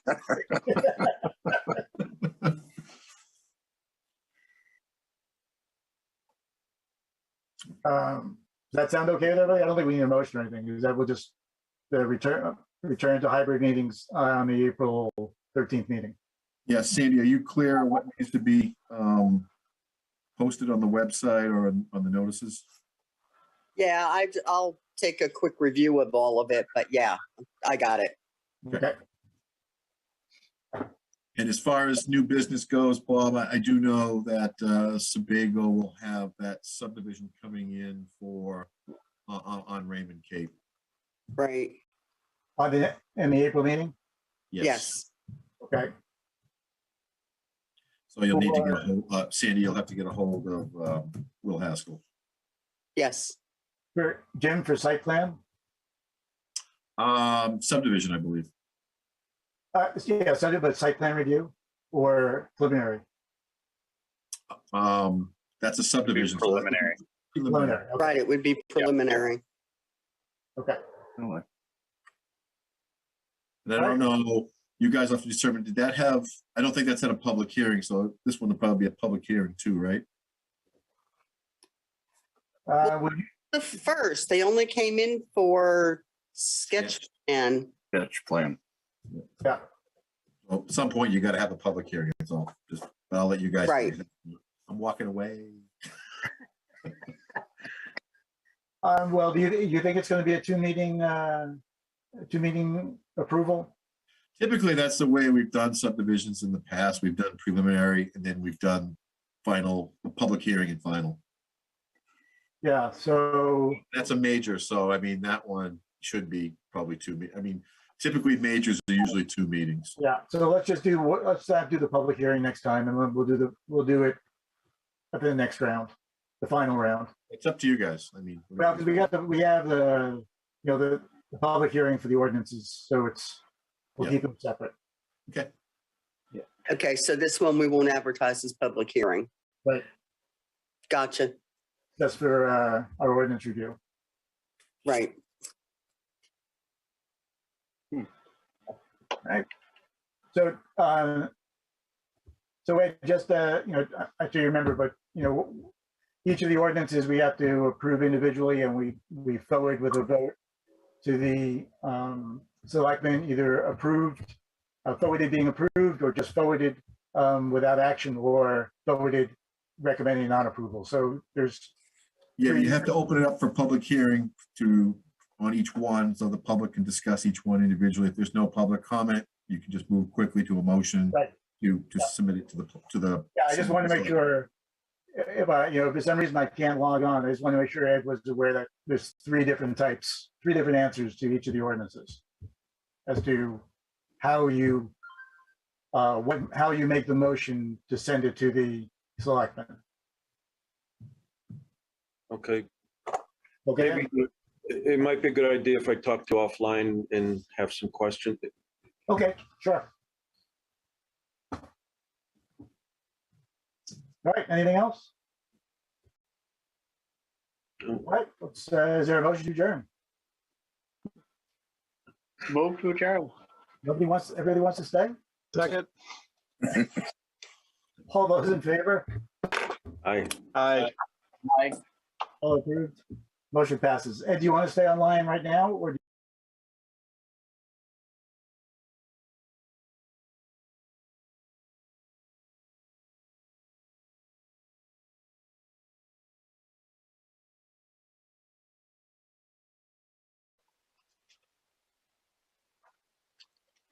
Good evening. Welcome to the March 15, 2022 Budget Finance Committee Select Board Budget Review Session Number 2. I'd like to start off by calling this meeting to order. And first order of business is to approve the Budget Finance Committee's meeting, our last meeting, the organizational meeting. So I'll be looking for a motion from the Budget Finance Committee.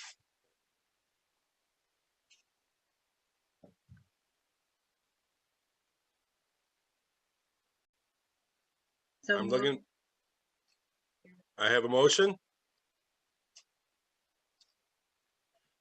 We're reviewing the minutes from our last budget finance meeting. Can I have a second? Yes. Abby. Thank you. All those in favor? And you now have a quorum, Mr. Chair. Yes. And any opposed? That motion carries. We want to next approve the minutes for the combined meeting following our organizational meeting.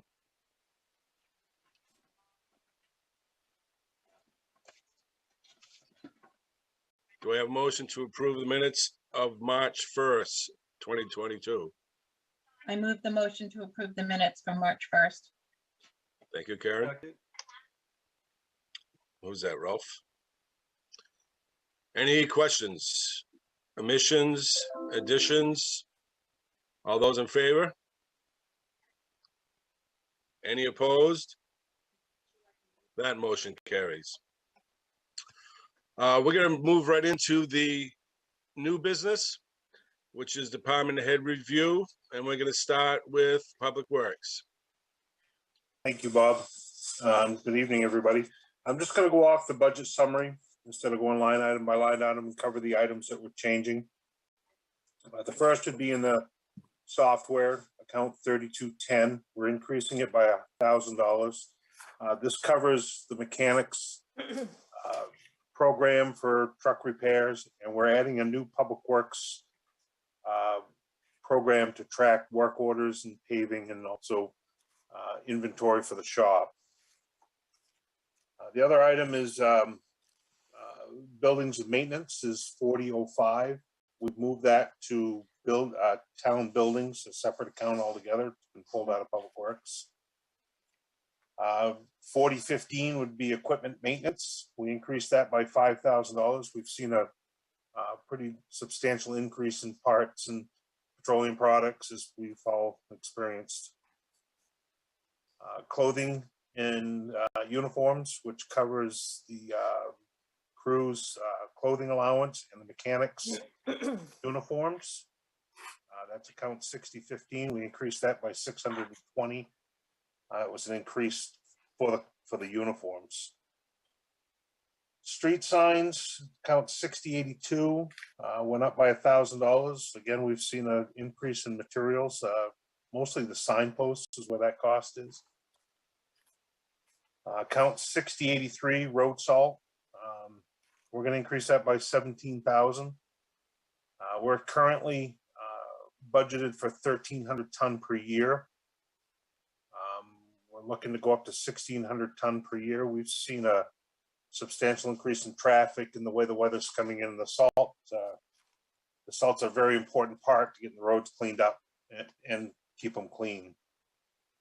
Currently, we're with the DOT salt bid. We separated from GPCOG several years ago.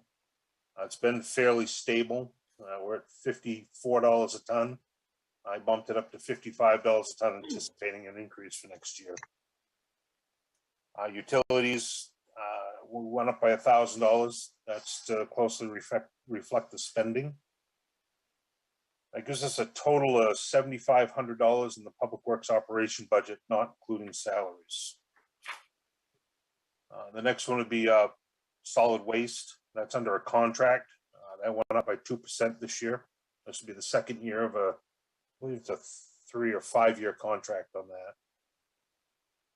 The recycling disposal fee, we adjusted that down from last year to reflect what is actually going on with that right now. I think we're going to be okay on that. We'll see how the market falls on that. Any questions on the operating Public Works operations? Floor is open. Go ahead, Abigail. I noticed that the line for gas and diesel went down from in the proposed year, and I'm just wondering if that still makes sense given the state of gas prices. When I put the budget together, we lowered that to better reflect us. We were a little on the high side. We were still operating on what we anticipated to spend when we took over the plowing. We didn't see the increase in fuel until after the budget was put together, and we don't go out to bid on our fuel pricing until June. So we made a call to the company that we go through for our fuel. I did not hear back from them before this meeting. So hopefully by the time we get to voting time, we'll have a better answer to what's going to happen. I really don't have a good answer to that. I'm hoping it goes back down, stabilizes a little bit. Without really crystal ball, I don't know.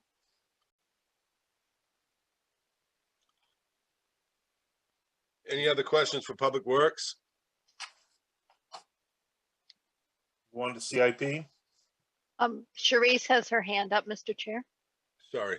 Go ahead, Sharice.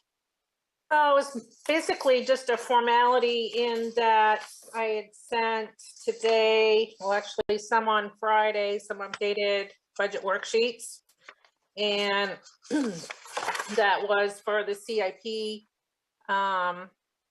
program to include the $75,000 for the fire truck. And tassel top I sent to reflect accurate calculation of FICA. And the FY22 budget and year-to-date revenues were not accurate, so those have been corrected. And library, these are the ones that were sent on Friday. I did not include $1,000 for mileage and training as submitted by Allison. Now today, I had sent updated budget worksheets for revenue. The state revenue sharing projections have been published as of yesterday. So I initially had budgeted $395,000, and yesterday's publication was $505,000 for a projection of state revenue sharing. So that's up $110,000. Animal control was a slight reduction. What we determined, Dawn and I met with Jessica today, in looking at the budget submission.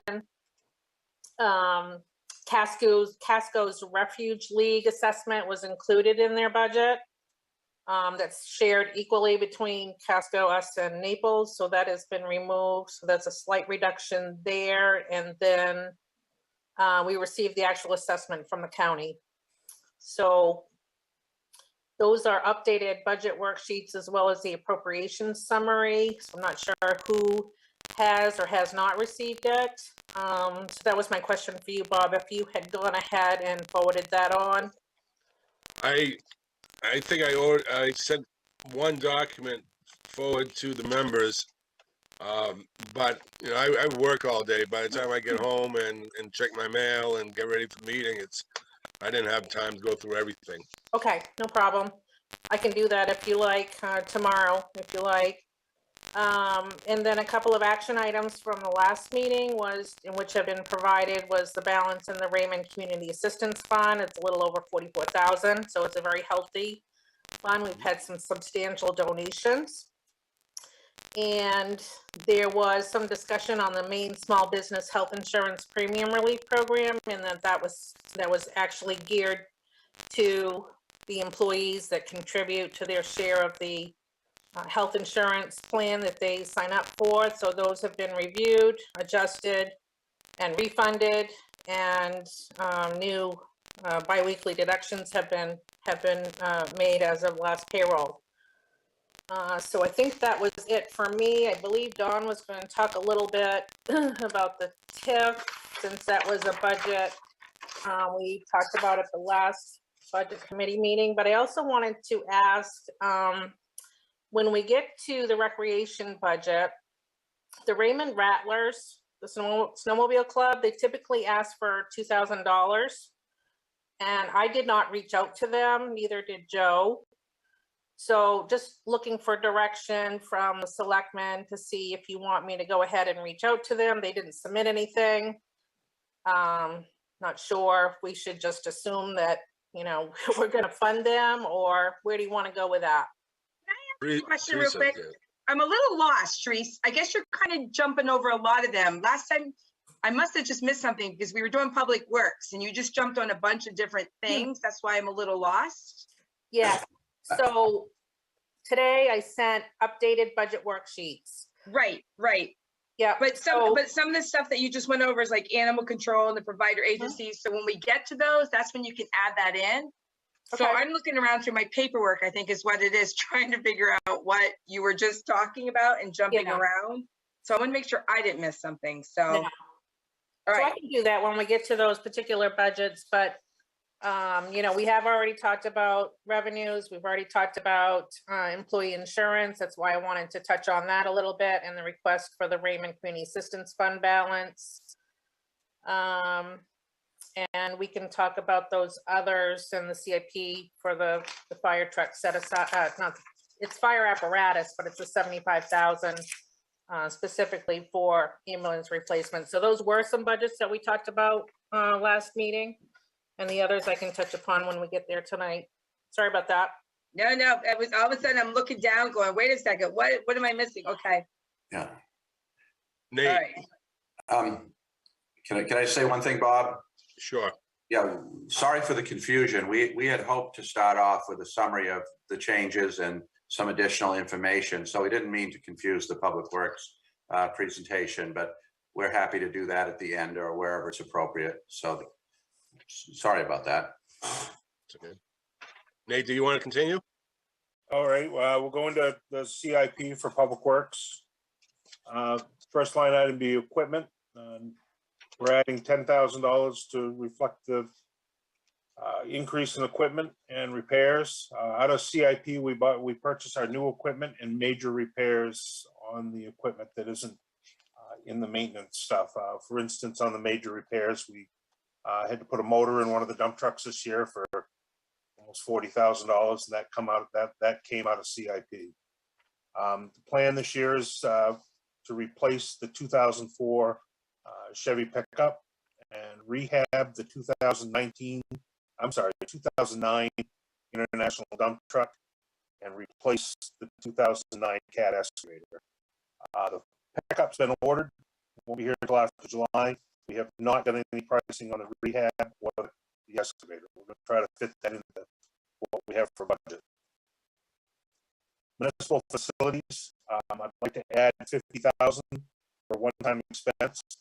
Right now, we're in 3 different facilities, 47 Main Street, 389 Webb's Mills Road, and the 170 Plains Road with the St. Saul building. Joe and I, Parks and Rec Director, share the office down here at 47 Main Street. Our plan is to eliminate one bay, put a receptionist area, office for Joe,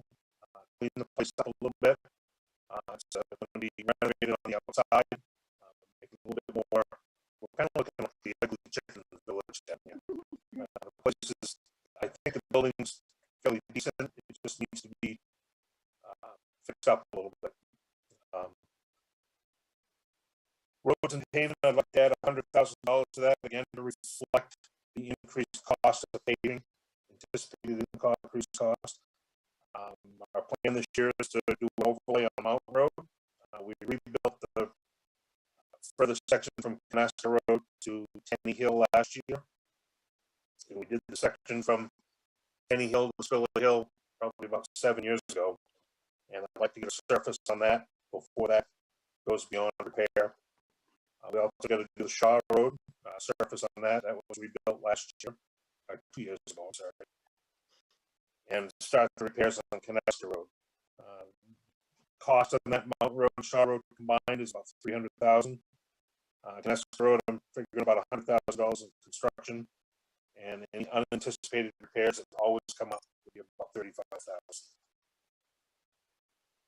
That brings us to discussion to consider.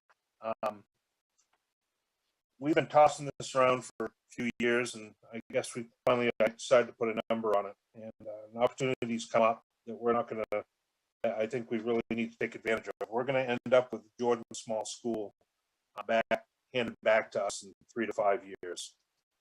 And I'm suggesting that we set aside $100,000 a year for renovation and planning for that. Didn't really, the town office is getting to a point that we're really cramped for space.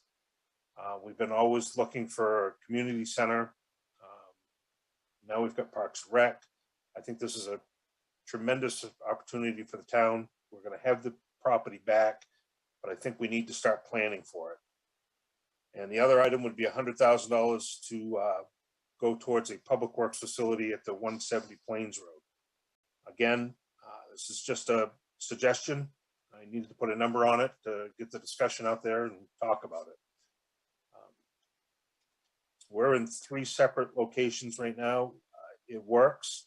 It's a pain in the butt, but it does work. Our garage up to the maintenance garage is small. We knew that going into this. Well, I knew this going into this when we started building up the department. It works. It's tight. If we got to work on a dump truck that involves dumping the body all the way up, the truck has to go outside or down to the sand salt building in the old building. So this is stuff that I think that we need to start looking at, and I put the number on it to open it up for discussion, and that's it. Does anyone have any questions for Nate? Go ahead, Teresa. What happened to the $35,000 for playground? Is that you or is that Joe I have to go after? No, we still have that in the budget. That's number's going to stay the same. The $35,000 in the CIP for playground equipment and playground upgrades. I'm sorry, I was looking at 2023. Yeah, proposed. So yeah. So, all right. And I do agree with, especially because I don't want to be behind the ball when it comes to, 1 is the public works facility, and 2 is Jordan Small.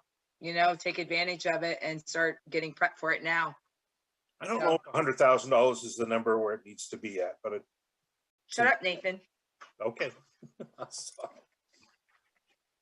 Joe, you had your hand up. Joe,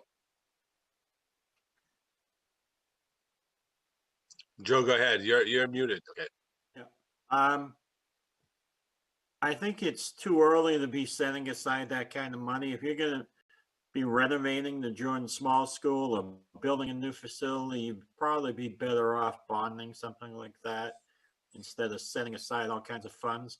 I'm looking at this budget and we're throwing a lot of money around already, and to just continue to throw money on this, aside and saving it, I don't think makes sense right now. We're going to have there's still a pretty good increase in this budget right now, and just setting aside money for the sake of setting it aside doesn't make sense to me right now. I would rather look at capital projects or bonding, especially in renovation of building like Jordan Small or building a new building. Bonding makes sense when you do that. My thought behind it, Joe, and like I said, that's a big number, and I picked it out of the air, to be honest with you. For the public works part of it, I needed a little bit of money to, I'm not gonna go out and re-engineer a new building. We've got neighboring towns that have put up public works garages, and I think it's sensible to go build something like that and make it fit, but I need money to do the engineering and the design to fit that property. And the same with Jordan Small. My thought was, we're gonna need money to hire an architect to change it and do that. I wouldn't suggest anything but bonding when it come down to it. And that number may be $25,000 a year, but I needed to put a number there to start the conversation and start looking at it. It is 3 to 4 years out, maybe even 5. It was just a spark to get things going. But without money to start looking at engineering and design, we're really doing the same thing we've done right along, just talk about it and push it down the road. Well, if I may, I think we're jumping the gun here on Jordan Small. We don't know that that's a definite yet. I would have agreed with you, but I talked to Bill Hansen and he said, yes, that's their intention. So, well, yeah, you're right. It's their intention to give it back to the town. Yeah, and that's 5 years out. 2026, Joe. That's when they're going to be going into this new school. Okay, If everything's 4 years on out. target. 3 to 4 years out. Yep. It'll be But here. until you have a vote for both towns, you honestly don't know where you are right now. What do you mean a vote for both towns? Well, you have to approve the new project. You have to approve the signing of it. You have to approve giving back Jordan Small back to the town. From their school board? Yeah. Okay.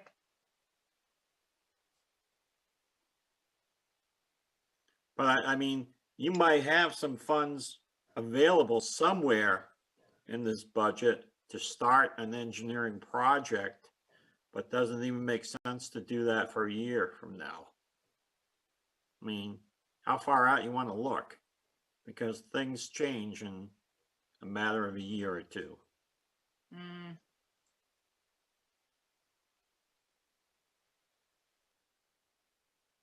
Just my thoughts. I'm just looking at the bottom line on this budget, and I think it's pretty hefty.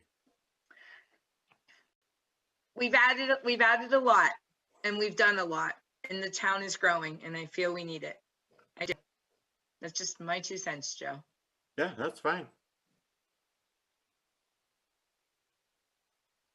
Any other questions for Nathan? I don't see any. Thank you, Nathan. Thank you. Next, we'll move on to technology. Okay, Bob. So the big news in technology is just a reshuffling in the budget. We've got $16,260 or 8.3% that's locating the cable modem expenses for Public Works at the Plains Road, Public Works Main Street, the Public Safety Building, and the town office out of those respective budgets and into technology. So we put some things, Teresa's made some changes in the budget, as every new finance director does, that makes sense to her, and I think they make sense in general to put those technology expenses in there.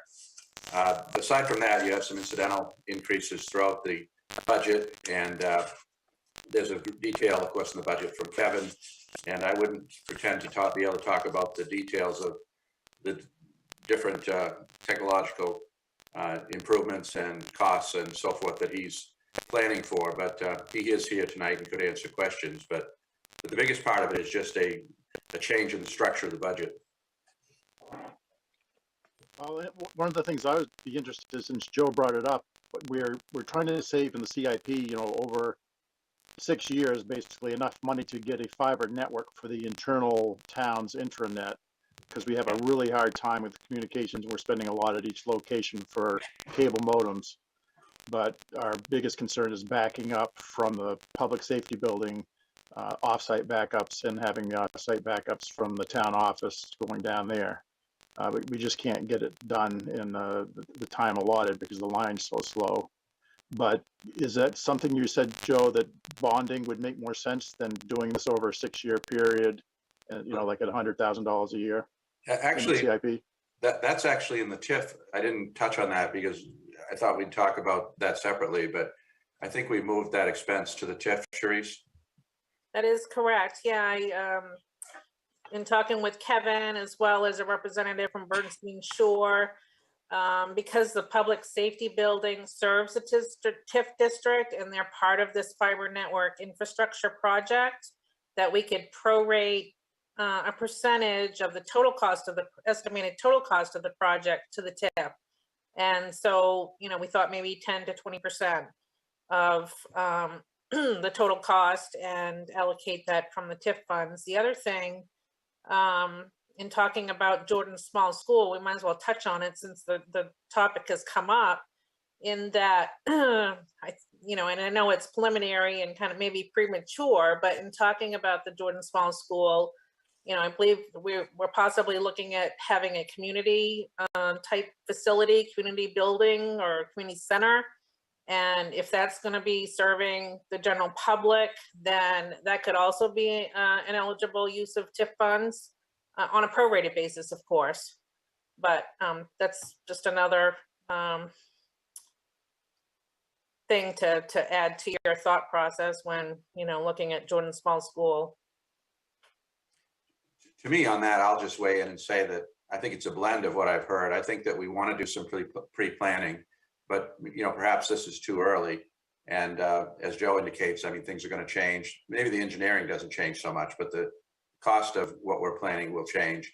So I think, you know, maybe a year or two in advance, when we have a better idea about where we're going with the former school and the conversion into a town office, community center, and maybe a library if we end up voting to make the Raymond Village Library a town department, then I think, you know, there'd be time enough to do it a couple of years out. And then I'm 100% in agreement that something like that is absolutely a bond. And same with the Public Works facility. I don't know about the timeline on the Public Works facility. That, you know, may have a different timeline, a more, you know, urgent timeline or closer timeline. I would look to Nathan on that. I know he's making it work right now with these various buildings and so forth, but I think that's something you've thought about for quite some time, Nate. Yeah, that's been something that we've been talking internally for quite some time. And like I said before, what we're doing right now, it works. It's a scheduling nightmare sometimes. Through COVID, it was wicked, trying to keep track of everybody and where everybody was. We had people reporting to 3 different locations. But I think the biggest part of it is the same thing the fire department ran into 20 years ago. The equipment's getting bigger. It's harder. You back 2 plow trucks inside the District 2 building. You got to walk over the front of the plows to get to the other side of the building.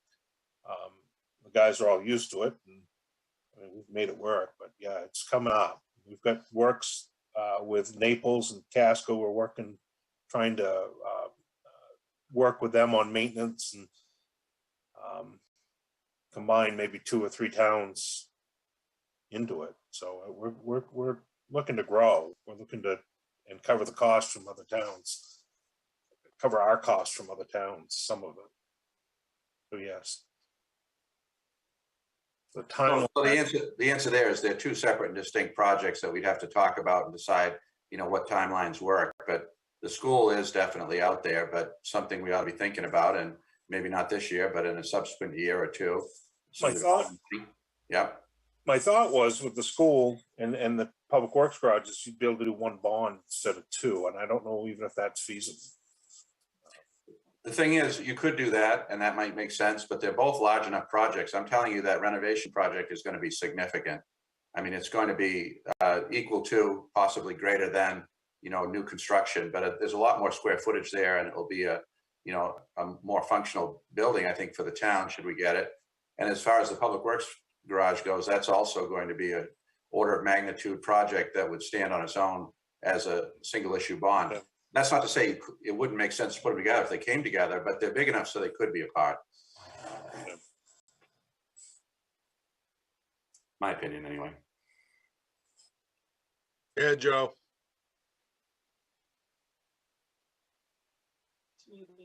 So I just looked at our bonds that we have out there right now. They all mature by fiscal year 2026. So the timing on it can be that you can bond these things out probably by fiscal year 24 or 25, and you will have, 1 year probably where you're taking on some debt, and then your debt service as those other bonds mature will not be that hefty. Yeah. Good point. I mean, if we refinance the 2013 bond, is that why it matures in 2026? Because they're usually 10-year bonds. 13 was the Sand Salt building, wasn't it?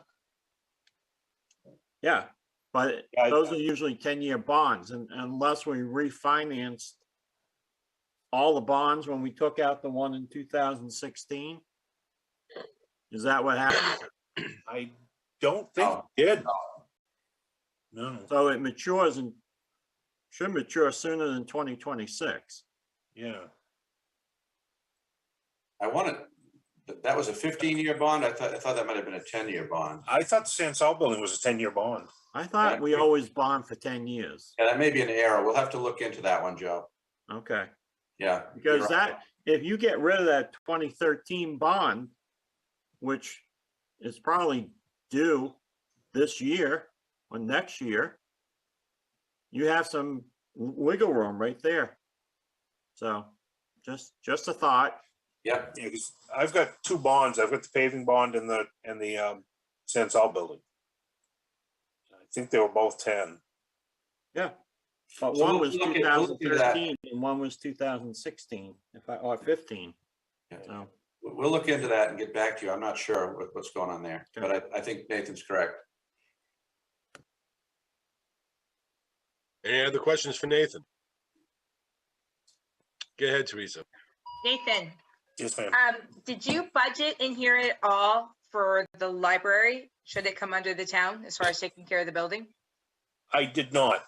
I assumed that wasn't going to be in the library budget. Most of the building maintenance stuff before we changed to what we did on this one, they were under their own, Public Works had their own, town office had their own.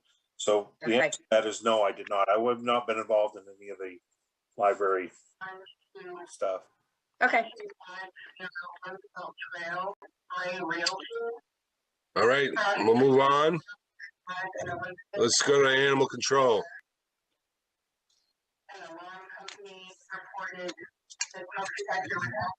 Hi, Jessica, how you doing? You're still muted.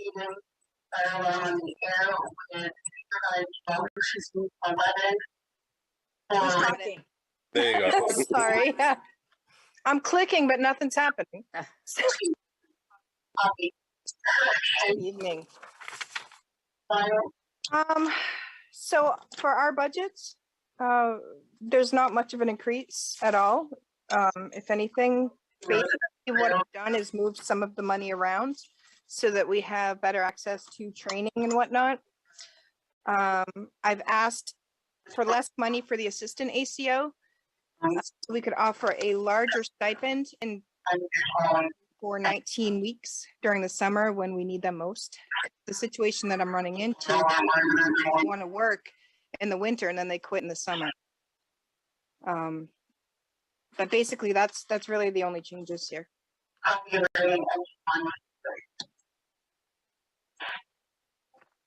Any questions for animal control?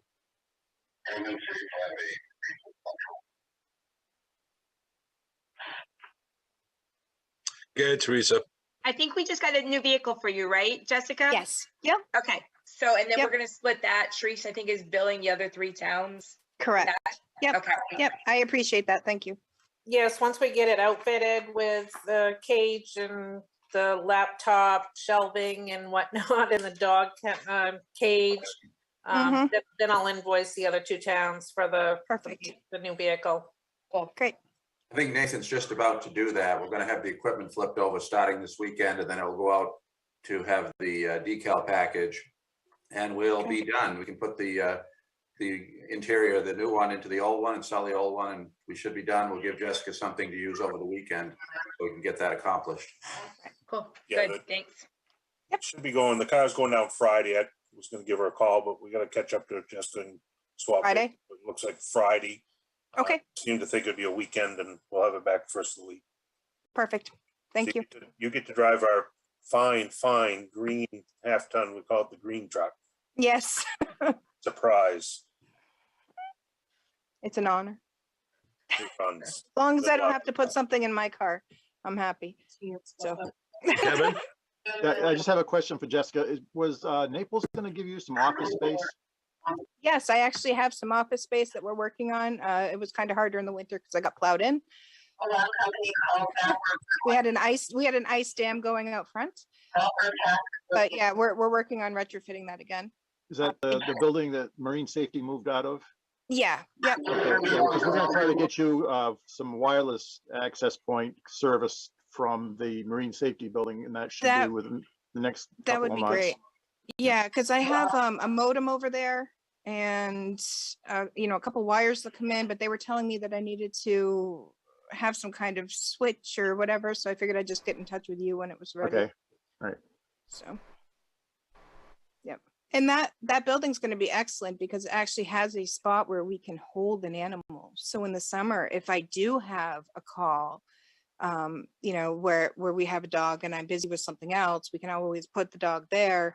And then, hopefully an owner will come. And if not, at the end of the day, I can take everybody down, which would be great. So nobody's, left holding anything.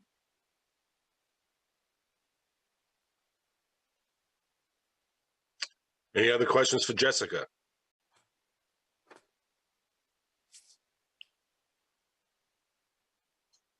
Go ahead, Rolf. Not specifically for Jessica, but more for Dawn, have you had discussions with Casco in regards to the insurance portion? I have had discussions with Tony about that briefly. I had deeper discussions with the previous town manager. I believe the town of Casco right now is looking into their entire employee wage and benefits system. So I believe they're looking at, you're talking about the health insurance benefit specifically. They're looking at that and to try to determine, and I don't want to make a comment about another town, but they're trying to determine, that their overall package and whether there should be changes there, changes in compensation. Maybe they should be looking at different insurance. The insurance, as everyone's aware, is now a legacy program from MMA. They don't offer it anymore. It's extremely expensive. So I believe they are analyzing that and looking at alternatives. But I could make a direct, contact on behalf of the Budget Finance Committee, Board of Selectmen, expressing that interest, but I think it's happening. I think, in light of everything, it's, it's something that they, should be being looked at because it's, obviously it's a high cost portion of that. So. Right. Any other questions for Jessica? Seeing none, thank you, Jessica. Great. Thank you very much. Have a good night. You're welcome. Let's go on to cemeteries. So for cemeteries, we're in year 2 of the new mowing contract, and that went up 1%. And I'm asking again for $3,500 to continue the repair of old stones and straightening of them and cleaning of them and whatnot. I don't know if any of you have had a chance to go out and visit the village cemetery, Riverside, or Raymond Hill, but the Colette's has done us proud, very literally.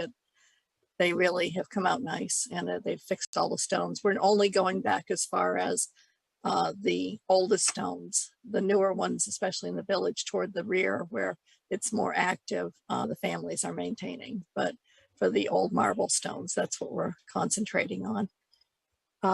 And I'm kind of along that line, wanted to just say publicly how much I appreciated Dick. I'm not going to get through this. I'm sorry. How much I appreciated Dick Sanborn and all he did for the cemeteries and whatnot. He'll be sorely missed. Thank you, Sue. Any questions for cemeteries?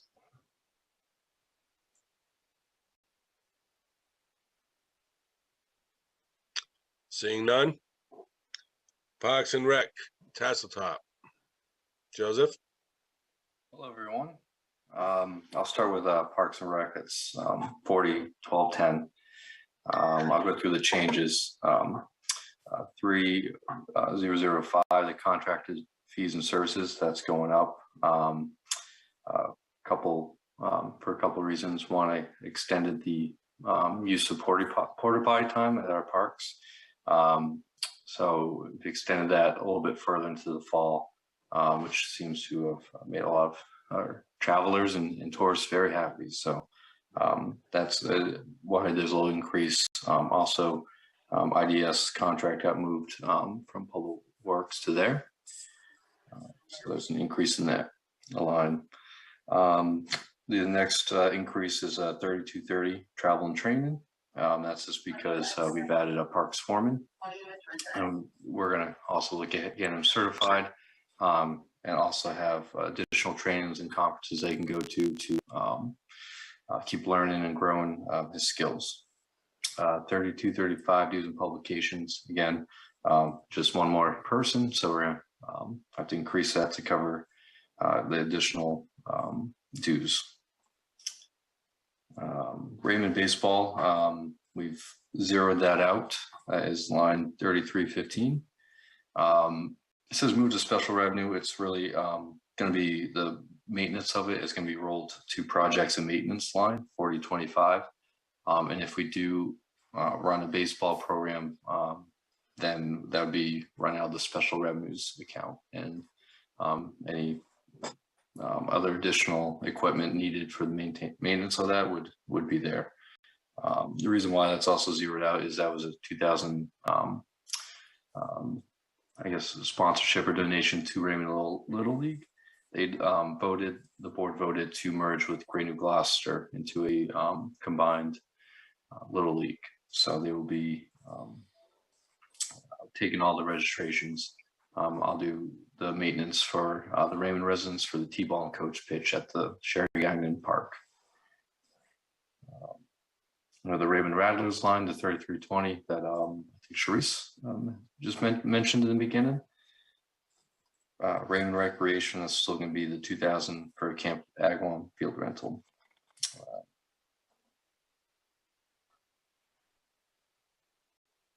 I think that is all the major changes in that budget. Any questions? Yes, Teresa. Teresa. Yeah. So, wondering minds want to know, anybody that's been involved in baseball, what are those upgrades to the athletic field in Sherry Gagnon Park? Yeah, because that is a nightmare.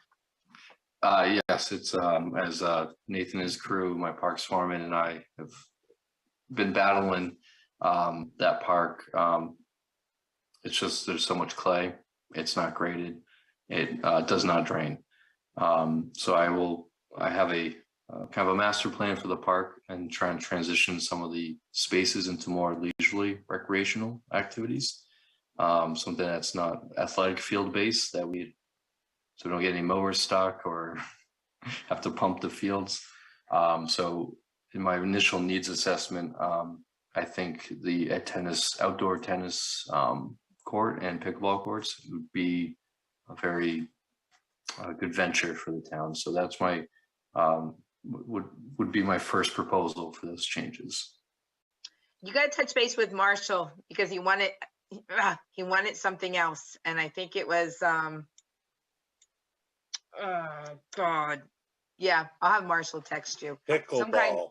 Huh? Pickleball. No, it wasn't pickleball. It was something else.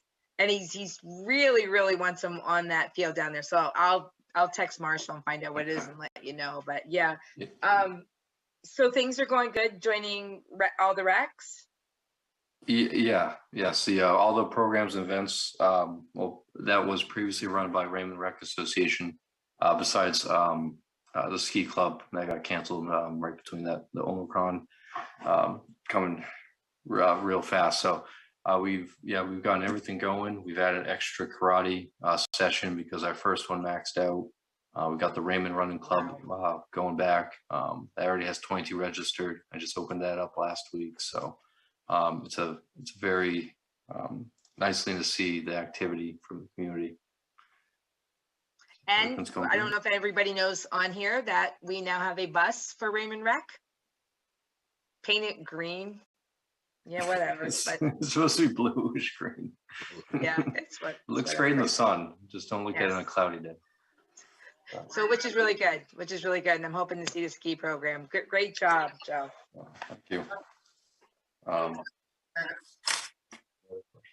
Now, did I hear earlier that you're planning on adding a receptionist? Yes, that's kind of, it was kind of a proposal between Nathan and I to have a hybrid, kind of like we did with the parks foreman on admin for both departments. I think we're going to do the Field of Dreams approach and try to get District 1 built first, and that set up my office. We're also running out of a space there as well. I have probably, to Nathan's right, about 50 basketballs right now in transition to go to storage or somewhere. So we're quickly kind of growing out of that space as well. So yes, I don't think we're going to do that this fiscal year, but it was internally talked about. Any other questions for Joe? Thank you, Joe. Thank you. I'll move to Tassel Top. Tassel Top, yes, please. So again, Tassel Top is an enterprise account. So it's kind of, I operate it more of as a business as far as the accounting. This is kind of based off last year's data, and we have been growing so fast that it's changed so much on the proposal side. So the biggest one you'll see in 41,700 is under contracts. The increase is the septic pumping for our new toilet trailers down there, portable toilet trailers. We upgraded from, because it's such high usage down there, we've upgraded from the porta potties, and also because of COVID, we could have actual hand washing and soap stations in those trailers. But it is a huge expense of ours, one of the biggest, to get that pumped every week, sometimes twice, 3 times a week, depending on the volume of people coming through. So that's a big increase. We also looked at 4070, that's the cabins. We did some upgrades there. We're going to continue to kind of get those going a little bit more. Barry's done some really great work, just redoing everything. We got new appliances, new sink tops, new cabinets. He's done a great job. I actually had the honor, just to give him a shout out, he won an award through our Maine Parks and Rec Association. So I got to announce that he was the outstanding professional in parks for this year. So I just came back from the conference, and so kudos to Barry. Also structures, we've kind of had that. Last year, we did a lot of upgrades. We had a new deck to the snack shack. We've upgraded the maintenance building, have concrete there. So we've been really kind of trying to update all of our buildings and structures.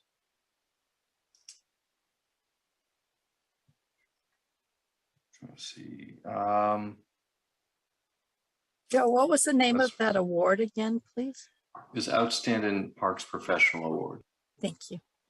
Yeah. So when he comes back, we'll give it to him.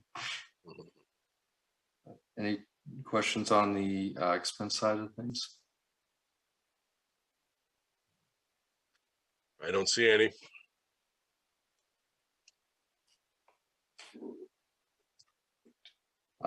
Revenues.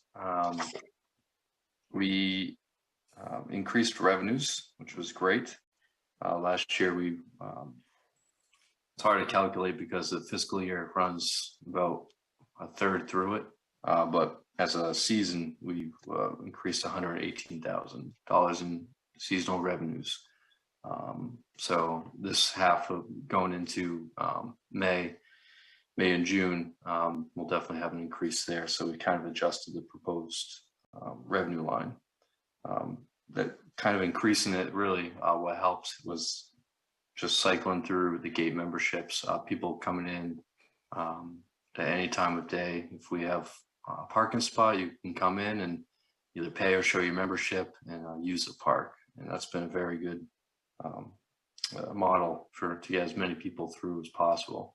I think on the statistics, we had over 16,000 daily users, daily gate emissions, and over 1,200 membership check-ins. So they use their membership to check in.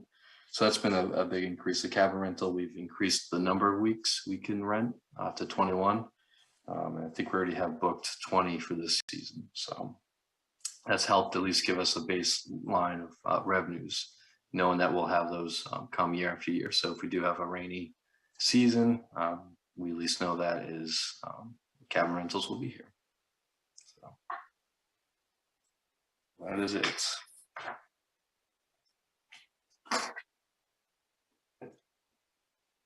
Any questions for Joe? Ralph? Yeah, on the snack shack, you, year to date for this year, we're at 40,000, but your budget for 23 is only 12,000.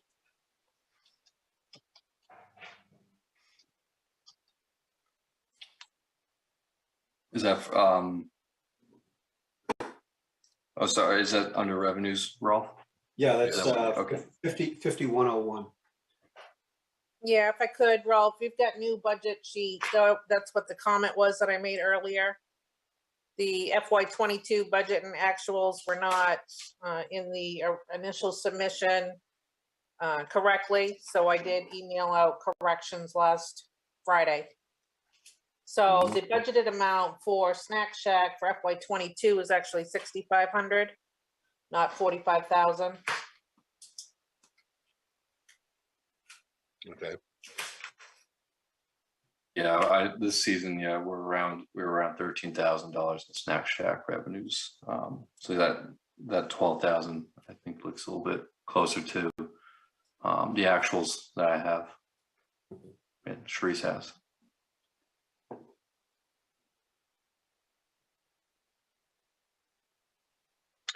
Any other questions for Joe?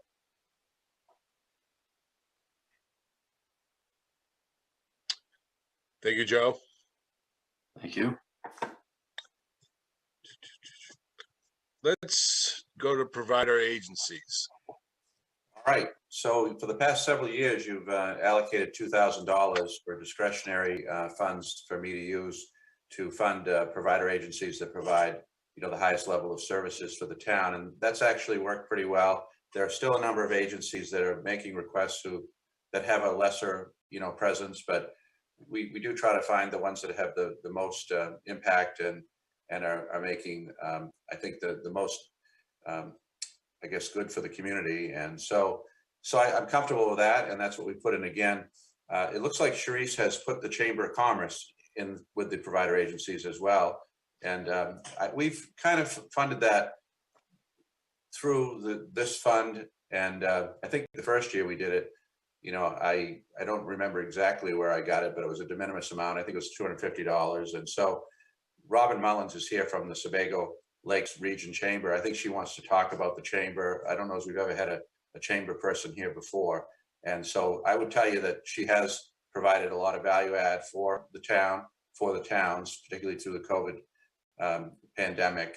And so, and I know she's very active in business promotion and development and, tourism promotion. So she'll probably want to talk about all those things, but I feel comfortable that the $2,000, I can meet the needs of the provider agencies that we think are making that impact in the town. So Robin is here, I think, to talk about the chamber, though. Hello, Robin. Thank you, Don. I appreciate that. We We have actually asked for more money this year than we typically do in the past, so I just want to make that clear right up front. And I've been in my position for just over 2 years, and what we've discovered in looking at what other chambers charge for investment dues is that we were way under what typical towns are giving to chambers. So that's the reason for the increase. Sebago is a town, so just so you know, we cover 8 towns. We cover Casco, Gray, Naples, New Gloucester, Raymond, Sebago, Standish, and Wyndham. The smallest town that we have population-wise is Sebago. We have $500 is what they pay us. Our larger towns give us $2,000. And not only that, also Naples gives us $2,000. So we are asking you guys for $1,000 this year. And just to let you know, we serve 300 businesses throughout the state. Most of them obviously are in the 8 towns that I just mentioned. We serve another 45 businesses as part of the Keep Sebago Lakes Region Healthy initiative that Dawn was talking about. And we did that for 20 and 21. We provide funds annually to 11 food pantries in the 8 towns that I mentioned. So obviously the food pantry that you guys have in Raymond is one of those. Last year we gave that food pantry almost $800. And I want to say a huge thank you to Dawn, to Nathan, and to Kathy and some other folks that were involved in our polar dip this year, because of their help and the generosity of those brave jumpers, we made just over $11,000 at our polar dip this year. Last year, in total, we gave those 11 food pantries $12,000. I'm happy to say that this year we're giving over $25,000 to those food pantries. So that $800 figure will probably be about double that we will be giving to your Raymond food pantry. So we're really excited about that. In total, including this year, we've given almost $150,000 to the local food pantry since we started our Feed the Need campaign. So that is something that we're very proud of and something that we work very hard at in the chamber. We also offer $1,000 scholarships annually to graduating seniors in the region, and obviously RSU 14 is one of those. And last year, we actually gave out 2 $1,000 scholarships, and they both went to RSU 14 students, so we were excited about that. In 2021, we served 15 Raymond businesses as Sebago Lake Region Chamber members. We also served those businesses, some members that were not members of the chamber, and also the town, again, in the Keep Sebago Lakes Region Healthy initiative. We do provide marketing opportunities to member and non-member businesses. We have marketing opportunities in Maine Invites You, which is the largest travel magazine and kind of the official magazine for the state of Maine. Maine Lakes and Mountains magazine. And we also partner with Gorham Savings Bank this year and with the Wyndham Economic Development Corporation to do a holiday bonus card. And we offered that again to all businesses. They did not have to be members of the chamber. And in Raymond, the business that took advantage of that was the Beacon Pizza. So basically what we said was, for every $25 gift card or gift certificate that you sell, we're going to give you a $5 bonus card to give to that customer. So if a customer bought $100 worth of gift cards, they got 4 $5 bonus cards. They would come back and use those. They would get a $20 discount, and then we paid them back for that. So they basically got that money for free. We were giving it to them as part of our bonus card program, and we have done that the last 2 years. Whether or not we continue will be whether or not we have the generosity of Gorham Savings Bank and Wyndham Economic Development Corporation. But I was very happy that we were able to offer that to all of our towns this year. We have a town listing for Raymond on our website where we have information about the town, your website. We have a link to that, and we're very excited. We're going to be doing a huge marketing campaign, and we're going to be able to put the beaches and any of the hiking or any of those things that are available in your area. We're going to be able to put those on our website. So that is a big project that we're working on for this year as well. But that's something that's getting funded separately. We also have a a visitor guide, and we have a page for each of the towns. And so we work with Don and or someone on his team as to what goes into that information. And again, in this visitor guide, there's information about Tasseltop, there's information about restaurants in the area, accommodations, all of that stuff. So you don't have your own official visitor guide, but we make sure that we include all of that information in our visitor guide so that you guys are well represented. Let's see. I also partner quite a bit with Joe from Parks and Rec. He will tell you. Last year, the chamber gave him $500 so that he was able to provide the Toy Story movie as part of the Family Fun and Fitness Film Festival. And we also try to work with local businesses to get him prizes and things when he does his Easter egg hunt and things like that. So I think it's really important as a chamber. I've discovered that we can't live in silos anymore. We all have to work together to help each other because volunteers are very hard to come by these days. So we have to kind of work together to make sure that, whatever he needs, we're making sure that we're there to help him. So yeah, that's kind of in a nutshell what we've been doing and will continue to do for the town of Raymond. And I'm more than happy to answer any questions if anyone has any. Thank you, Robin. Don, go ahead. Yeah, if there are no questions in provider agencies or for Robin, then there's also the RTP Explorer tab, which is broken out as a separate provider agency request. And I think we see Don Libby here, and I think he wants to speak to their request.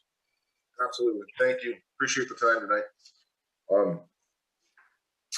We are requesting the $8,500 for fiscal year 2022-23.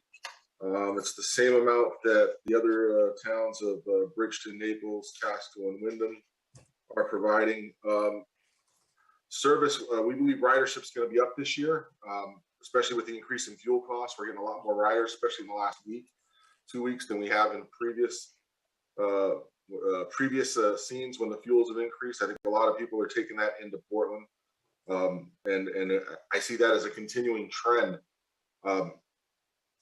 Couple things to keep in mind with our service is it takes about $158,000 to run that bus every year. Some of that comes from public funds. Others comes from the towns that contribute. Our fuel costs, as everybody knows, are up. Running the bus, that's something that we didn't account for in this year's budget. And then the other cost that running that this year that is taking its toll is the cost of paying CDL drivers and also trained CDL drivers, which is the federal government decided to change the way we license CDL with passenger endorsement. And they passed this law February 7th that states that they have to go through a special training class on top of the normal routine of taking the test and everything else. So those of you that don't know, we run 2 buses. We run 4 round trips. Right now we're doing 3 round trips a day. We will be doing 4 round trips starting in Bridgeton. They finish at the Pulse in downtown Portland. And then from Memorial Day to Labor Day, we end up doing the Saturday trips as well, which believe it or not, that's a pretty good route that the buses tend to fill up. A lot of people trying to get to the Lakes region from Portland. So all our buses have GPS. All our buses have Wi-Fi in them, so people can work on the way into downtown Portland. We do have a few commuters that take that. They start in your neck of the woods and they jump on the bus. And I think a lot of the people there are using those buses because they don't want to pay for parking in downtown Portland. So. But we're planning on, like I said, expanding that in the summer for the Saturday route. We're asking for the $8,500 that we've asked for in years past. Hopefully, we can get close to that number because we really needed to keep that bus running. So I appreciate your time. Thank you, Don. Any questions for Don?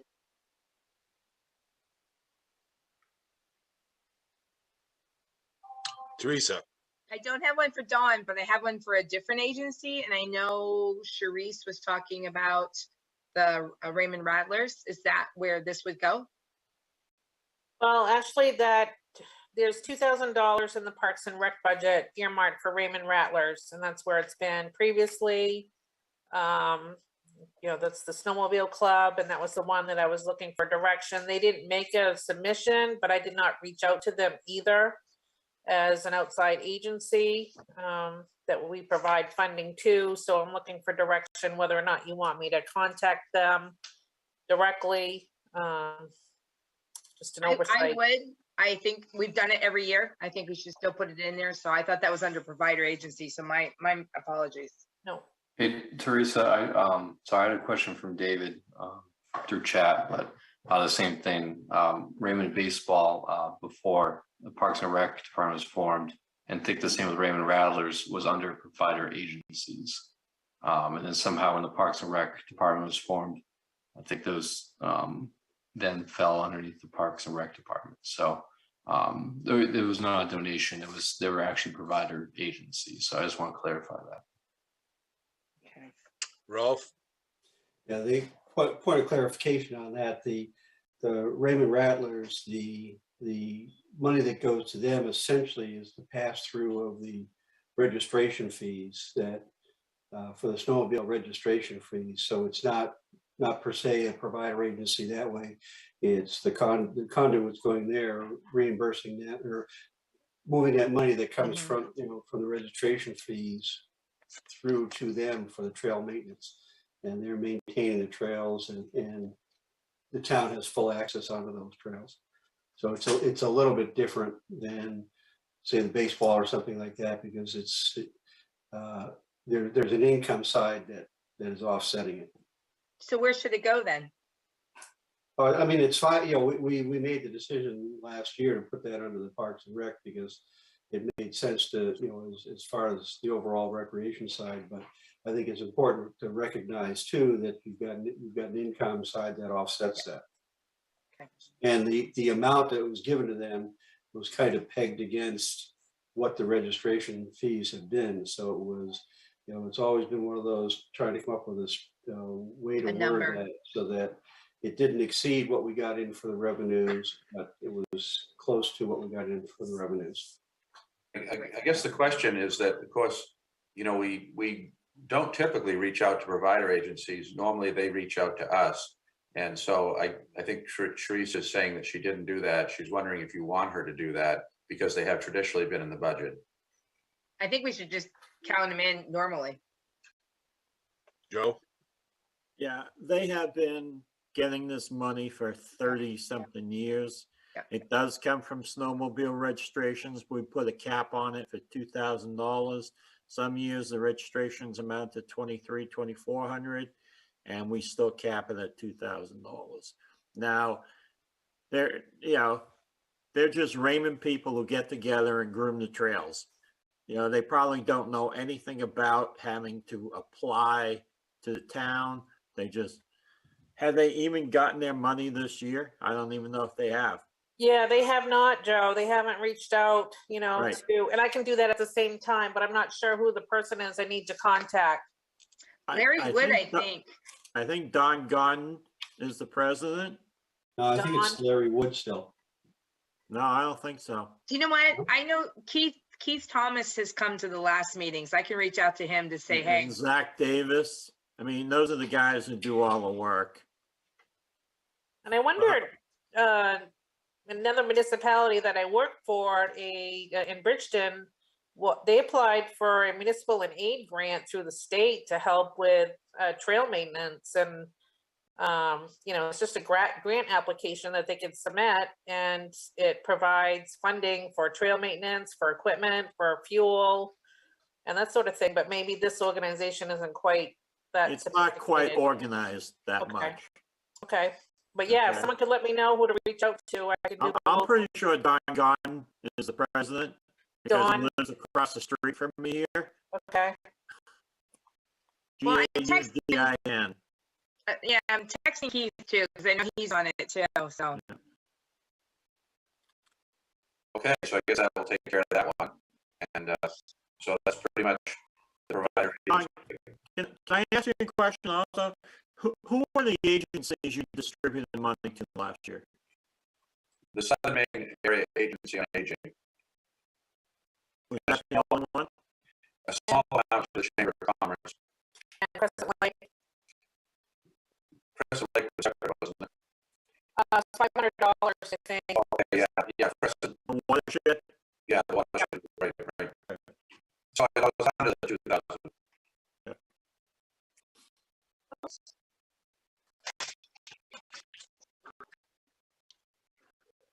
Any other questions for provider agencies? All right, we'll move on to Raymond Village Library.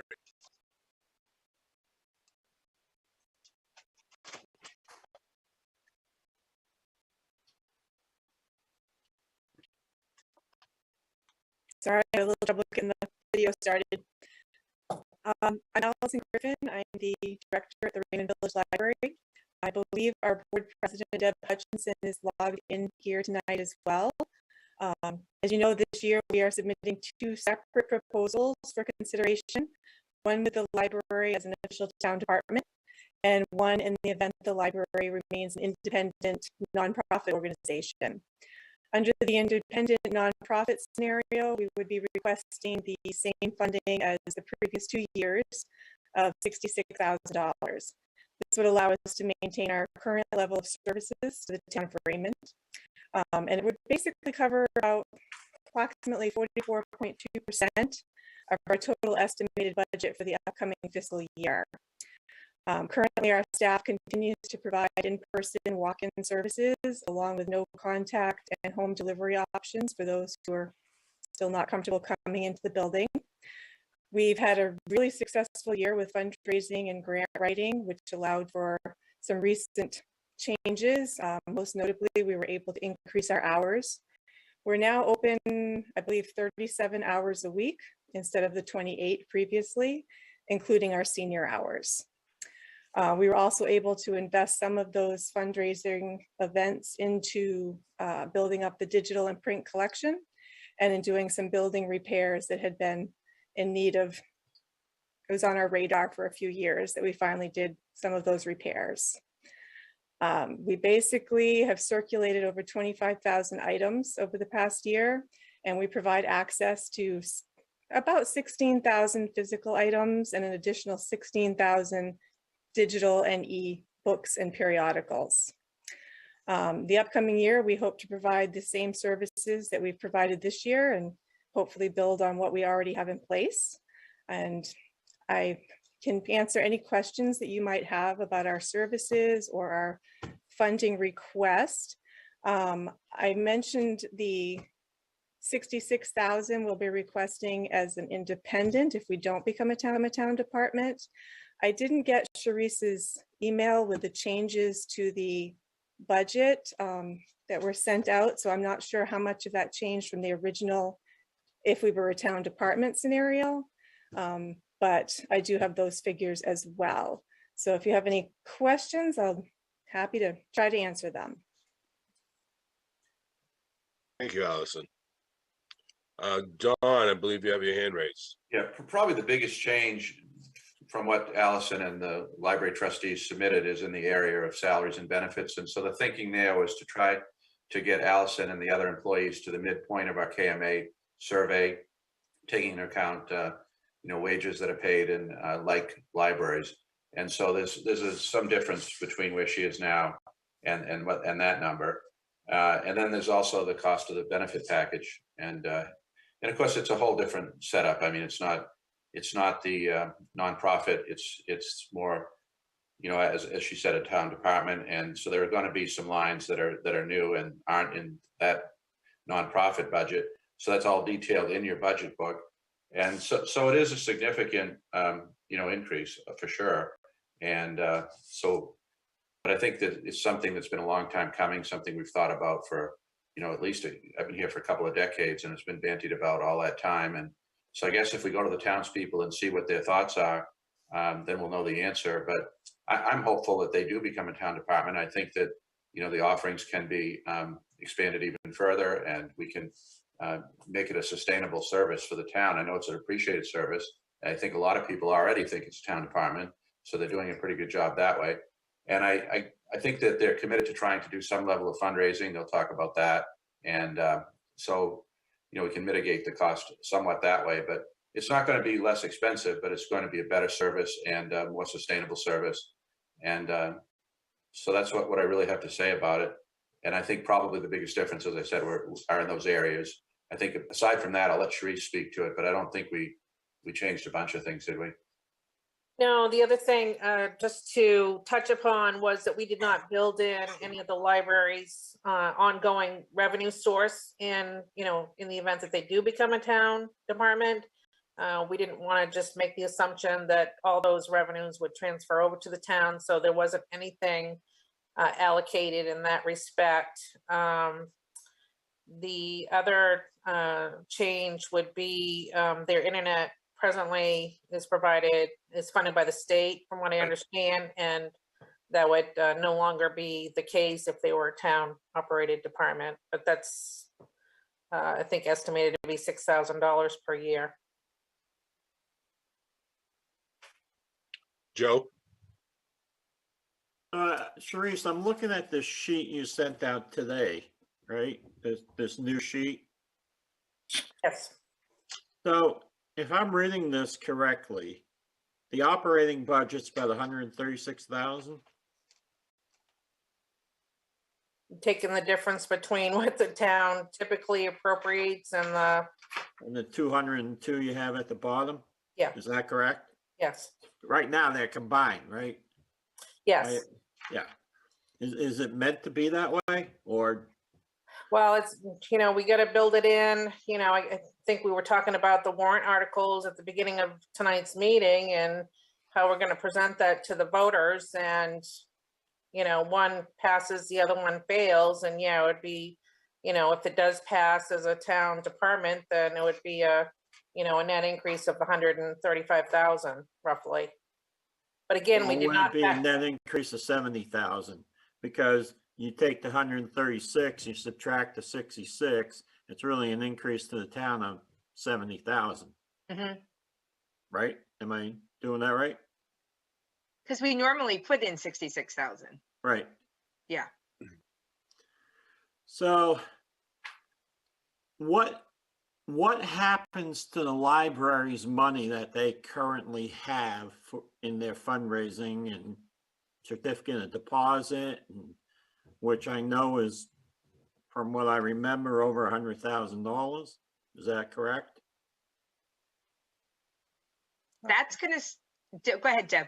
Well, we have to, when we wrote the MOU with the town, we really laid out how those finances would be transferred to the town. So it really depends on how that all goes through. Isn't that what we said, Teresa and Ralph? We said that. Because most of that money is going to stay with the library. Well, not most, no. Not with the library, but No. essentially under the MOU, there are certain costs that the library would have to decommission from its 501c3, right? To cease that and set that up as if they want to set that. There was talk they're going to set that up as a separate fundraising area to be able to raise additional funds for the library for special projects and things like that. But the money that's essentially in the bank and in those that under the MOU, that transfers over to the town to be designated for use for the library. So effectively it would you impact there where that money comes in, but it's only going to be used against the library. So for use as a part of the operating budget, or for use as,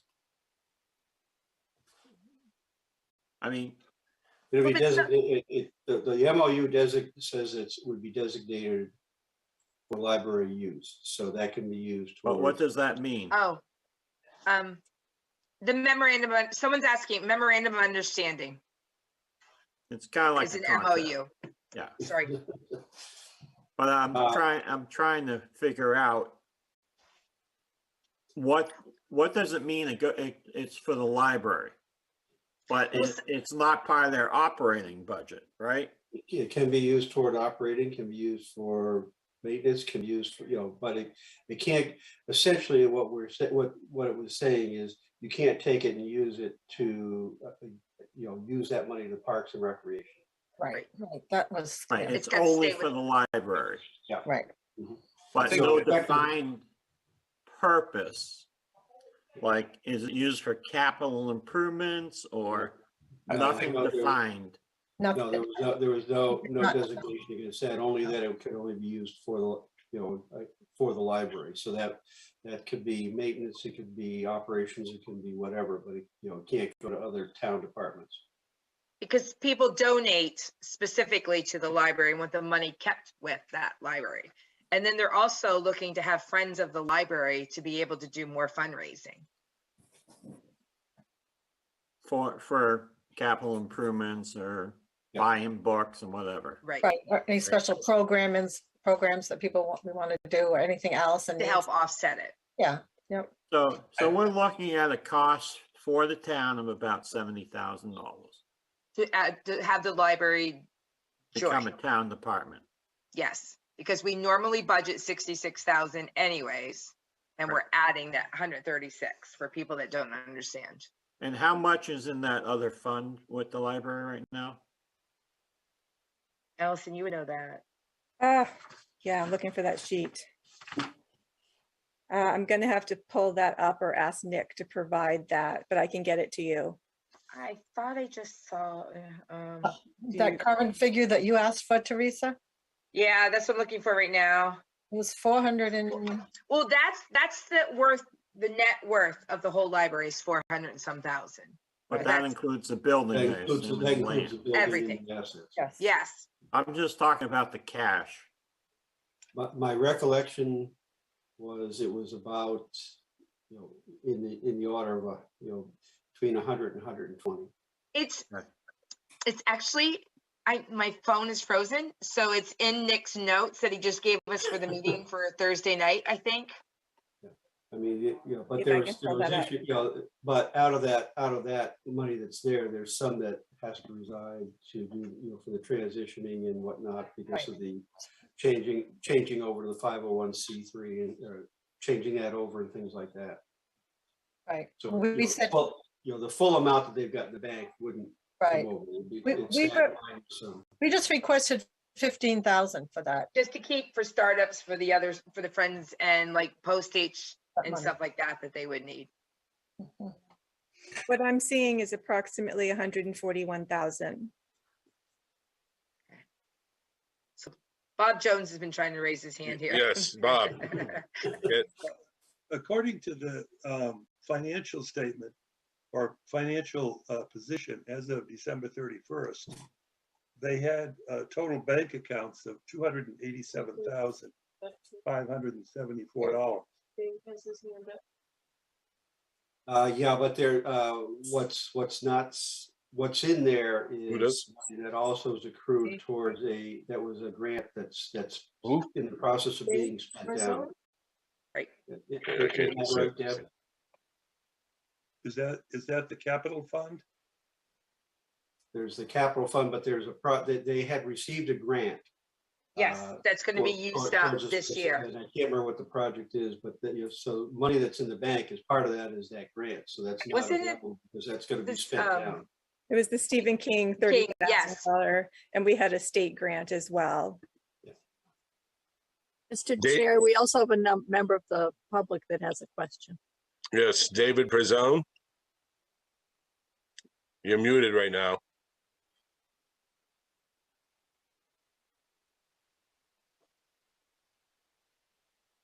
Very good, David. I'm sorry, can you hear me? Yes, we can. Yeah, no, so I put my hand up quite some time ago, so we talked quite a bit about this. I was curious as to if somebody can explain to me how we came about originally basically making a town donation of $60,000 or $66,000 to the library. Was it, I mean, it's a separate corporation, has nothing to do with the town. So how did that come about? The library asked for assistance to help function and to pay the bills and stuff like that. So they come to the town and I think it was 60,000 before. And I think the last 2 years it's been 66,000. It's usual and typical for nonprofit libraries to get a town appropriation. That's it's a customary thing. customary in what? In the municipal world, I think Sharice from Bridgeton, they have a nonprofit library. They had, I think she told me $80,000 there, but you know, and there probably are some nonprofit libraries that don't need any kind of governmental assistance, but normally they make a municipal request.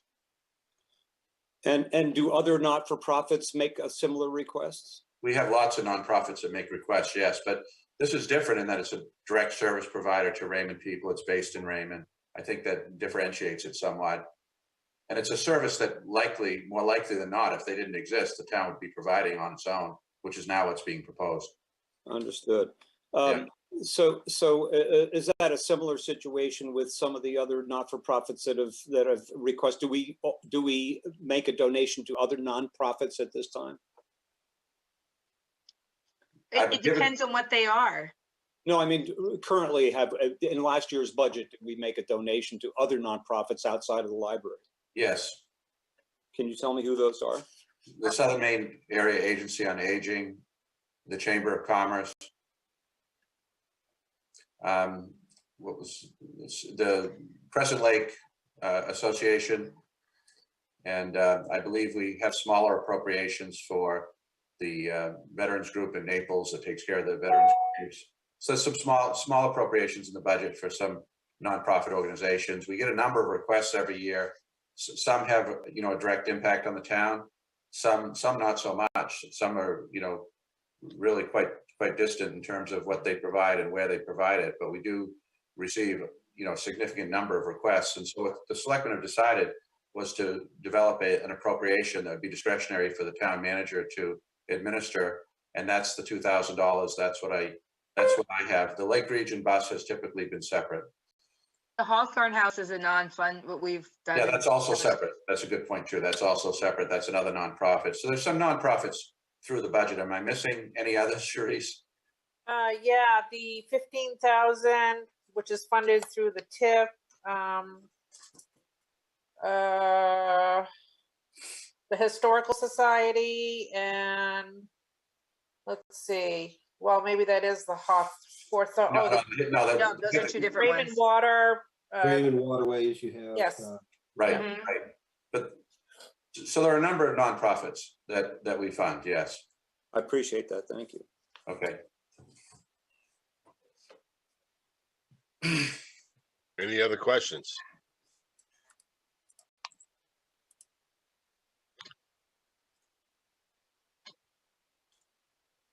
I see no other questions. I do have one other thing I'd like to bring up if we're getting towards the end. Yeah. That is, there's not an appropriation in this budget for a consultant for the comp plan. And I'll let Sue speak to this issue. We've had a really hard time getting anybody interested in that. And I don't know if we're going to be up and rolling, you know, and you know, if and when we're up and rolling. And so if we were to do that, we would at some point need to engage a consultant. We probably can go for some period of time, you know, an information gathering and with a volunteer committee, but that's something that's sort of, we've talked about, we've advertised for it. We haven't got much interest unless something's changed. So is that one that would properly flow under TIF? Yeah, I think that could go on to TIF. I mean, I would hold that off and work that under there. Okay. Rather than funding it separately. We've actually had a rash of, I don't know if that's the right term, of requests to get on here. And I think partially thanks to the Roadrunner pieces that Melissa has put in, we've had people understand a bit better, I think, what it means. And we've had a few folks that haven't been on committees before say they're interested. So we're up to, if I'm just doing a quick look at the people who've requested, we might have 9 or 10 different applicants. So I was going to put it on the next agenda for you folks to consider possibly appointing. Okay, I stand corrected. Last I knew, the last up I got was a couple of people. Yeah, it was just within the last 3 or 4 business days. So like the end of last week. So the Roadrunner works. It does. People actually read it. It's cool. Yeah, Rolf. Yeah, just you know, going back or looking at the updates that Therese sent out today, you got on the RSU, you bumped that up, but where did that number come from? Because they haven't finished their budget yet. So is that just another guess? No, it wasn't RSU, it was the county. Well, you had the county tax that went up, but also on the RSU side, you went up. Oh, I just did Yeah, you did a 216,000 increase on that, but I don't think that that's real either. I think that I think it's going to be a whole lot more than that. Yeah, I just did a placeholder, Rolf. I don't remember what I did, 3%, I think. Yeah, you did 2%, but I mean, that's untypical for them. It's usually closer to 4 to 5%.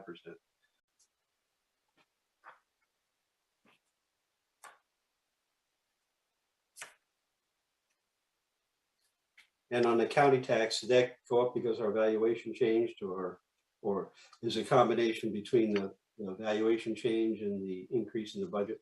Yes, combination, yes.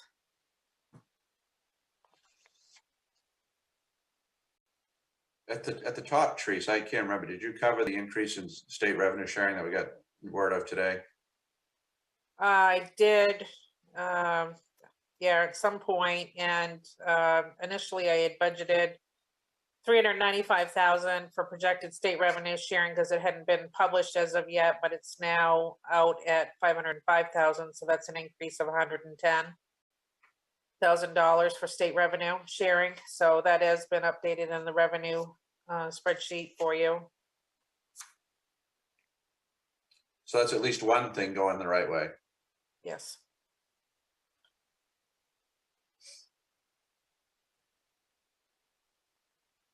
Any other questions?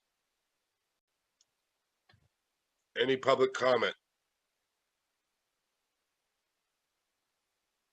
Go ahead, Bob. I'm brand new on the committee, and there's a lot of stuff that has been sent out over the past week to members that I don't have. Yeah. How do I get it? I'll send it to you. I just got notification that you were sworn in yesterday. So I haven't been able to update my mailbox yet, but I'll get that stuff out to you. Thank you very much. And if there's anything that's missing from the town, Bob, you could check with Cherie, see what you have against what she sent out. We'll get that to you. Okay. Okay. Yeah.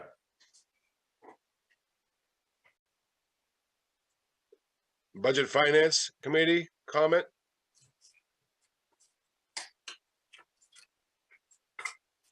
Select Board comment. Oh, Bob? I'm sorry, I'm a little delayed here each time. That's okay. I guess this is for Nathan or for Don or both. I have seen that Casella is pushing Wyndham to go to an automated trash pickup and recycle pickup service from the current, I guess they bag it and throw it. And our contract is with Casella also. Is there any indication that they're going to be pushing that to the smaller towns like Raymond? We just actually talked to the transportation manager this morning about that. I don't have a good answer for that.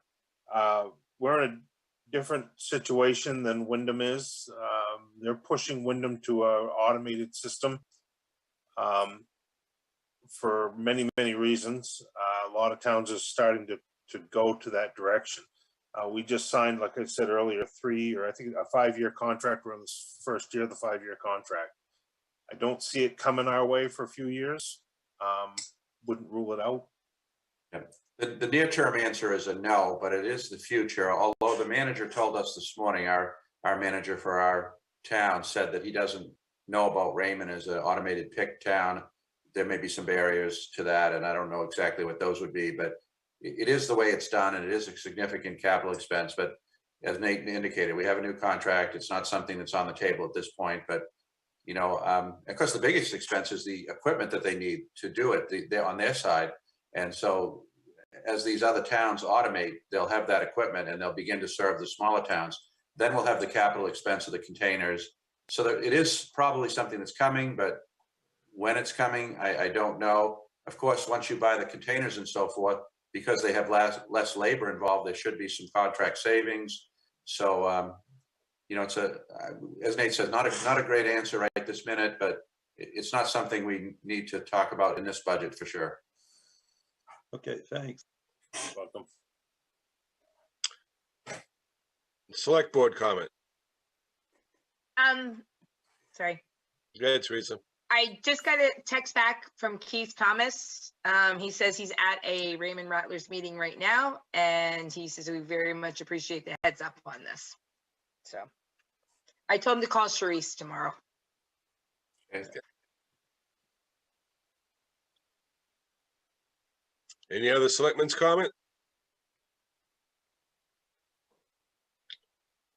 Then I need a motion to adjourn. I move the meeting to adjourn. Second. I have a first and a second. All those in favor? Any opposed? Thank you very much, everyone. Have a good night.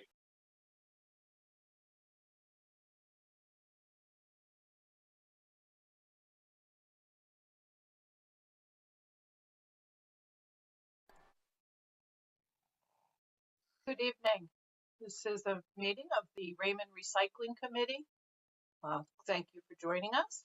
My name is Grace Levitt. I'm the chair of the committee, and I think it would be good to just go around quickly for the others who are here and be introduced. And I know we've got another member joining us shortly as well. Sue? Sue Accardi. Karen? Karen Lockwood. Don? Don Willard, town manager. Nathan? Oh, you're muted, Nathan. Sorry. Sorry about that. I was looking right at it. Nathan White, Public Works Director. Thank you. We have Representative Jessica Fay is on. I'm not sure if she can unmute. I'm here. Thank you very much. I appreciate everyone's patience. I am on my way home in the car. Okay, thank you very much. Thank you for joining us. And we will hope that our other member can join us. I know that Rolf Olson from the Select Board is unable to be here this evening. And we also have Bob Jones joining us. Bob, if you want to introduce yourself, feel free. Well, I'm just a member of the public that's interested in recycling. Okay, all right. Thank you very much. We'll get started then. I'll call the meeting to order. And first item on our agenda is approval of the minutes of our last meeting from February 17th. Is there a motion? So moved. Thank you, Sue. And a second? I'll second. Thank you, Karen. And any discussion, any questions? Seeing and hearing none, without objection, we've approved the minutes of February 17th. Is there objection? And seeing and hearing no objection, we've approved the minutes. Thank you, and thank you, Karen, for taking those minutes. Much appreciated. As Sue said, they're always excellent, so that's great. Thank you.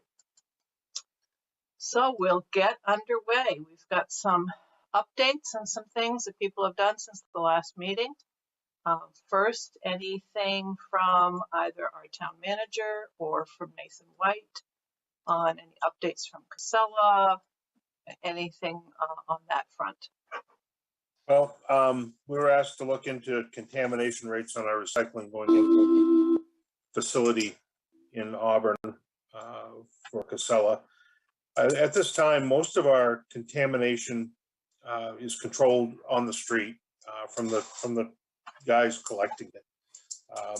When it gets to the facility, we've had no loads rejected to this point. So there isn't a lot to report on that. The only way to really get right down and dirty into it is do what they call a recycling audit, which is pretty labor intensive. They take the truck and they bring the truck over after it's picked up its route. They dump it on the floor and they paw around in the trash and pick out what's not recyclable and what is recyclable, and then they report back to us. The problem with that is we've got nothing to compare it to, because they haven't done any yet out of that facility. I wouldn't recommend it at this point. I think we're at 17%. We're doing pretty good. I think we can do better with educational flyers on our end and education on our end on that. Our biggest contamination problem out here on the collection site is the dumpsters. The recycling is less than 50% dumped out of the dumpsters at this point. Without having some kind of control on those dumpsters, I don't see that changing much. And it does get worse in the summer when we come into summer. All right. Thanks, Nathan. And you had mentioned that before as well, as far as I made a note just myself, some of the issues, some of the barriers to doing a better job of recycling are summer residents being knowledgeable and, or for that matter, weekend residents, and some ways to deal with that. The 17% was the rate of recycling, not the contamination, but correct, the rate of correct, 17%. And how that number's the way they come up with that number is by the total tons picked up, what goes in as MSW and what goes in as recycled. We were at 18%, and we dropped back down to 17% in July and September. And that's basically when the summer people come in and you're picking up more household trash than you are recycling. And that's what lowers that number than that, but they've got a transfer station, so they're handling it. The residents come in and hand them the trash and the recycling. So they're able to control it a little bit better. There's a lot of changes coming out. I mean, everybody's read the article from Wyndham. I don't know how that's all going to work, but that's really all I got at this point. Well, I thank you for that, because for one thing, I misunderstood what that 17% was. So 70% of what's picked up is recycled. It's not 17% of households are recycling. Correct. So we don't know what percentage of how different figure. We don't have an idea of that. That's a lot of old information. And in talking to Dave today, you got to remember, we bid this out to Casella Waste. Don, what has it been 20 years now? 1,800 stops a day, which only 1,500. Said pretty much anybody that's got trash out, you've got a recycling, something's there for recycling. It's not 100%, but it's a fair amount. Would help is getting rid of the food waste out of it. We've talked about that. That's going to lower your tonnage, which is going to be considered recycling when you get into the food waste. Well, thank you. That's a whole lot clearer to me than what that 17% was, because that seemed like a low participation rate, but that's not what it was. It was the amount of what goes into recycling. And talking to Pine Tree, Casella, I'm sorry, I keep calling him Pine Tree. A big chunk of our weight is food waste. Well, we reduced it a little bit from this household. Just want to introduce yourself real quick. Hope it went well. It did. Good. And did the research on these items, and so he'll be reporting, and I think Kathy has a couple of items, one that's listed for me. So I may be getting off the hook tonight, but I would like to say that on the issue of compost, I'm all in favor of it. I just don't know the best way to do it. I'm in agreement with Nathan that we need to get that wet waste out of our, overall waste stream. I'm actually impressed with the 17% number. If you think about what you see roadside and the amount of trash that we produce, I think I have nothing to judge it against, but it sounds like a pretty good number to me too. And but I just want to reiterate the idea of let's go after the wet food waste. I don't know if it's curbside pickup or I personally like the idea, if it was at all possible, the town buying backyard composters. Nathan and Don, anything you want, any thoughts about what the article in the Eagle? Taylor, anyway, she sent him to Nathan. So it's not going to happen in Raymond right away, but it's going to happen.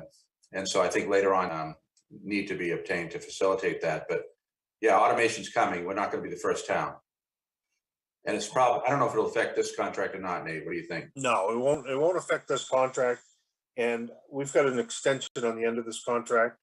Raymond would be pretty tough to automate the whole town. Even they've admitted to that, and to drag a 96-gallon tote out to the end of the road. I think I heard of the budget committee that that's the extension. So how long is Yeah, it it's for? 3 year. We have a 3-year contract with a 2-year extension, eligible extension on the end of it. Okay. And so that 2-year extension might be a spot to do some things a little differently, Yeah, or it's an automatic. You might, no, it's not automatic. It's a negotiation point. And you might see some of the town go automated.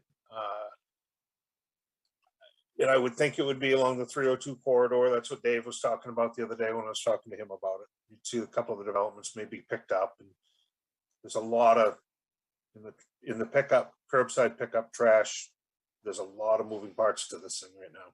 And a lot of it's changing every day. Significant capital costs for the town to get into this. So, I mean, if Auburn hasn't done it yet, and they've been working on it for a number of years, now Wyndham is jumping into a program with my mother there, and it works great. It reduces labor and Figure out the whole long drives and things like that that people have, and ways around that. There must be ways around that, certainly. The other thing that they were talking about on the, I guess it's the chitter chatter on the inside, the driver can't see inside that bin. He doesn't even get out of the truck. And that has been a problem, and that's been an educational problem in a lot of these other towns that are automated right now. So that's something they got to get around, and they're still trying to figure out. So do they run separate trucks?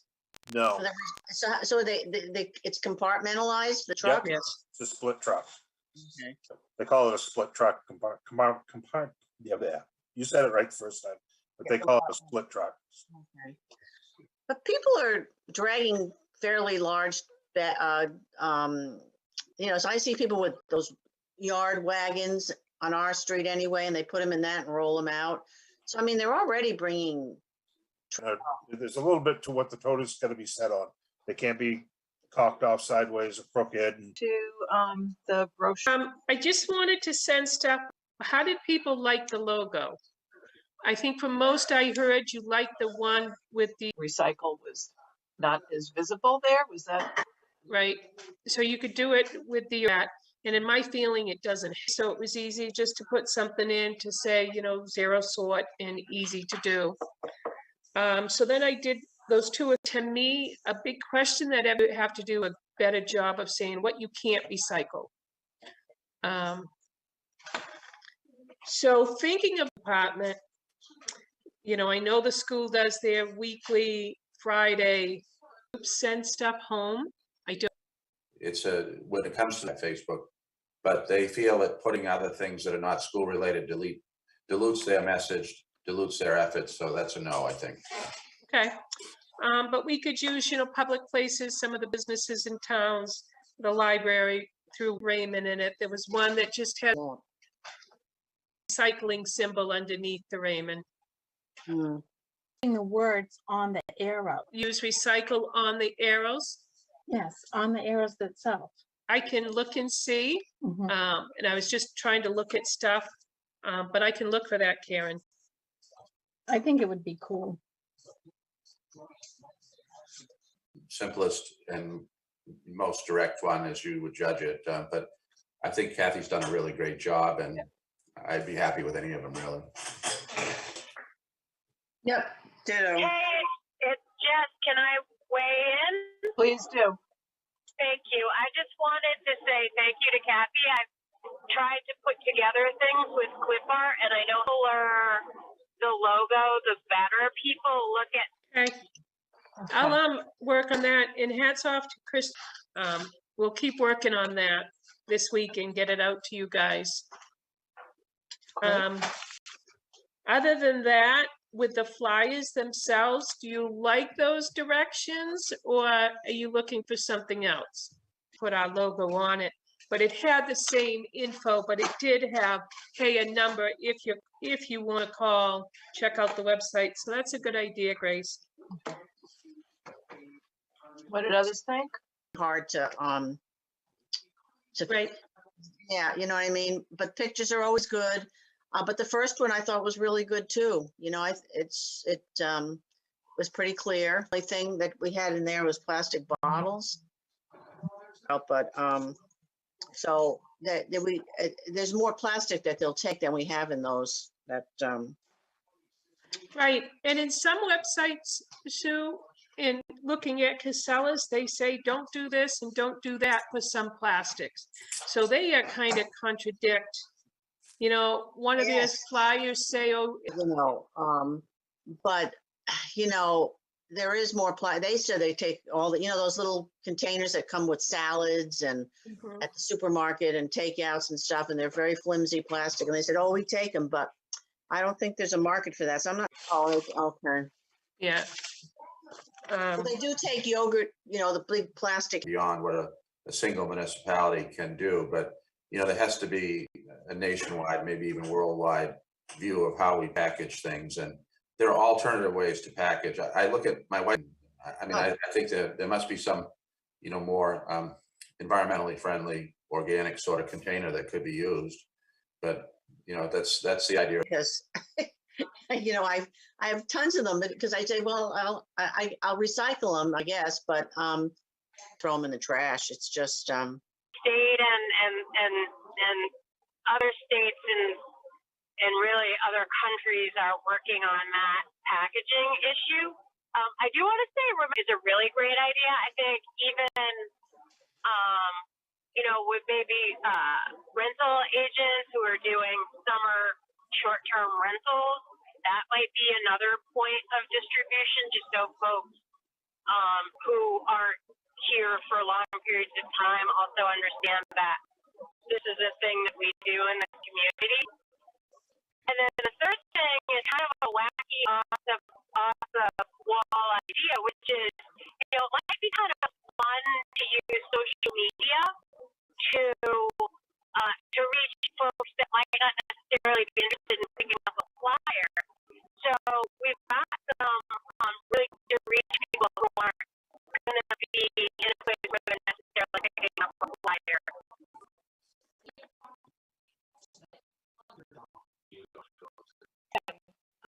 So Kathy, do you mind working on the flyer or to update the town's website? In the last meeting, we talked about, what's on the website. And I went, look, 2012, when we went to the recycling rules, I guess, are there. And I think we need to update that, not recycling, but the trash and recycling. Maybe put some on the different town websites, any public websites that we have in Maine. I know we could put it on the fire department's website, Facebook, and different that to get the info out. But expensive for the town to do recycling. And is that what the recommendation we want to make to the select board? And I would say 100% yes, if it wasn't that into a landfill. But I think if we could really educate on the food waste and whether it's the backyard composters or what, and maybe further down the road we're not getting money, but we're getting energy from our other trash that gets picked up, and then work on reducing the food waste. And I think that would be a good mix for Raymond, for the taxpayers to kind of keep a lid on our cost of trash, what we're paying for pickup. I think that's pretty clear. Some complaints from more of the development. I didn't see a hand go up. Bob Jones? Yep. You have a hand up? Nope. There's a lot of great ones we really like. And, we could certainly put the Raymond Recycling logo on it. And maybe I'll look at some of the YouTube videos, going to do that. Maybe we do the same thing with having those, if we could buy them at cost, and that might help. Yeah, I think it would help. And if you can get people to do this and reliably do it, I think it would be a worthy investment for the town to make, perhaps, if not in whole. The town gave information, but who takes care of updating websites and things like that? And can you run some of those videos on the local channels? Our local channels, like you do run some stuff in between meetings. Be the best person there. Okay, but it would be I am listening. I'm just knitting. Okay. For YouTube videos or anything like that, we could put links. Dawn's right, though. We would have to be careful. We might have to contact people to see if it's a bit. Yes. I'm wondering about the idea of first step towards going to garbage to garden. Are we seriously interested in garbage to garden? Handling the food waste? Phoebe had sent us the cost with signing up for garbage to garden. I think those two things end up in the same place, but if you buy backyard composters, I'm not sure, aggregate your garbage so they could pick it up. Yes. But what I'm talking about is backyard composters that somebody could do their own thing. I think we probably talking to Wyndham now, and maybe once Wyndham does it. Everybody can compost. You don't, if you just leave it there, you don't have to, especially if you have a wooded area in your yard, you don't